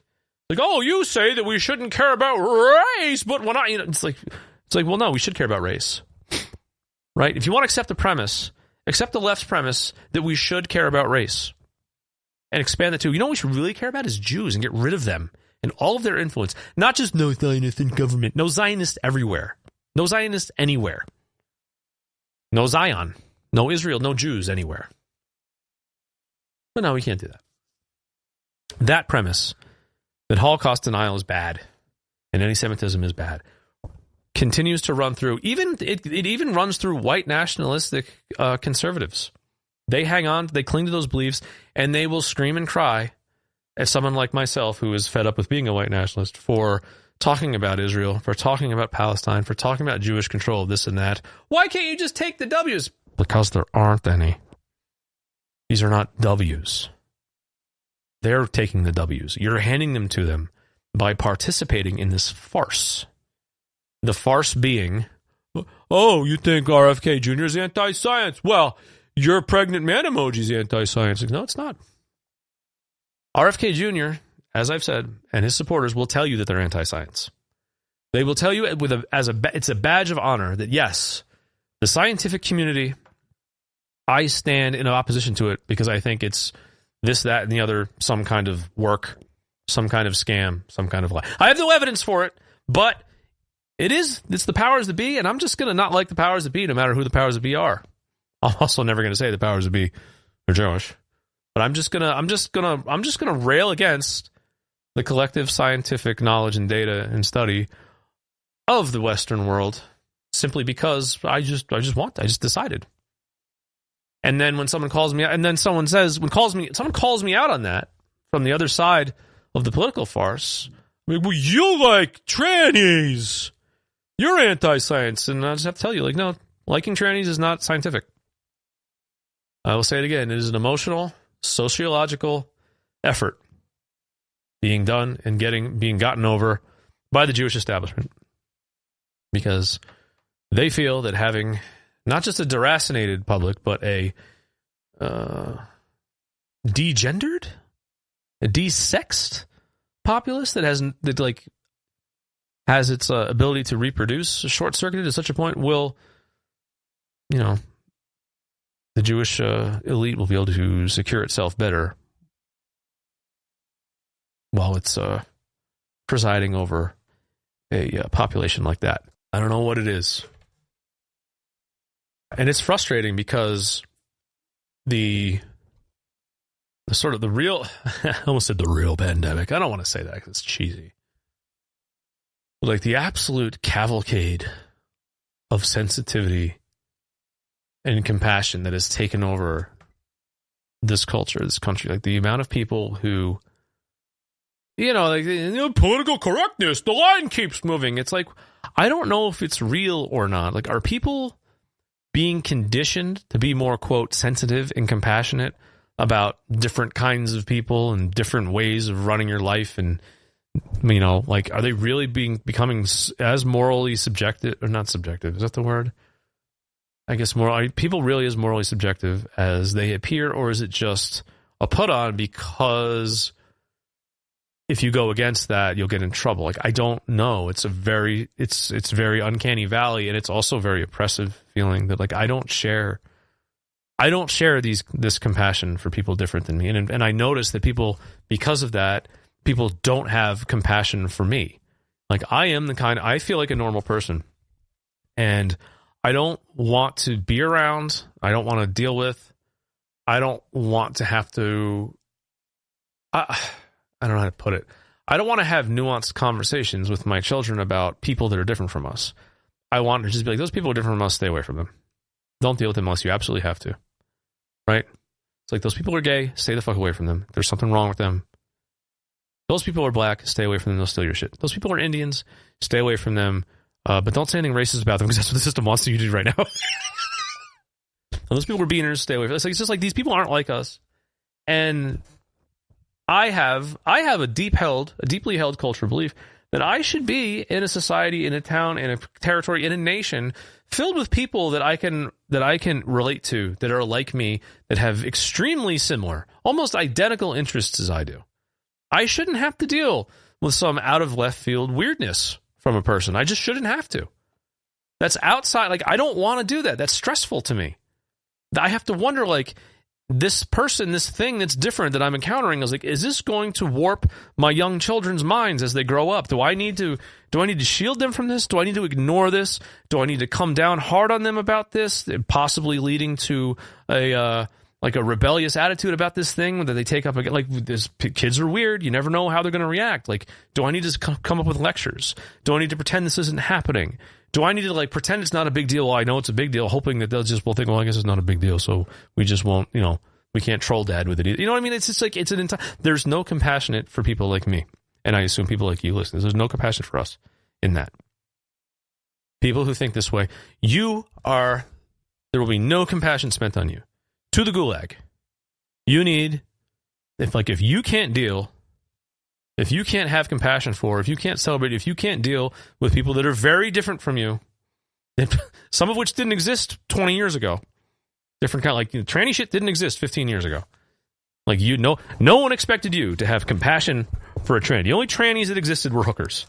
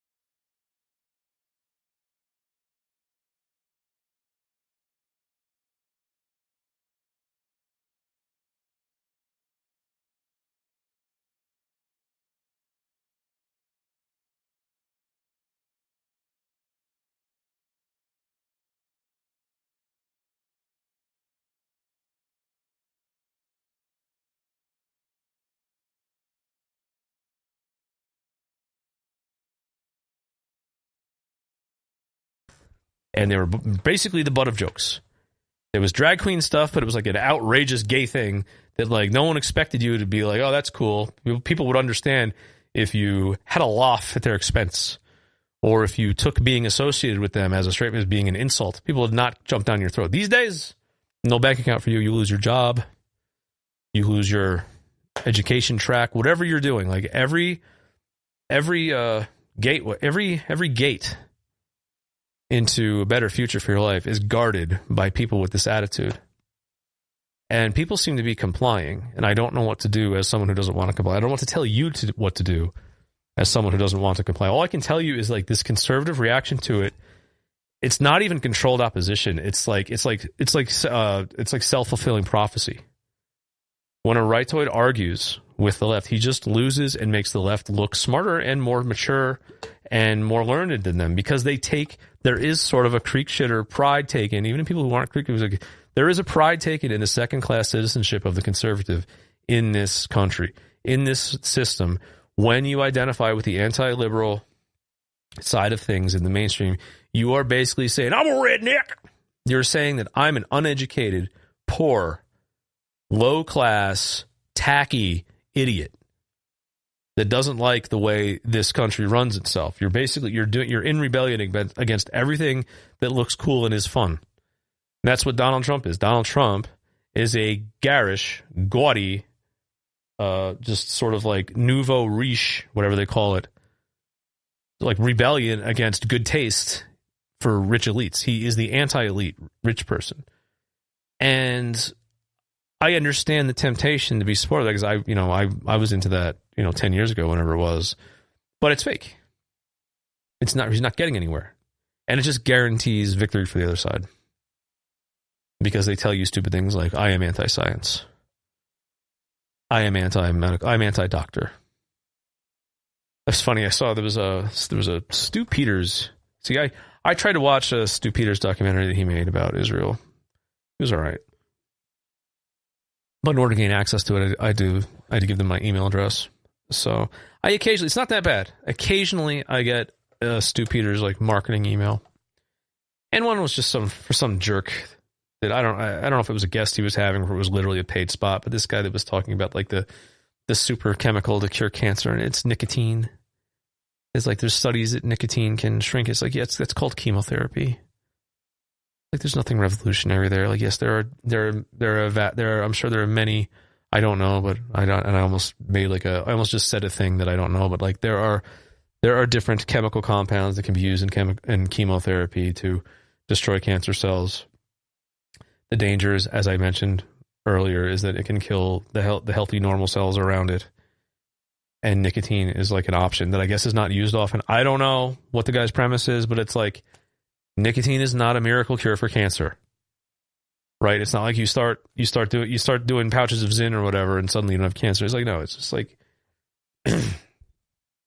and my immediate reaction is like, well, if they're not using nicotine and chemo, there must be a reason for it.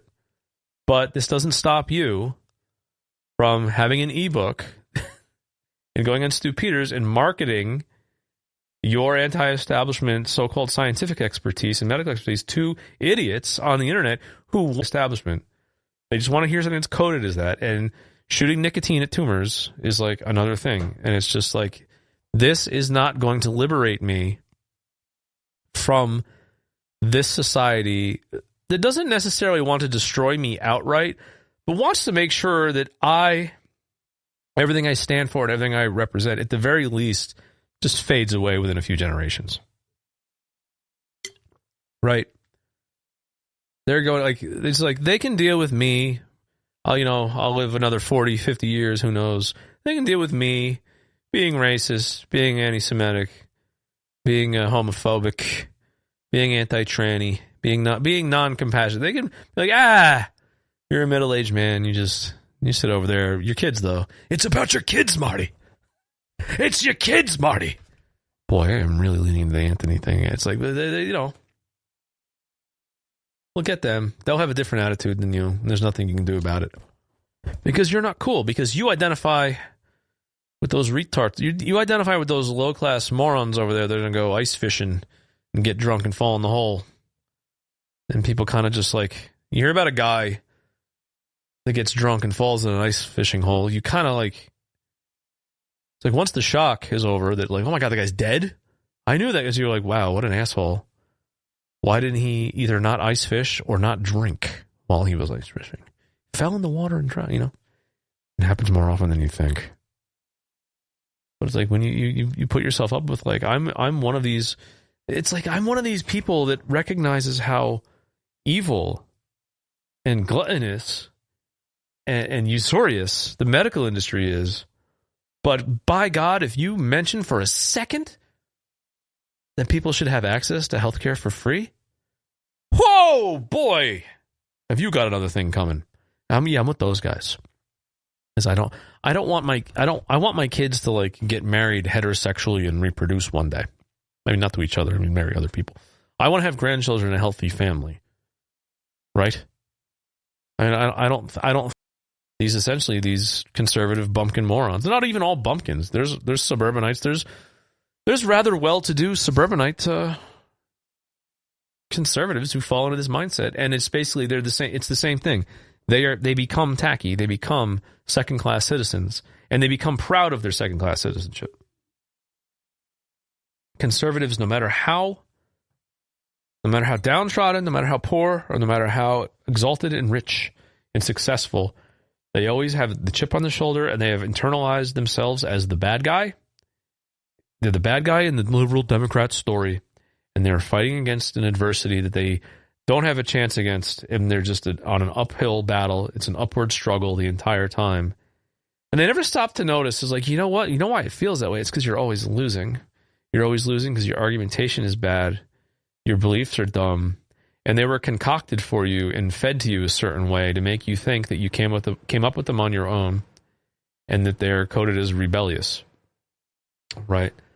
It's like, it's a very interesting thing. It would be very interesting if it wasn't so sad. And it's just sort of just like, wow, I feel powerless in front. All I can do is sneer at it. All you can do is sneer at it. I hope you sneer at it when you see it, because it's nauseating. It's like, I want to live in a society where no one would even think. No one would even, not that no one would dare, it wouldn't even occur to someone like, hey, we should have an emoji that's a dude that's pregnant. Let alone put it on every platform, every operating system that people run on their mobile devices, and just put it there whether you want it or not. Like, I want to live in a society where like no one would even, that would even cross someone's mind. The idea of a pregnant man wouldn't cross anyone's mind. And that if somebody mentioned that, it would be like somebody could be like, hey, what about a pregnant man? It would be like an old Monty Python sketch. Like I believe they did a bit about like, I want the right to have a baby, even though I'm a man. Like that bit from Shit. Which was that Life of Brian or was that Holy Grail? I think it was Life of Brian. Yeah, because that's where they're in. That's where they're making fun of like the greatest story ever told or whatever. Like a bit like that. People just look at it as an object of ridicule, a subject to like have a chuckle about, not a serious political goal we have to put effort into or getting people to accept men can get pregnant too. Right? Like, I don't want to live in that, but this whole, like, I don't know, but just, like, equating that to the kookery, the anti-medical quackery of Robert F. Kennedy Jr. is not the answer to trans shit.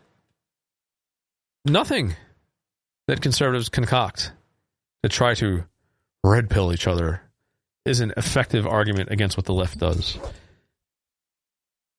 Because you're either doing that thing where you're faux passing the shit test the left is giving you. Yeah, that's true. What do I do about it? Yeah, I'm a loser. I don't have a college diploma. I don't have no learning, and I'm poor. Yeah, so what? What are you going to do about it? Fuck you. And they're just like, well, I'm not going to have compassion for you. I'm going to make sure that when our government does the socialism that you don't get any of it. I'll just say that, like, you're too white and you're too, even though you are a second-class citizen, you're too affluent. I'll make sure that, like, all the socialistic assistance goes to people that are here to replace you. It's not ineffective. And it's not even meant to be ineffective.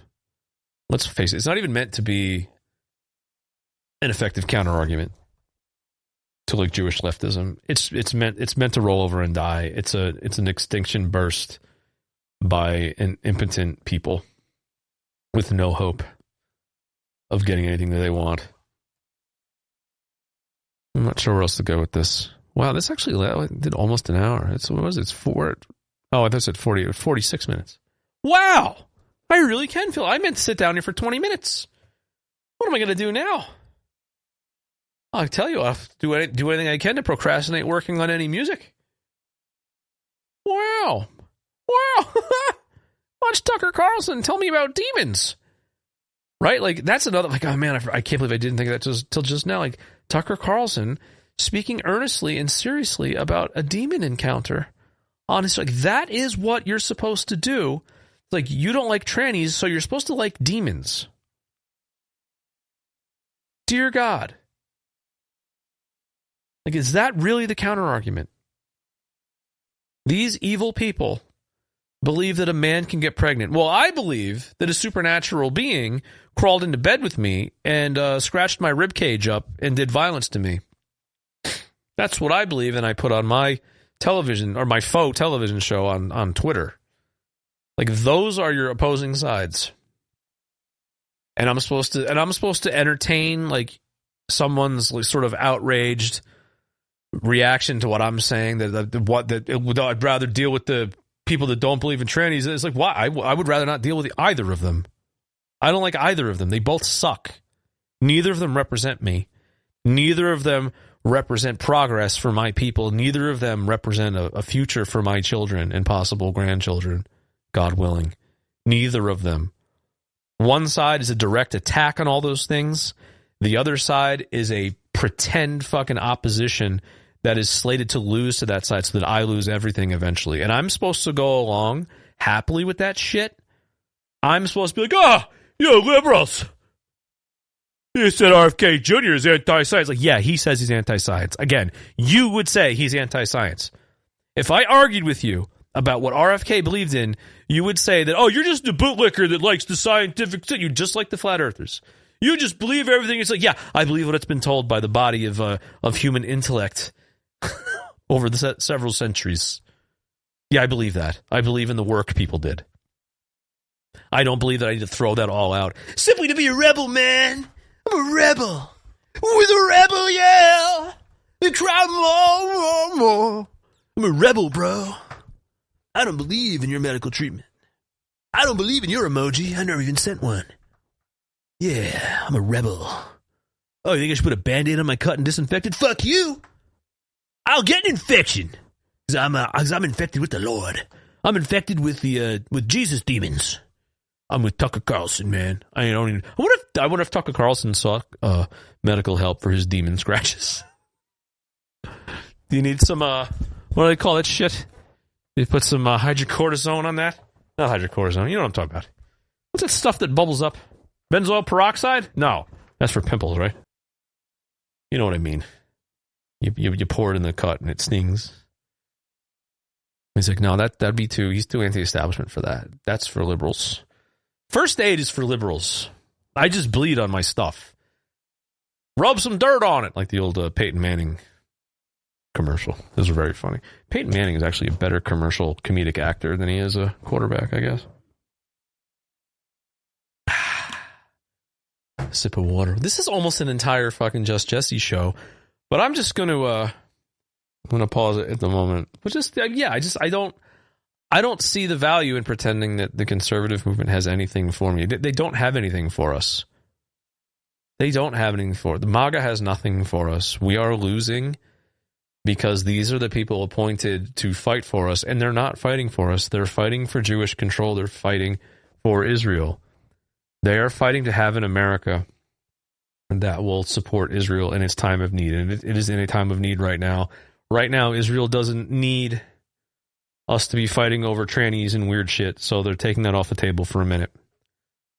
They're taking, there's not going to be any furries posing in their dress uniforms for the armed forces at the moment. That's not helping right now. It's just going to get that. We're not going to need a she-male deputy surgeon general or whatever the fuck that Jew's fucking position was. I can't remember. I know it was second in command. We just don't need those right now. The Jews don't need that right now. Right now, whoopsie, they need a guy with a Crusader cross. They need an ivermectin salesman. We need raw milk. And also we need a population that wants to die of bird flu. That's going to be fun with the eggs. Oof, my wife said that she went grocery shopping the other day. Well, she went on Monday. And she said that the 18-pack of eggs at Walmart were $7.50, up from about $4, she said. And it's not immigration related. It's they're destroying chickens or whatever due to the bird flu. Yeah, they're just messing with the food supply, man. Remember that stuff? Remember the memes about they're destroying the food supply several years ago? Now there was some misinformation that, oddly enough, Twitter, pre-Elon Twitter wouldn't take down. You were allowed to have these hair on fire, food processing plants are burning to the ground. Herds of pigs are being destroyed and buried. Chickens are dying. They're taking it over, man. They're taking over the food supply. This is it. This is the big. And it was just like, and it's like the first question that I would have is this really an abnormal amount of these kind of events? Like, how often does a food process? How often does a place that's part of the food chain have sort of a total loss disaster? Are they happening more often this year, or is it just because COVID mania and like Alex Jones endgame scenarios are popular with rightoids that this stuff is just being, hyper focused on? And it's pretty much the hyper focusing because I wonder how many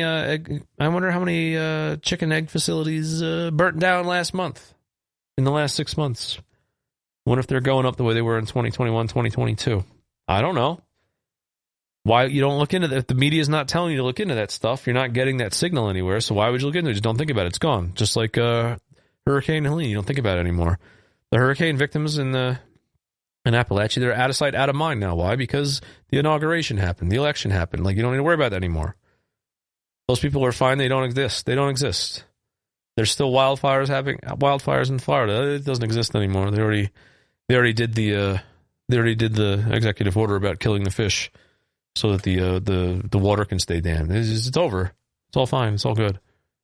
Again, not a real movement that represents my interests and my future or that of my children, my extended family, anyone that I know.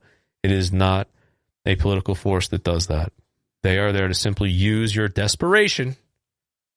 Use your desperation to destroy the other side to get you to just go along with other gay shit that has nothing to do with you. Mostly war for Israel, but other things as well.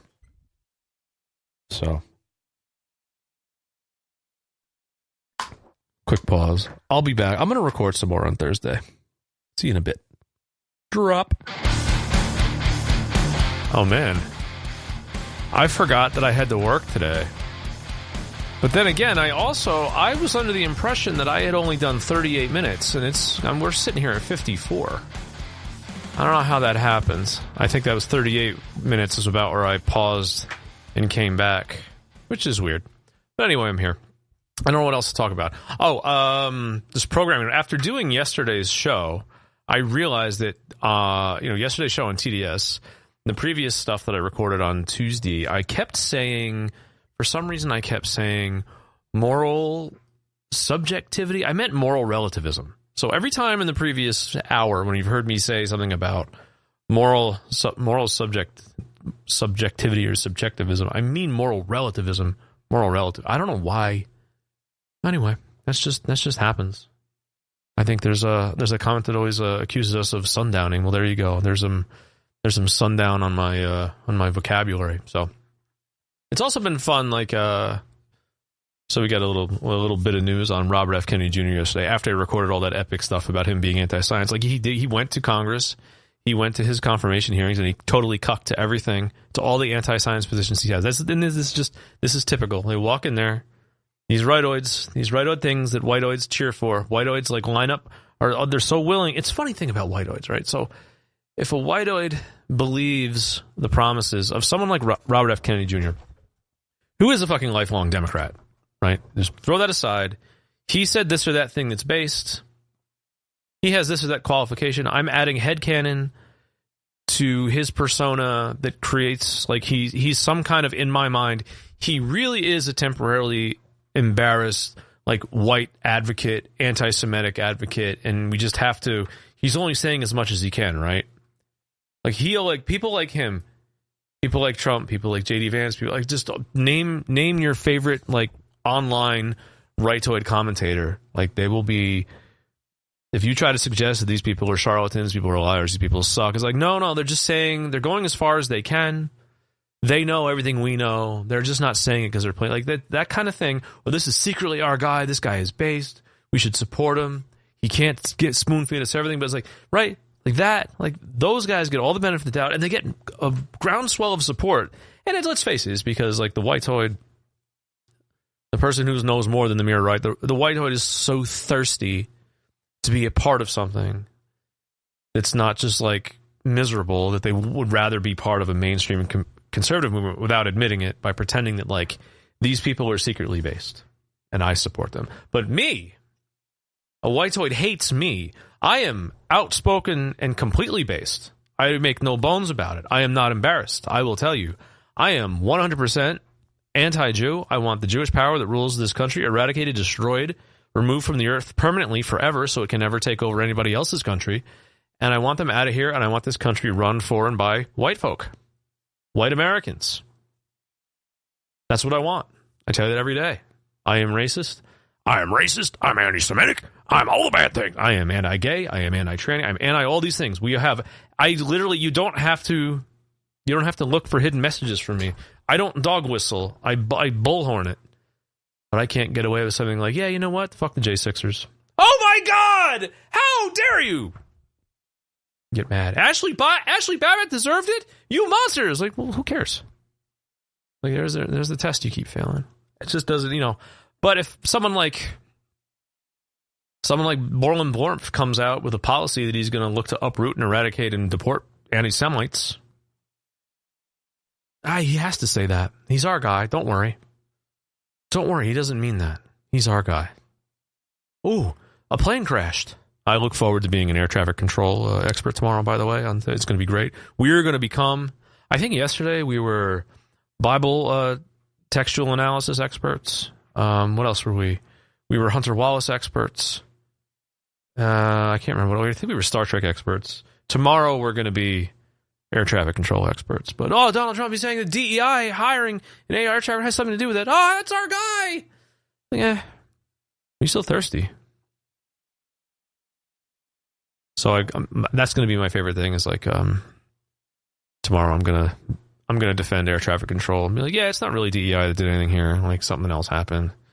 But anyway, I got sidetracked this morning by some NJP posts on Bang. I'm just going to read it, and I'm going to go off King. It's been a year. It's been over a year since all that stuff happened, so I feel like I can speak to a few things without getting all pissy or getting anybody else pissy about it. It's just kind of annoying to still see this stuff lingering here and there. Actually, maybe I shouldn't. It seems like the thread is kind of wiped off of Bang. There's someone asking for an archive of the NJP 25-point platform, which, to my knowledge, was on the dock to be either just deleted or replaced with some new stuff. But then all this shit happened. I don't remember actually when. I just know that was on the dock as one of those things was going to happen after New Year. There's a bunch of stuff with NJP that when I would ask about, we're doing that at New Year's. We'll do that after the New Year. And I just okay. And then rewriting having a simpler, more concise platform was one of the projects. And so someone asked for this. Alex chimed in and says, I always hate it because it's a groceryless grab bag of various ideas that could affect the personal tastes of easily identifiable authors. Strikers editions are particularly easy to spot. So he said that, and I don't know why he felt the need to say that. Who cares at this point what was on the 25-point plan? Because it's over. That was all. And the NJP is just not a thing. But this sparked some nemesis, aptly named. He is my nemesis. I'll show you nemesis. He writes. Oh, it wasn't him. Oh, no, it's somebody else. Who was this? First it was Kent. Did you participate in the Everything is Fine kayfabe, or did you bring this up to Mike? And then Nemesis has to, go beyond that. I mean, it's a stupid question in the first place. What does it matter? What does it care? What would that change? Right? NJP failed. Alex is not in an NJP. I was not in an NJP. NJP failed because NJP failed. This sort of latent, one of the things that got me was oh wow, there's people really want to kill the messengers here. They want to blame the people. They're yeah, I don't know about this. So Nemesis wrote, I had the same reaction. You always hated it, but you said nothing and played along for 3 years. I understand the sentiment of not wanting to sabotage your friend's project in public, but Alex knows the guy who just says what he thinks, so would be in character. To be fair, I don't remember him going out of his way to shill the party or act like it was some big deal. All right, so just real quickly, just to remind people, the NJP, Alex and I were not part of the inauguration of the NJP. We were not asked our opinion. We were not asked to be part of it. It was simply announced to us that it was happening. We were not consulted, and the reason we were not consulted is it was just basically everybody just knew that it was not something that we were going to be down for. They knew that was true, and it's kind of a silly thing. It's it's the reason we wouldn't be down for it is because we'd be yeah, it's not going to work. You're not going to be able to do that, and you don't want to, and you want to do it anyway. So, and it was the entire thing was done under duress.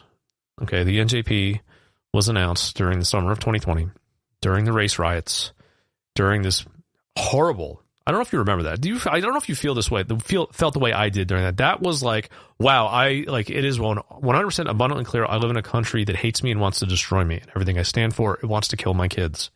This is a country that sees mobs of niggers burning down cities, and in response, kneels to it, celebrates it, says that this is a righteous, peaceful, mostly peaceful, somewhat fiery protest. That's absolutely nobody is taking our side in it or arguing against it. The entire conservative movement completely abandoned that position. Donald Trump, the president, was hiding in the basement of the White House doing nothing. He had no intention of doing anything about it. All he did was whine about it. That's where we were. And so out of that darkness came the announcement that they were going to do the NJP. And that was just happening. It wasn't a request that I be part of it. It wasn't a request that I support it. It's this is just happening. And, yeah. There wasn't and under that dress, it's oh, what a relief. Somebody's doing something. And then when that wore off, it was oh, now we're saddled with this thing. It's when you get a little post-nut clarity after the riots and everything are over and you're just moving towards the 2020 election, all that other ridiculous crap that's going on with COVID. It's kind of oh, so now we don't just have TRS, which is very successful. We have this other thing that was built with the intention of leeching off TRS. Because that's Warren Balog's great idea is I don't have an organization. But for a second time now, I'll try to take over TRS on someone else's behalf. And this time he got Mike to be like part of it with him. And so go from there. But it's not a matter of why'd you go along with it if you didn't like it. It's like you don't really have a choice in that position. Why? Because I don't mean to be too like brutal and blunt, because again, it's been a long time, but it's like TRS was a real thing. TRS has a presence. TRS generates revenue. TRS pays people's bills, including Mike's. TRS is several people's livelihood and a few people's, part-time, income, a separate income stream for a few people that are part-timers. And that was real. The National Justice Party was not real. The National Justice Party was just part of the silly idea that you can take an entertainment product and turn it into a political movement. You can't. It never works. But it's a very American thing to want to do that. People like to look to celebrities, entertainers, and commentators. Like, why don't you run for President, Rush? I don't want to take the pay cut. Remember all this time people used to clamor for Tucker Carlson should run for president in 2024. It's like Tucker Carlson's a TV host. He's not even that good one. Like, why would he suddenly change jobs to be a politician? The answer is Americans see TV. TV is hyper real. TV is reality. So TV has to. We need to make TV into reality. Just not what it was. So it's just kind of like the kind of the reason I'm bringing it up is that kind of question is insulting. Were you part of the everything is fine kayfabe, or did you bring it up to Mike? And I feel seen by that question as well, because people have asked me questions like, if you were so against it, why didn't you do anything? It's like, I did something about it 3 years later when it was, or was it how many years? Yeah, 3 years later when it was possible to do something, I started doing things. Right? It's not like there was never any criticism. You need a headcanon about behind the scenes conversations about criticism. You have to understand. Criticism was not welcome, okay? Because let's examine what the National Justice Party was and what its goals were and where it ended up. Its goals were to attract as many people as possible to become members and to become supporters. So you had a large populist groundswell that couldn't be ignored by mainstream. That was the goal. For that, you need a lot of people. You need a lot of money. You need to put that chicken in front of that egg over and over again, hoping, and it just didn't work. Nothing worked to attract people. There were no people, Jerry. The wheels are in motion. It just didn't work. And so, under the circumstances of having foisted this on your friends and co-compatriots under duress, and they went along with it, and now they don't really like it anymore, and you don't know what to do, and you have people around you, like the natives are restless, what happens is criticism is now seen as a sign of disloyalty. Disloyalty and disrespect. Who are you and what do you know? And it's just like, that's how it goes. So you couldn't really have a real discussion until things got bad enough where shutting the thing down was on the table. And you don't get to shutting the thing down being on the table until you've done like several rounds of, we've, discovered this guy who's disloyal and who's criticizing the thing, and he has to go. He has to be isolated, removed, and made an example of, because the only thing the NJP could hold over people's heads was like, you don't get to be in the NJP anymore. You don't get to be in the only thing that's doing anything about 2020, right? It's like, that was sort of like, they never got to a level where, this is another unfortunate thing, never got to a level where there was anything to offer its members other than you're a member. Congratulations would be removed. Rather, there would be like drama, internal drama. And that eventually turned to, eventually that got around to like people are suddenly resigning from the Central Committee. Like, you can't make that happen. Like, once that starts happening, now maybe you can start talking about, like, membership recruitment has been on a downslope since this high point here. And what reason is there for it to turn around? There's not a reason for it to turn around. All right, then, what are we doing here? We need to get back to, it's just like, that's the kind of stuff that happened. It was said, there's a lot of, God, I can laugh about it now. It's funny now. The amount of private communications, in quotation, that were floating around as leaks back then when that stuff was all going down, when the ship was sinking, and there was one piece I never made a big deal out of it, and I never would, because I understand that some of this, it comes out of a place of despair and not out of a place of actual, like, trying to insult or malign anyone. It comes from a place of despair and a place of, so someone from the council said something about Alex and I, rather disparaging. That was like, any organization like this that ever had Alex or I in it, that we would wreck it, we would hobble it. And I remember when I saw that, I was like, well, we weren't the ones that asked to join. It's like that tells me a couple things. It tells me that you knew that we wouldn't be on board, and you knew the reason we wouldn't be on board is because it would be hobbled, because it wouldn't work. But then you were willing to like create a group around us anyway.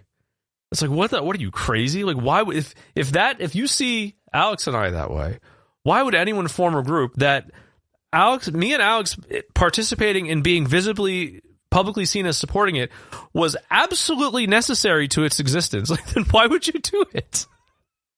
I didn't ask to join. Alex didn't ask to join. I agreed to it again under the 2020 summer duress. Like, yes, let's do it. Let's see. Anything's possible. Somebody's got to do something. And then that wore off. I was like, oh, okay. It's like how but that could have been just somebody exasperated saying that, because there were always calls on, like, the fucking staff would be like, how does Alex McNabb still make a salary? It's like, well, you don't work for the same company as he does. You're a volunteer for the side project. You don't really have a say in that. Alex McNabb makes a salary because he's on the podcast, because he's a TRS founder, and he's my co-host, and we pay him for his talents. That's how that goes. You actually, the fact that kind of gossip makes its way back to me is like, fuck you. I don't know. So anyway, just to close that up, it's like, yeah, the NJP was founded and presented to TRS people under duress. It was presented to me not as, it was not a request. Loyalty to the new NJP thing was it was demanded under the implication of, like, you can go work somewhere else if you don't. It wasn't never said, but it was sort of like when you put two and two together, it's like, oh, if I don't go along with this, then there's going to be massive problems here.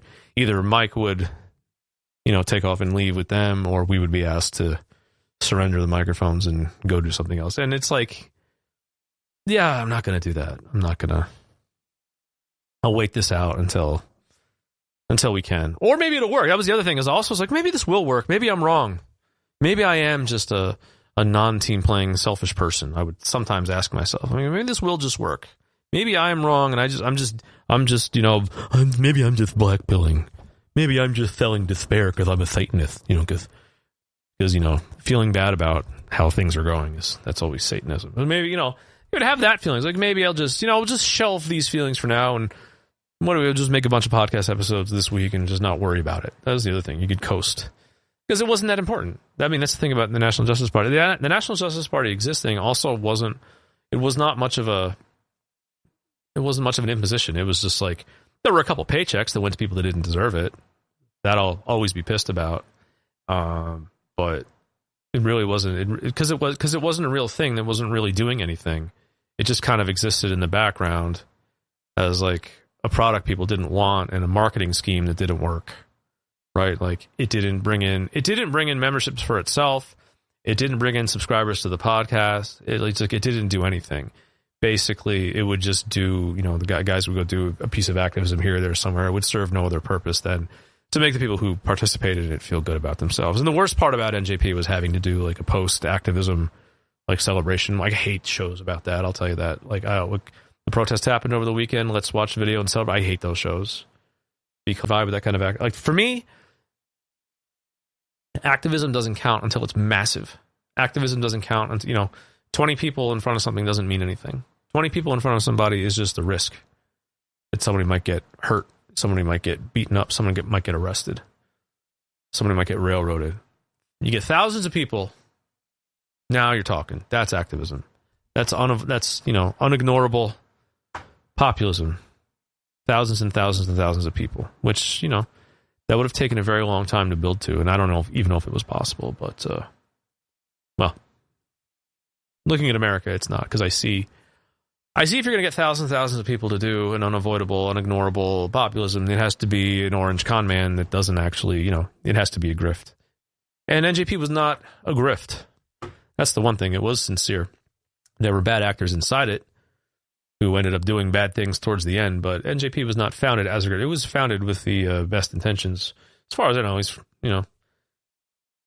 you can psychoanalyze each player and who played his part and why, but it's like it was meant to be, like, they started it to actually do the project. It wasn't to be in. It was started under really bad circumstances, and the worst circumstance of all was the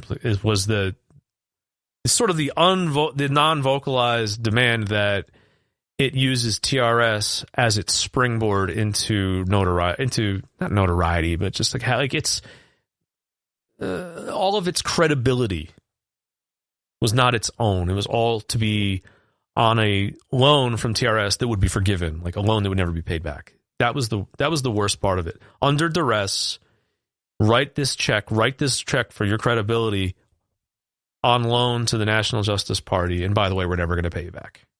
That was the worst part of it. So, what do? You do what we did. Put up with it until you don't have to. And everything else is just details. So, what else can we do? There was some comments on yesterday's show I saw that I had a laugh I was going to share with you, so we're not ending on that shitty note. I guess I lied. I could have swore there were comments on yesterday's show that I wanted to read. The only one I can think of that's making me laugh is there's a couple comments about Rogue One. About Star Wars Rogue One. I don't remember what they were. I guess maybe it was feeling a little more serious before. Southern Protestant Law Center was very funny, Hyperborean Dad, when he said that about Hunter Wallace. Matamora says, I don't get the hate against TRS. There are things I don't like about the TRS thing, but they are on point, and they are honest, and they're hardcore about facing reality. Thank you. I feel like as though I'm all those things. That's what I like the most. Like, that's the thing. One of the things that's missing from white nationalism, first of all, is the inability to just never support Jewish republicanism again, or Jews. Like, white nationalists will support Jews when they feel like it. It's wild to be like. That's why I'm toying with the idea of, like, I don't want to call myself that anymore. I think that movement is a failure. But like, I like to bring everyone down to the level of like where we actually are, like, without a candy coating, because when you're as far out on the fringe as we are, that you can't afford to candy coat things. Like, that's how you end up with mistakes like the NJP or God knows what else. What other? That's the only example that's on my mind right now of a great misstep is like thinking that you have support that you don't, because the truths that we talk about feel so obvious, but they're so suppressed under just a smothering blanket of Jewish lies and morality police. I think I mentioned before in the previous hour something about like people that have this new agey compassion and sensitivity about different cultures, different peoples, and different like moral foibles and ways of life that, like, I don't know if that's real or if that's just been enforced top down so people like just play act it. I don't know. I can't tell.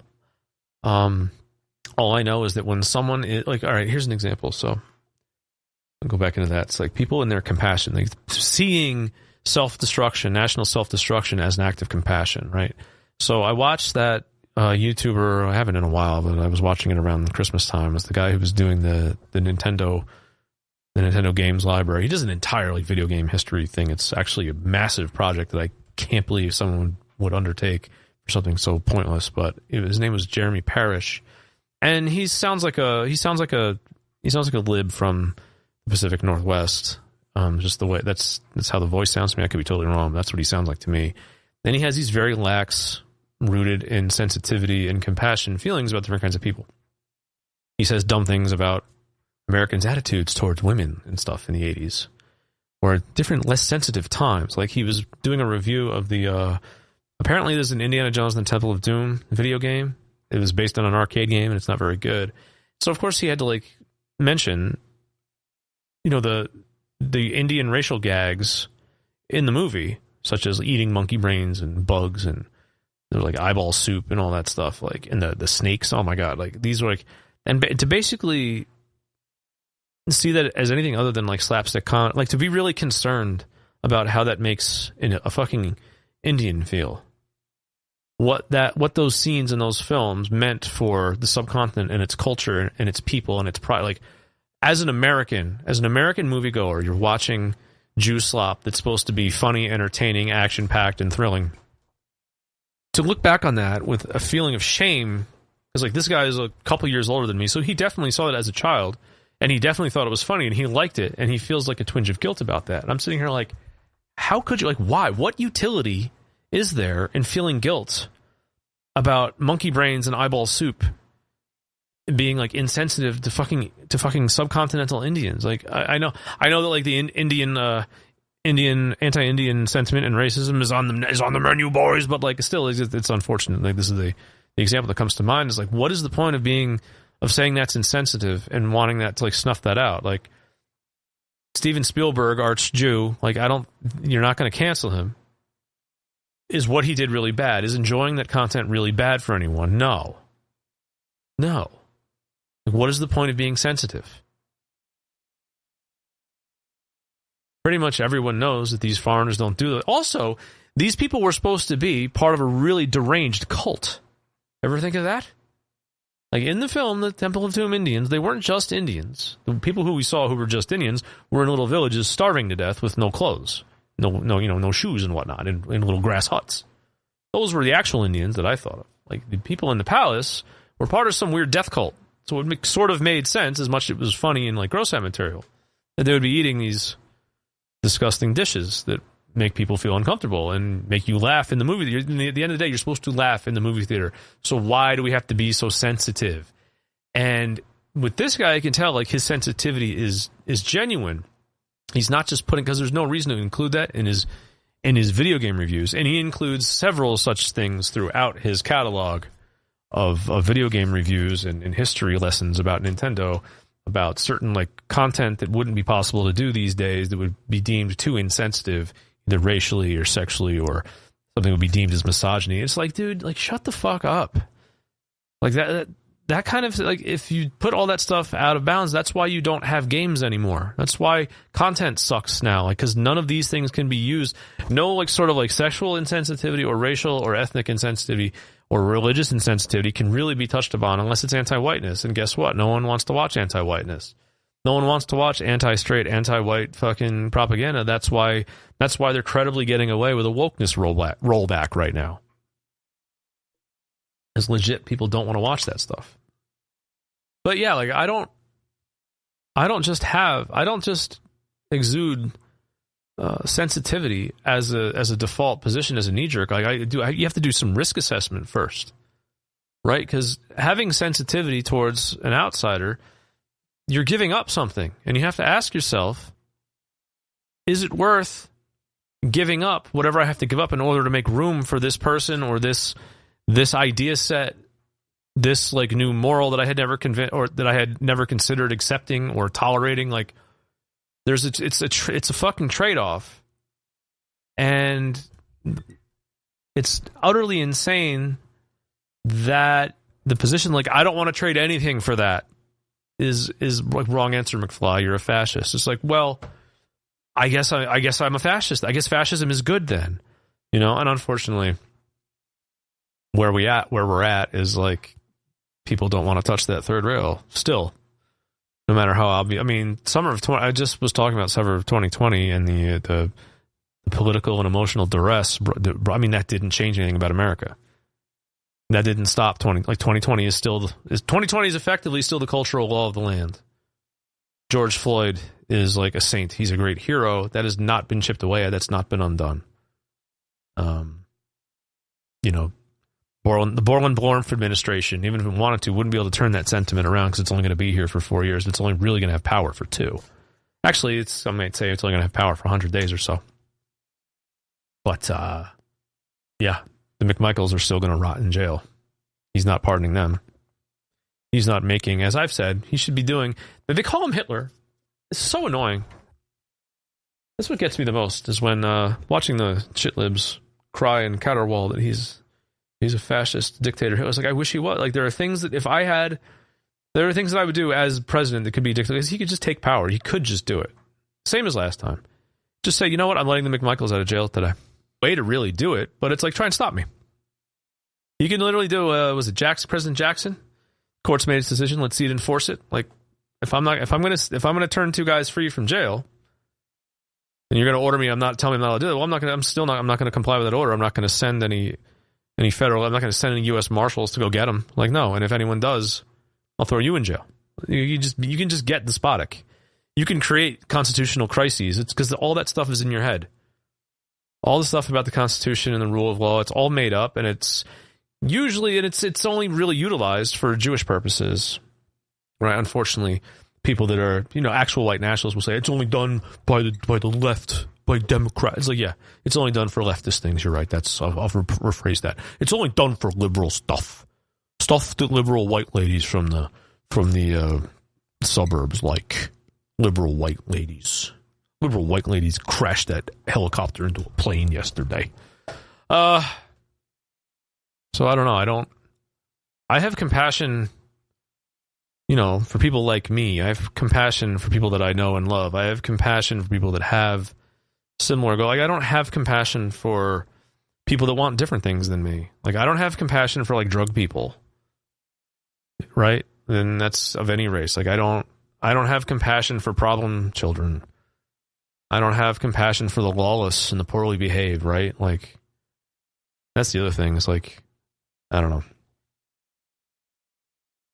Like, I have a very narrow band. I mean, being white is like, that's the first way to get in the door, but you're still not, I still haven't vetted you for my levels of compassion yet. Like, I don't want to hear about, like, if you're white and you're gay. Like, nope, I don't have any compassion for you.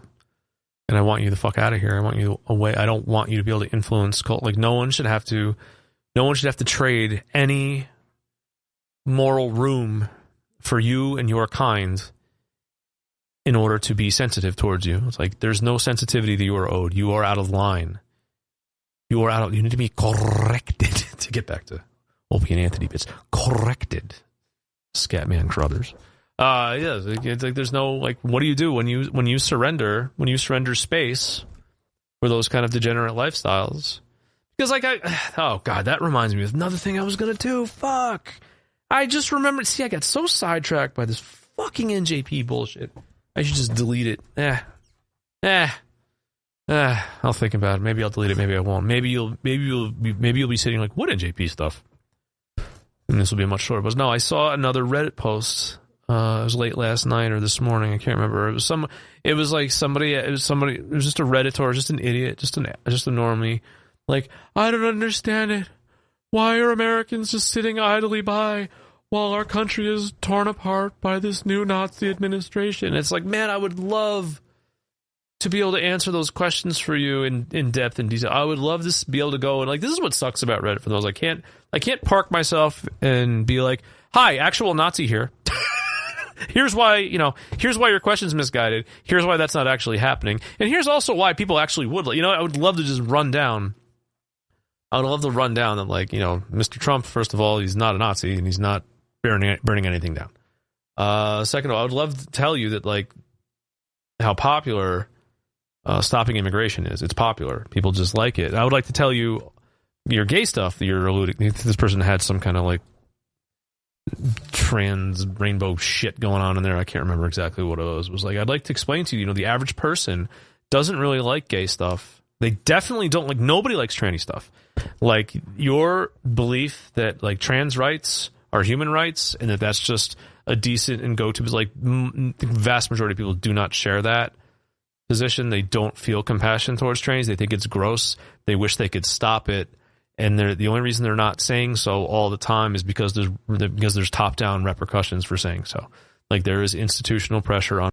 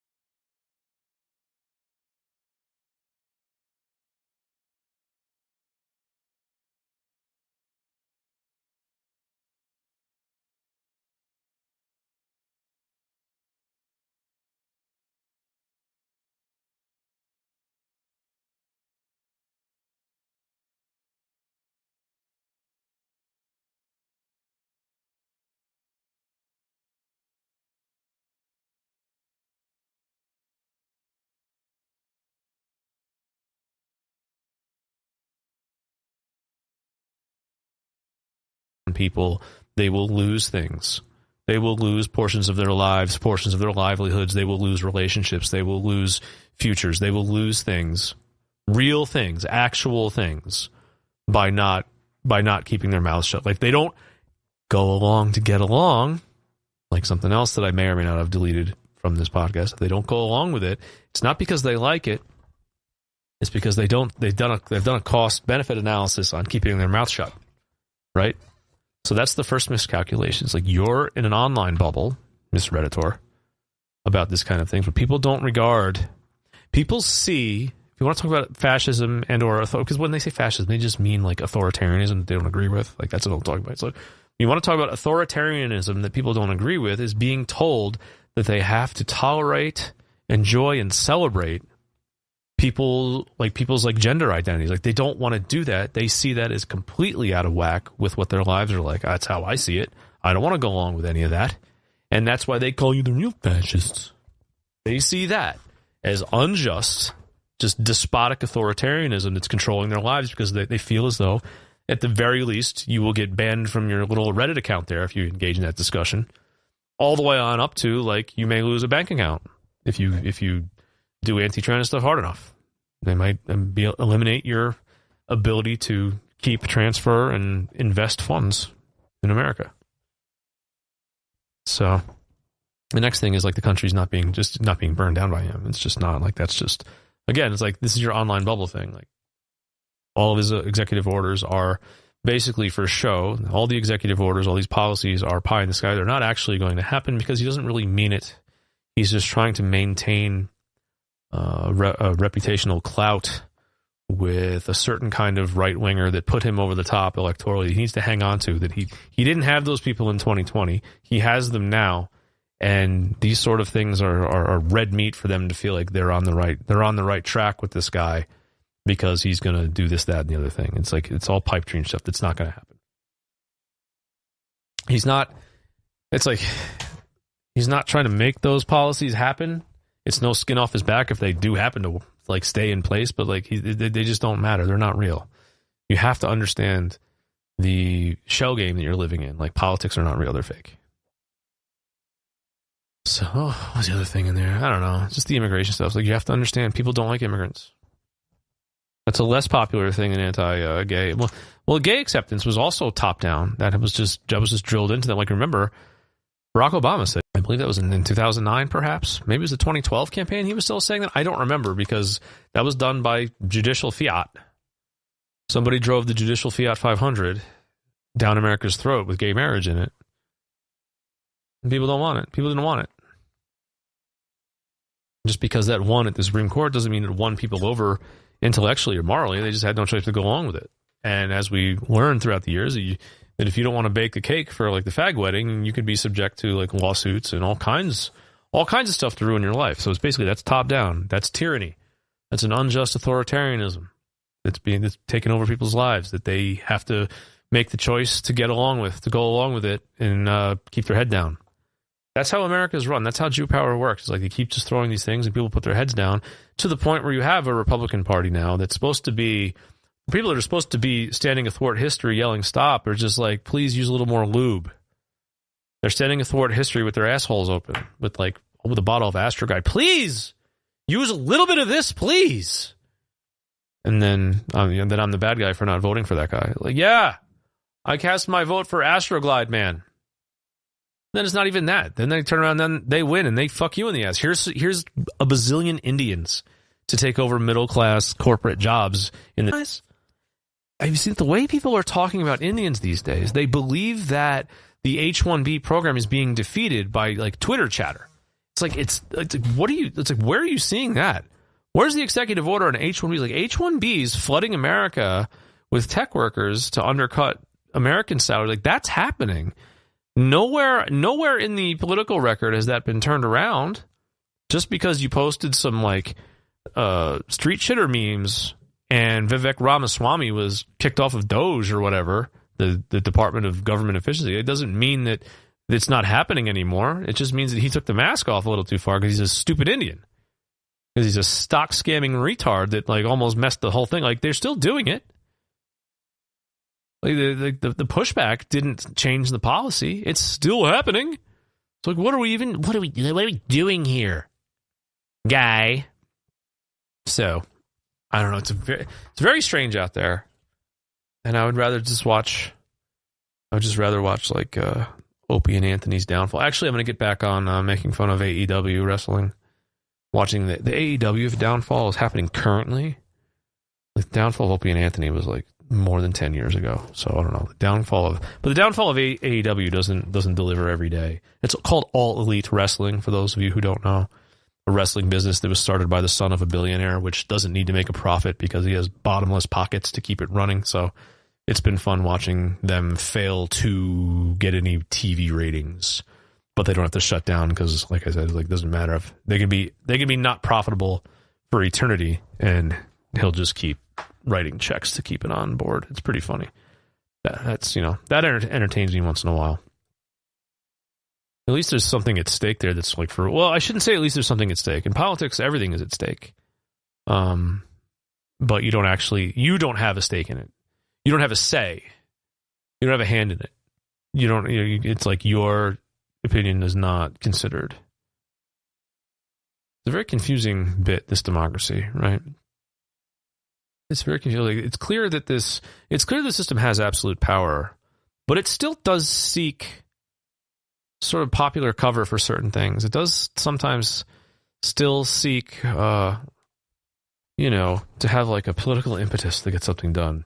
Like it doesn't feel like that it can just do something, just like swing its weight around, and this is the new like law of the land reality that you just have to put up with. Like it doesn't have that. It's very strange. I don't know. I'm just flailing now. I think I'm going to go back and I'm going to redo the NJP portion of this show, make it a little shorter, a little more concise, leave a little bit less room for people to reinterpret shitty stuff out of it that isn't what I said. So with that, I'm gonna let you all go. It's been nice. I enjoyed talking to you, and we'll do it again soon. Once again, I will see you tomorrow. Air traffic control expert Sven will be on the scene to dissect the helicopter plane crash. We're all over it, folks. We'll be there. I guarantee you it's not women's fault or DEI.